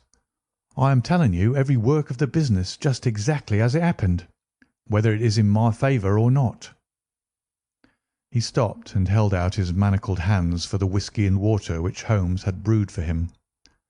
For myself, I confess that I had now conceived the utmost horror of the man, not only for this cold-blooded business in which he had been concerned, but even more for the somewhat flippant and careless way in which he narrated it. Whatever punishment was in store for him, I felt that he might expect no sympathy from me. Sherlock Holmes and Jones sat with their hands upon their knees, deeply interested in the story, but with the same disgust written upon their faces. He may have observed it, for there was a touch of defiance in his voice and manner as he proceeded. "It was all very bad, no doubt," said he. "I should like to know how many fellows in my shoes would have refused a share of this loot when they knew that they would have their throats cut for their pains. Besides, it was my life or his when once he was in the fort.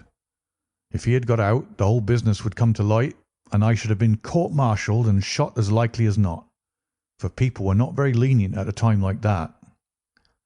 "Go on with your story," said Holmes shortly. "Well, we carried him in, Abdullah Akbar and I. A fine weight he was, too, for all that he was so short. Mahomet Singh was left to guard the door. We took him to a place which Sikhs had already prepared. It was some distance off, where a winding passage leads to a great empty hall, the brick walls of which were all crumbling to pieces. The earth floor had sunk in at one place, making a natural grave, so we left Ahmet the merchant there, having first covered him over with loose bricks. This done, we all went back to the treasure. It lay where he had dropped it when he was first attacked. The box was the same which now lies upon the table. A key was hung by a silken cord to that carved handle upon the top. We opened it, and the light of the lantern gleamed upon a collection of gems such as I have read of and thought about when I was a little lad at Pershore. It was blinding to look upon them. When we had feasted our eyes, we took them all out and made a list of them. There were 143 diamonds of the first water, including one which was called, I believe, the Great Mogul, and is said to be the second largest stone in existence. Then there were 97 very fine emeralds and 170 rubies, some of which, however, were small. There were 40 carbuncles, 210 sapphires, 61 agates, and a great quantity of beryls, onyxes, cat's eyes, turquoises, and other stones, the very names of which I did not know at the time, though I have become more familiar with them since. Besides this, there were nearly 300 very fine pearls, 12 of which were set in a gold coronet. By the way, these last had been taken out of the chest and were not there when I recovered it. After we had counted our treasure, we put them back into the chest and carried them to the gateway to show them to Marmot Singh. Then we solemnly renewed our oath to stand by each other and be true to our secret. We agreed to conceal our loot in a safe place until the country should be at peace again, and then to divide it equally among ourselves. There was no use dividing it at present, for if gems of such value were found upon us, it would cause suspicion, and there was no privacy in the fort nor any place where we could keep them. We carried the box, therefore, into the same hall where we buried the body, and there, under the certain bricks in the best preserved wall, we made a hollow and put our treasure. We made careful note of the place, and next day I drew 4 plans, one for each of us, and put the sign of the 4 of us at the bottom, for we had sworn that we should each always act for all, so that none might take advantage. That is an oath that I can put my hand to my heart and swear that I have never broken. Well, there's no use my telling you, gentlemen, what came of the Indian mutiny. After Wilson took Delhi and Sir Colin relieved Lucknow, the back of the business was broken. Fresh troops came pouring in, and Nana Sahib made himself scarce over the frontier. A flying column under Colonel Greathead came round to Agra and cleared the Pandys away from it. Peace seemed to be settling upon the country, and we 4 were beginning to hope that the time was at hand when we might safely go off with our shares of the plunder. In a moment, however, our hopes were shattered by our being arrested as the murderers of Achmet. It came about in this way. When the Rajah put his jewels into the hands of Achmet, he did it because he knew that he was a trusty man. They are suspicious folk in the East, however, so what does this Rajah do but take a second, even more trusty servant and set him to play the spy upon the first? This second man was ordered never to let Achmet out of his sight, and he followed him like his shadow. He went after him that night and saw him pass through the doorway. Of course he thought he had taken refuge in the fort, and applied for admission there himself next day, but couldn't find no trace of Achmet. This seemed to him so strange that he spoke about it to a sergeant of guards, who brought it to the ears of the commandant. A thorough search was quickly made, and the body was discovered. Thus, at the very moment that we thought that all was safe, we were all 4 seized and brought to trial on a charge of murder. 3 of us, because we had held the gate that night, and the 4th because he was known to have been in the company of the murdered man. Not a word about the jewels came out at the trial, for the Rajah had been deposed and driven out of India, so no one had any particular interest in them. The murder, however, was clearly made out, and it was certain that we must all have been concerned in it. The 3 Sikhs got penal servitude for life, and I was condemned to death, though my sentence was afterwards commuted into the same as the others. It was rather a queer position that we found ourselves in then. There we were all 4 tied by the leg and with precious little chance of ever getting out again, while we each held a secret which might have put each of us in a palace if we could only have made use of it. It was enough to make a man eat his heart out to have to stand the kick and the cuff of every petty jack in office, to have rice to eat and water to drink, when that gorgeous fortune was ready for him outside, just waiting to be picked up. It might have driven me mad, but I was always a pretty stubborn one, so I just held on and bided my time. At last it seemed to me to have come. I was changed from Agra to Madras, and from there to Blair Island in the Andamans. There are very few white convicts at this settlement, and as I had behaved well from the first, I soon found myself a sort of privileged person. I was given a hut in Hopetown, which is a small place on the slopes of Mount Harriet, and I was left pretty much to myself. 'Tis a dreary, fever-stricken place, and all behind our little clearings was infested with wild, cannibal natives, who were ready enough to blow a poisoned dart at us if they saw a chance. There was digging and ditching and yam planting, and a dozen other things to be done. So we were busy enough all day, though in the evening we had a little time to ourselves. Among other things, I learned to dispense drugs for the surgeon, and picked up a smattering of his knowledge. All the time I was on the lookout for a chance of escape, but it's hundreds of miles from any other land, and there's a little or no wind in those seas, so it was a terribly difficult job to get away. The surgeon, Dr. Somerton, was a fast, sporting young chap, and the other young officers would meet in his rooms of an evening and play cards. The surgery, where I used to make up my drugs, was next to his sitting room, with a small window between us. Often, if I felt lonesome, I used to turn out the lamp in the surgery, and then, standing there, I could hear their talk and watch their play. I'm fond of a hand at cards myself, and it was almost as good as having one to watch the others. There was Major Sholto, Captain Morstan, and Lieutenant Bromley Brown, who were in command of the native troops, and there was the surgeon himself, and 2 or 3 prison officials, crafty old hands who played a nice sly safe game. A very snug little party they used to make. Well, there was one thing which very soon struck me, and that was that the soldiers used always to lose and the civilians to win. Mind, I don't say that there was anything unfair, but so it was. These prison chaps had done little else than play cards ever since they had been at the Andamans, and they knew each other's game to a point, while the others just played to pass the time and threw their cards down anyhow. Night after night the soldiers got up poorer men, and the poorer they got the more keen they were to play. Major Sholto was the hardest hit. He used to pay in notes and gold at first, but soon it came to notes of hand and for big sums. He sometimes would win for a few deals, just to give him heart, and then the luck would get set in against him worse than ever. All day he would wander about as black as thunder, and he took to drinking a good deal more than was good for him. One night he lost even more heavily than usual. I was sitting in my hut, when he and Captain Morstan came stumbling along on the way to their quarters. They were bosom friends, those two, and never far apart. The Major was raving about his losses. "It's all up, Morstan," he was saying, as they passed my hut. "I shall have to send in my papers. I am a ruined man." "Nonsense, old chap," said the other, slapping him upon the shoulder. "I've had a nasty facer myself, but—" That was all I could hear, but it was enough to set me thinking. A couple of days later, Major Sholto was strolling on the beach, so I took the chance of speaking to him.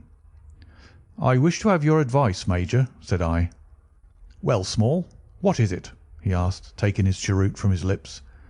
"I wanted to ask you, sir," said I, "who is the proper person to whom hidden treasure should be handed over? I know where £500,000 worth lies, and as I cannot use it myself, I thought perhaps the best thing I could do would be to hand it over to the proper authorities, and then perhaps they would get my sentence shortened for me." "£500,000, Small?" he gasped, looking hard at me to see if I was in earnest. "Quite that, sir, in jewels and pearls. It lies there ready for anyone, and the queer thing about it is that the real owner is outlawed and cannot hold property, so that it belongs to the first comer." "To Government, Small?" he stammered. "To Government?" But he said it in a halting fashion, and I knew in my heart that I had got to him. "You think then, sir, that I should give the information to the Governor-General?" said I quietly. Well, you must not do anything rash, or that you might repent. Let me hear all about it, Small. Give me the facts." I told him the old story, with small changes so that he could not identify the places. When I had finished, he stood stock still and full of thought. I could see by the twitch of his lip that there was a struggle going on within him. "This is a very important matter, Small," he said at last. "You must not say a word to anyone about it, and I shall see you again soon."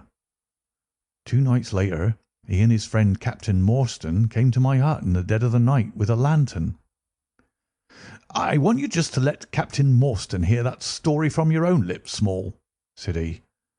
I repeated it as I had told it before. "It rings true, eh?" said he. "It's good enough to act upon." Captain Morstan nodded. "Look here, Small," said the Major. "We've been talking it over, my friend here and I, and we've come to the conclusion that this secret of yours is hardly a government matter after all, but is a private concern of your own, which of course you have the power of disposing of as you think best. Now, the question is What price would you ask for it? We might be inclined to take it up and at least look into it, if we could agree as to terms." He tried to speak in a cool, careless way, but his eyes were shining with excitement and greed. "Why, as to that, gentlemen," I answered, trying also to be cool, but feeling as excited as he did, "there is only one bargain which a man in my position can make. I shall want you to help me to my freedom, and to help my 3 companions to theirs. We shall then take you into partnership and give you a 5th share to divide between you." Said he. "A 5th share. That is not very tempting." "It would come to 50,000 apiece," said I. "But how can we gain your freedom? You know very well that you ask an impossibility." "Nothing of the sort," I answered. "I've thought it all out to the last detail. The only bar to our escape is that we can get no boat fit for the voyage, and no provisions to last us for so long a time. There are plenty of little yachts and yawls at Calcutta or Madras which would serve our turn well. Do you bring one over? We shall engage to get aboard her by night, and if you will drop us on any part of the Indian coast, you'll have done your part of the bargain." "If there were only one," he said. "None or all," I answered. "We have sworn it. The 4 of us must always act together." "You see, Morstan," said he, "Small is a man of his word. He does not flinch from his friend. I think we may very well trust him." "It's a dirty business," the other answered. "Yet, as you say, the money would save our commissions handsomely." "Well, Small," said the Major, "we must, I suppose, try and meet you. We must first, of course, test the truth of your story. Tell me where the box is hid, and I shall get leave of absence and go back to India in the monthly relief boat to inquire into the affair." "Not so fast," said I, growing colder as he got hot. "I must have the consent of my 3 comrades. I tell you that it is 4 or none with us." "Nonsense!" he broke in. "What have 3 black fellows to do with our agreement?" "Black or blue," said I, "they are in with me, and we are all together." Well, the matter ended by a second meeting at which Mahomet Singh, Abdullah Khan, and Dost Akbar were all present. We talked the matter over again, and at last we came to an arrangement. We were to provide both the officers with charts of the part of the Agra fort and mark the place in the wall where the treasure was hid. Major Sholto was to go to India to test our story. If he found the box he was to leave it there, to send out a small yacht provisioned for a voyage which was to lie off Rutland Island, and to which we were to make our way, and finally to return to his duties.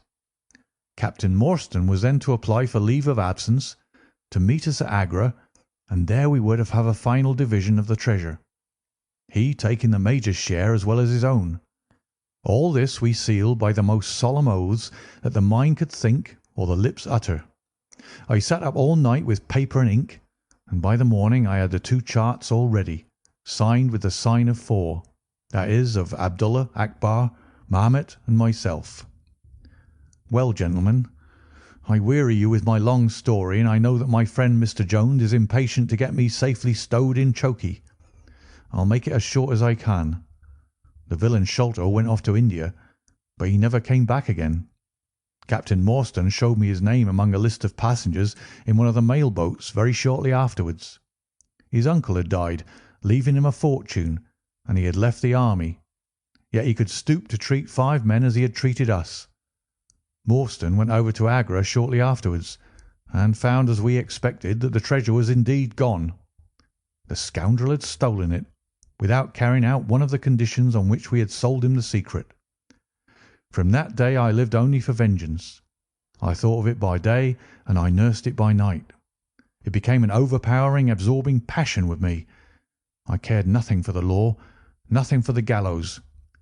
To escape, to track down Sholto, to have my hand upon his throat, that was my one thought. Even the Agra treasure had come to be a smaller thing in my mind than the slaying of Sholto. Well, I have set my mind on many things in this life, and never one which I did not carry out. But it was weary years before my time came. I have told you that I had picked up something of medicine. One day when Dr. Somerton was down with a fever, a little Andaman Islander was picked up by a convict gang in the woods. He was sick to death and had gone to a lonely place to die. I took him in hand, though he was as venomous as a young snake, and after a couple of months I got him all right and able to walk. He took a kind of fancy to me then, and would hardly go back to his woods, but was always hanging about my hut. I learned a little of his lingo from him, and this made him all the fonder of me. Tonga, for that was his name, was a fine boatman and owned a big roomy canoe of his own.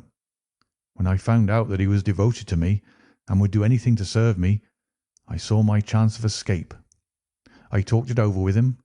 He was to bring his boat round on a certain night to an old wharf which was never guarded, and there he was to pick me up.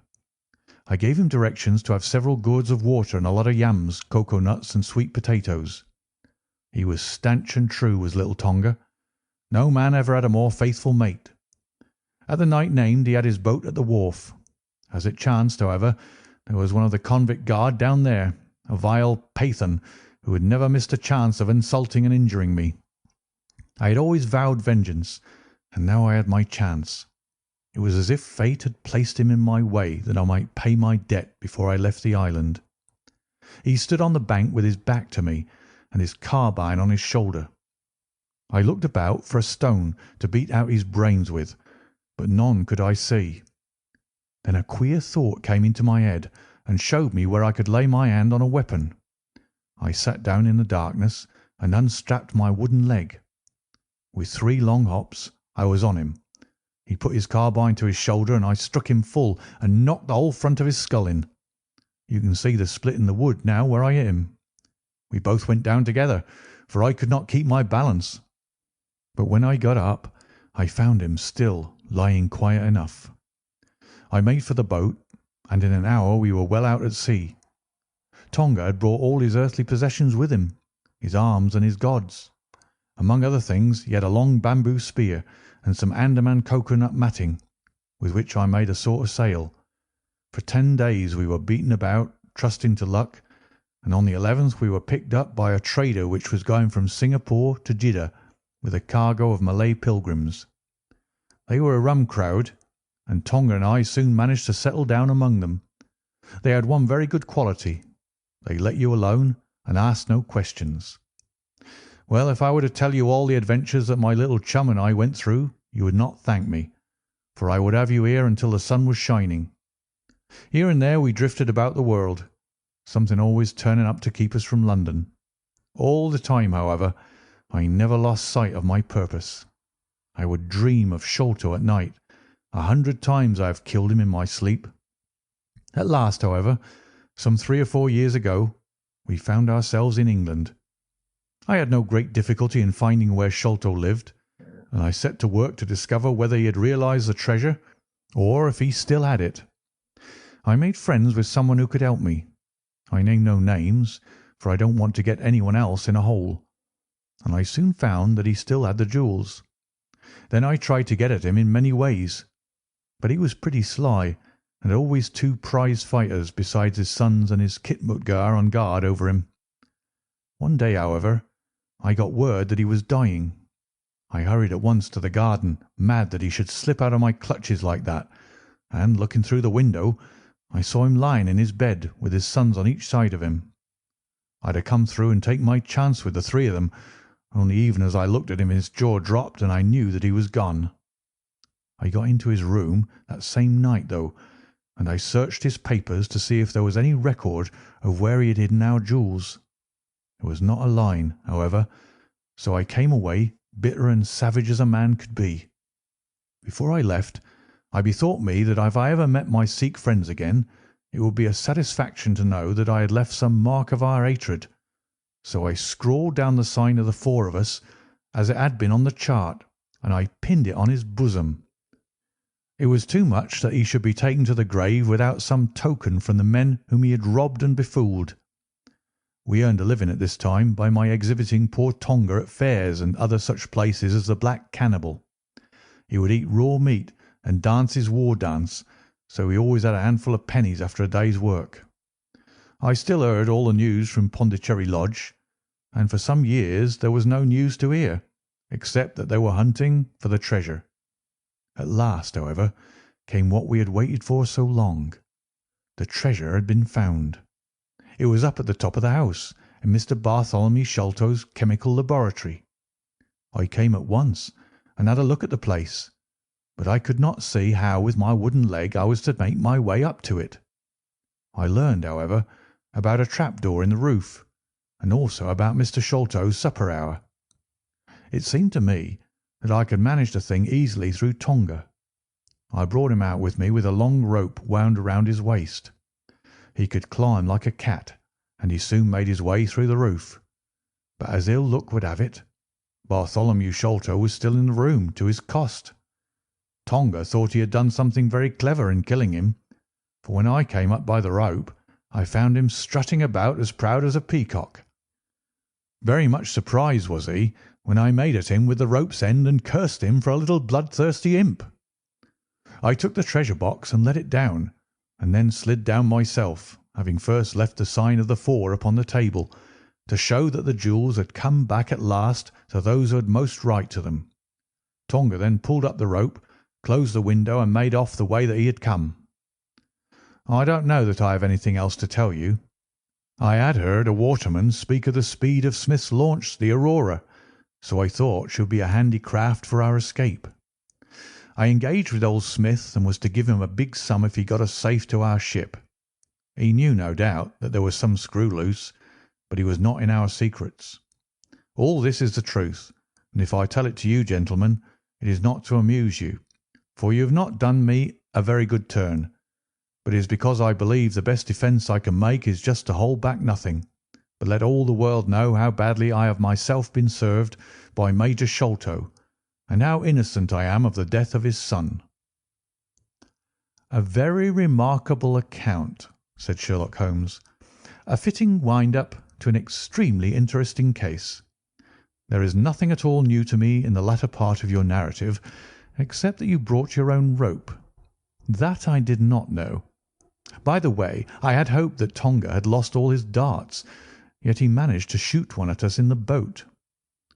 "He had lost them all, sir, except one which was in his blowpipe at the time." "Ah, of course," said Holmes. "I had not thought of that." "Is there any other point which you would like to ask about?" asked the convict affably. "I think not, thank you," my companion answered. "Well, Holmes," said Athelney Jones, "you are a man to be humoured, and we all know that you are a connoisseur of crime. But duty is duty, and I have gone rather far in doing what you and your friend asked me. I shall feel more at ease when we have our story-teller here safe under lock and key. The cab still waits, and there are 2 inspectors downstairs. I am much obliged to you both for your assistance. Of course, you will be wanted at the trial. Good night to you." "Good night, gentlemen both," said Jonathan Small. "You first, Small," remarked the wary Jones as they left the room. "I'll take particular care that you don't club me with your wooden leg, whatever you may have done to the gentleman at the Andaman Isles." "Well, and there's the end of our little drama," I remarked, after we had sat some time smoking in silence. "I fear that it may be the last investigation in which I shall have the chance of studying your methods. Miss Morstan has done me the honour to accept me as a husband in prospective." He gave me a most dismal groan. "I feared as much," said he. "I really cannot congratulate you." I was a little hurt. "Have you any reason to be dissatisfied with my choice?" I asked. "Not at all. I think she is one of the most charming young ladies I have ever met, and might have been most useful in such work as we have been doing. She had a decided genius that way. Witness the way in which she preserved that Agra plan from all the other papers of her father. But love is an emotional thing, and whatever is emotional is opposed to that true, cold reason which I place above all things. I should never marry myself, lest I bias my judgment." "I trust," said I, laughing, "that my judgment may survive the ordeal. But you look weary." "Yes, the reaction is already upon me. I shall be as limp as a rag for a week." "Strange," said I, "how terms of what in another man I should call laziness alternate with your fits of splendid energy and vigour." "Yes," he answered, There are in me the makings of a very fine loafer, and also of a pretty spry sort of fellow. I often think of those lines of old Goethe. Schade, dass die Natur nur einen Mensch aus dir schuf, denn zum würdigen Mann war und zum Schelmen der Stoff. By the way, apropos of this Norwood business, you see that they had, as I surmised, a confederate in the house, who could be none other than Lal Rao, the butler. So Jones actually has the undivided honour of having caught one fish in his great haul. The division seems rather unfair, I remarked. You have done all the work in this business. I get a wife out of it. Jones gets the credit. Pray, what remains for you? For me, said Sherlock Holmes, there still remains the cocaine bottle. And he stretched his long white hand up for it. End of chapter 12, and end of The Sign of the Four by Sir Arthur Conan Doyle.